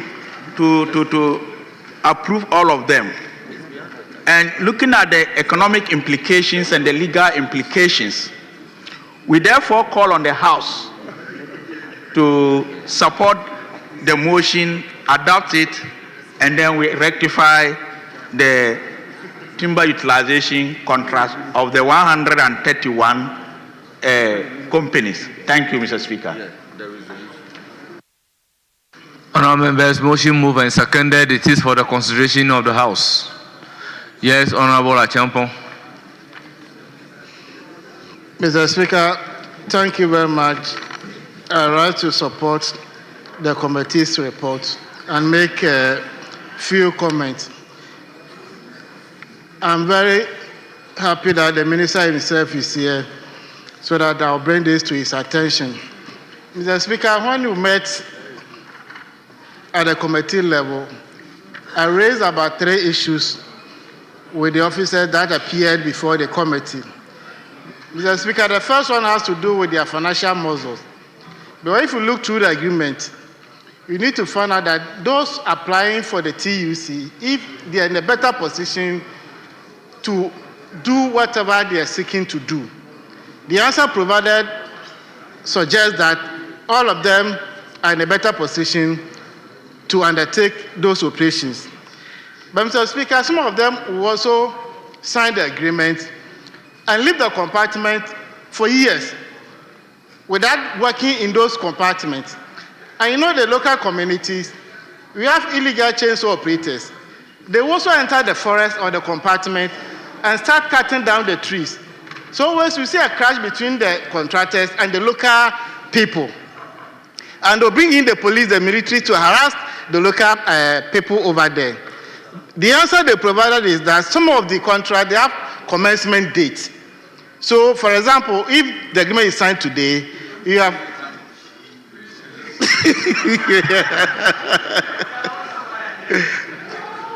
you have five years or 2 years to commence operations. So, Minister, let your officers go to the communities, educate them that this compartment that you are seeing is not an idle compartment. It belongs to an individual.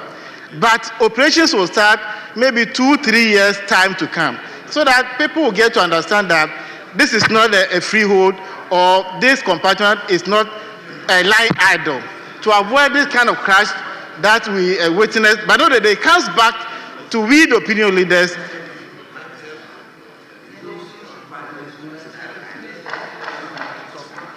So, in conclusion. In conclusion, Mr. Minister, try to let your officers help us educate the community people so that they will not be crashing with the security agencies to avoid unforeseen attacks on individuals.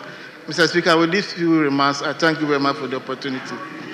Yes, Honourable Minister for Lands and Natural Resources. Thank you, Honourable Speaker. Honourable Speaker, I urge members to support the ratification of these TUCs. Honourable Speaker, by approval of the TUCs, Ghana will have made significant progress in the legal trade of timber. And in fact, will become the first African country to meet the EU's requirement to trade in legal timber. And the second, next to Indonesia. This is a very transformational period to help in addressing the sustainability challenges that we have and meet the SDGs goals number 1. And so I urge members to really approve these TUCs. I thank you. Honourable members, at the conclusion of the debate, the question is, as many as are in favor of the motion, say aye. Aye. Those against, say no. Honourable members, the ayes have it. The motion, numbered 2 on the order paper, addendum 6, for the ratification of timber utilization contracts for 131 agreements are adopted.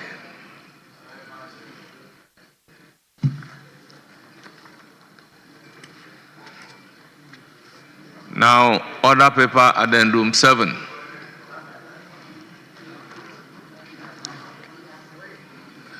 We are now coming to the consequential resolutions, having adopted the motions. Resolution numbered 1 on order paper addendum 7. Yeah, Minister responsible for lands and natural resources. Thank you, Honourable Speaker.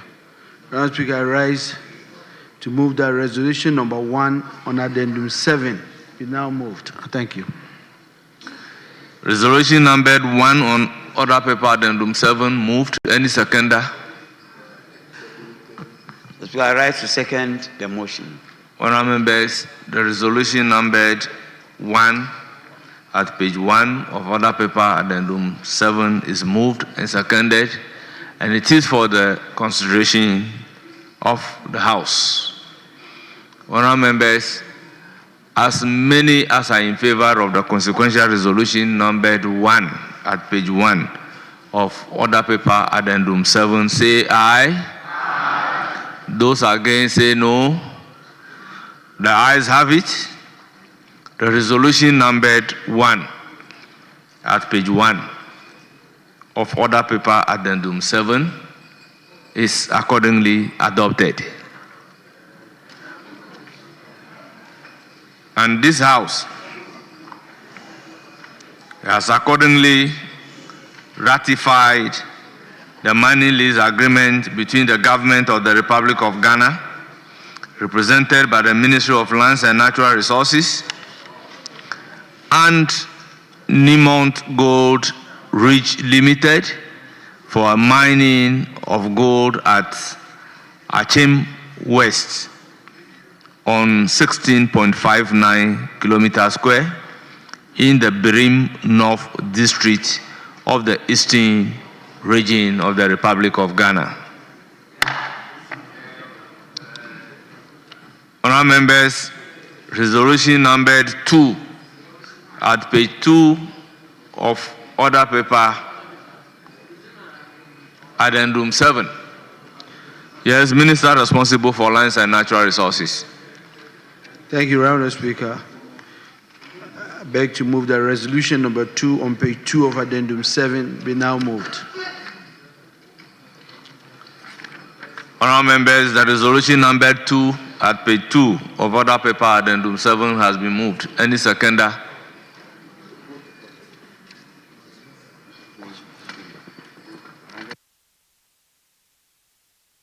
Mr. Speaker, I rise to second the motion ably moved by the Minister. Thank you. Honourable members, the motion for the adoption of the consequential resolution numbered 2 at page 2 of the order paper addendum 7 is moved and seconded, and it is for the consideration of the House. Honourable members, this being a consequential resolution, the question therefore is, as many as are in favor of the resolution say aye. Aye. Those against say no. The ayes have it. The resolution numbered 2 at page 2 of order paper addendum 7 is accordingly adopted, and this House ratify the mining lease agreement between the government of the Republic of Ghana, represented by the Ministry of Lands and Natural Resources, and Newmont Gold Ridge Limited for the mining of gold at Achim East on 47.67 kilometers square in the Birim North District of the Eastern Region of the Republic of Ghana. Resolution numbered 3 at page 3 of the order paper addendum 7. Minister responsible for lands and natural resources. Thank you, Honourable Speaker. I move that resolution number 3 on the order paper addendum 3 be moved now. Addendum number 7, sorry. Honourable members, the resolution number 3 on order paper addendum 7, page 3, has been moved. Any seconder? Mr. Speaker, I second the motion. Resolution moved and seconded. It is for the consideration of the House. This being a consequential resolution, the question is, as many as are in favor of the resolution say aye. Aye. Those against say no. The ayes have it. The resolution numbered 3 at page 3 of order paper addendum 7 has been adopted, and this House ratified the mining lease agreement between the government of the Republic of Ghana, represented by the Ministry of Lands and Natural Resources, and Gateway Exploration Limited for the mining of gold at Obobetio on 33.37 kilometers square in the Birim North District of the Eastern Region.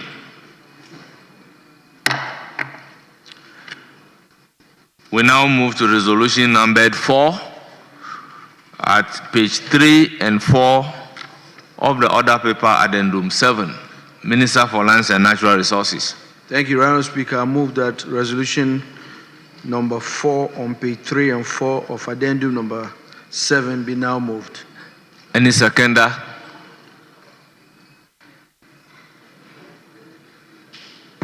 Mr. Speaker, I rise to second the motion.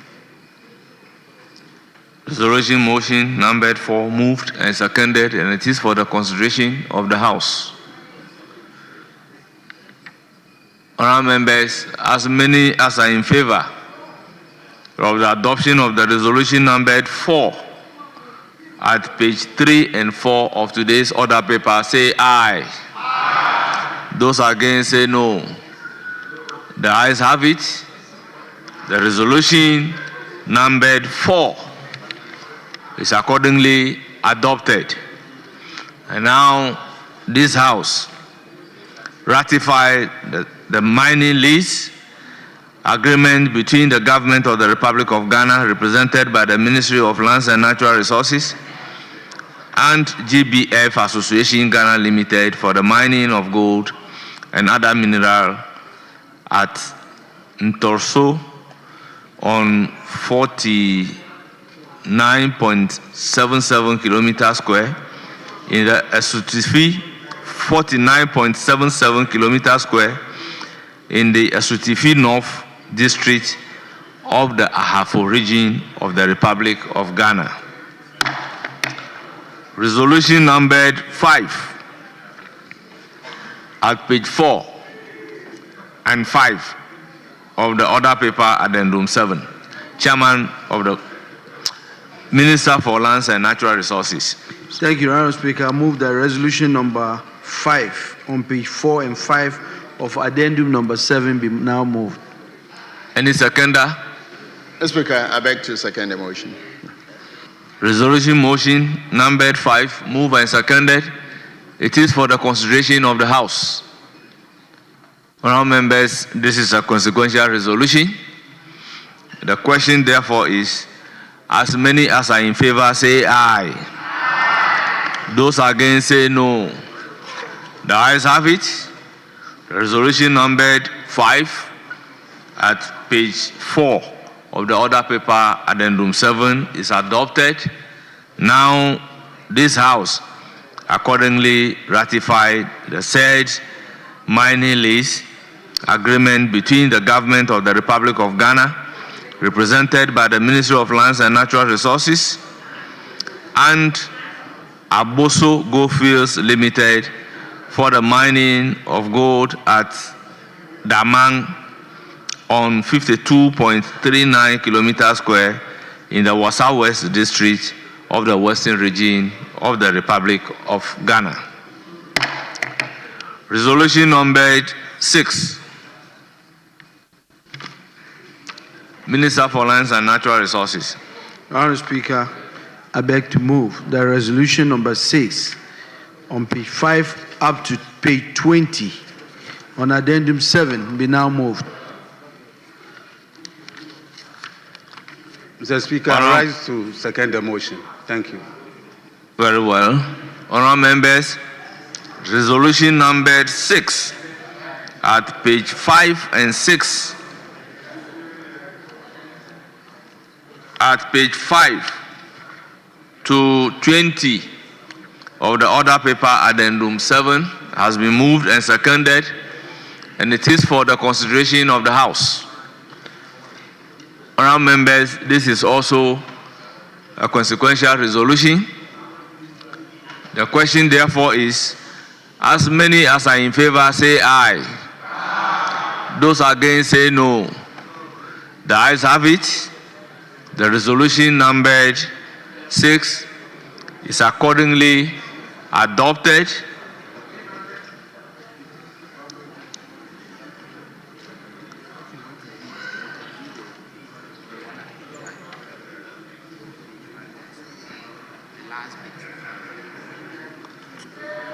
Now, this House hereby ratifies the timber utilization contracts between the government of the Republic of Ghana, represented by the Ministry for Lands and Natural Resources, and the following entities numbered at page 6 to 20 of the order paper addendum 7.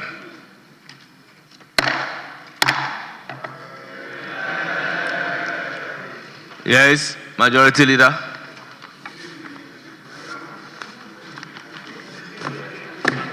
Mr. Speaker, let me thank you very much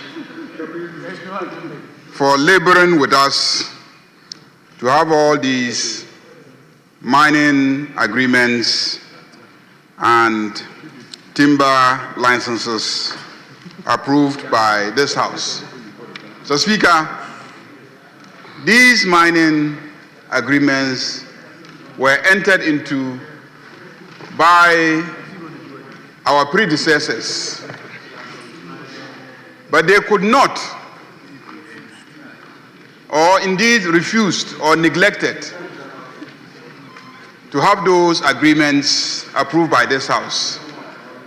The NDC promised that if we came into office, we will have all these agreements approved so that the mining companies can operate within a proper legal framework based on a sound agreement that gives them certainty and comfort to fulfill their part of the bargain.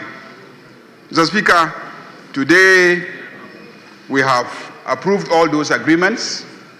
We have approved 131 timber TUCs, and I believe that the companies will now operate in comfort, in confidence, and lawfully. So let me thank you, Mr. Speaker, for ensuring that this happens. Let me thank our clerks. It's getting to midnight, and they are still here with us, working very diligently and efficiently and making sure that we comply with all our procedures and rules. So we thank the clerks. Let me thank colleagues. I can see the chamber is full. This side is empty.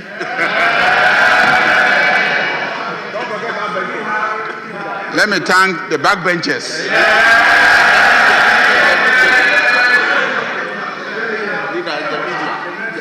Let me thank our friends in the media for keeping us company and making sure that whatever happens here is reported to the rest of the country. But I know that the whole nation is watching. As you know, we are now live on television. And so everybody is watching us. The whole nation is watching. This is how sometimes, how far we go in order to fulfill our responsibilities as members of Parliament. We also thank the security personnel and our audiovisual department for staying with us up to this time to cover proceedings and project it to the rest of the country. Even though our friends are not here, we know they are watching us. So I want to thank them for watching us from their offices and their homes, and to assure them that we in the NDC will use our 2/3 majority effectively to the benefit of Ghanaians. And we have 4 other independent members who have joined us, and so we don't run short of numbers. Indeed, in this parliament, I have said consistently that we can run a 3-shift parliament.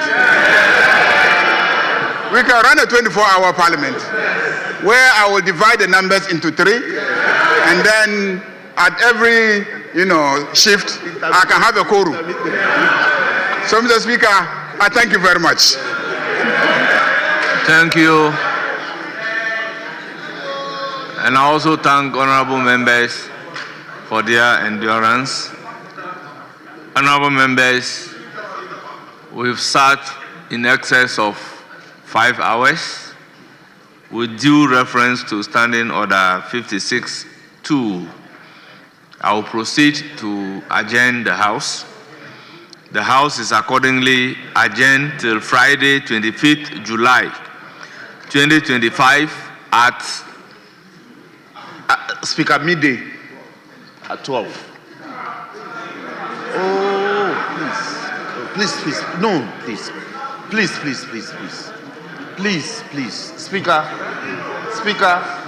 Speaker, tomorrow is Friday. We need to start business early so members can. And we have a colleague whose husband's funeral will be held within the presence of Honourable members, the House is accordingly adjourned till Friday, 25th July 2025 at 12 noon.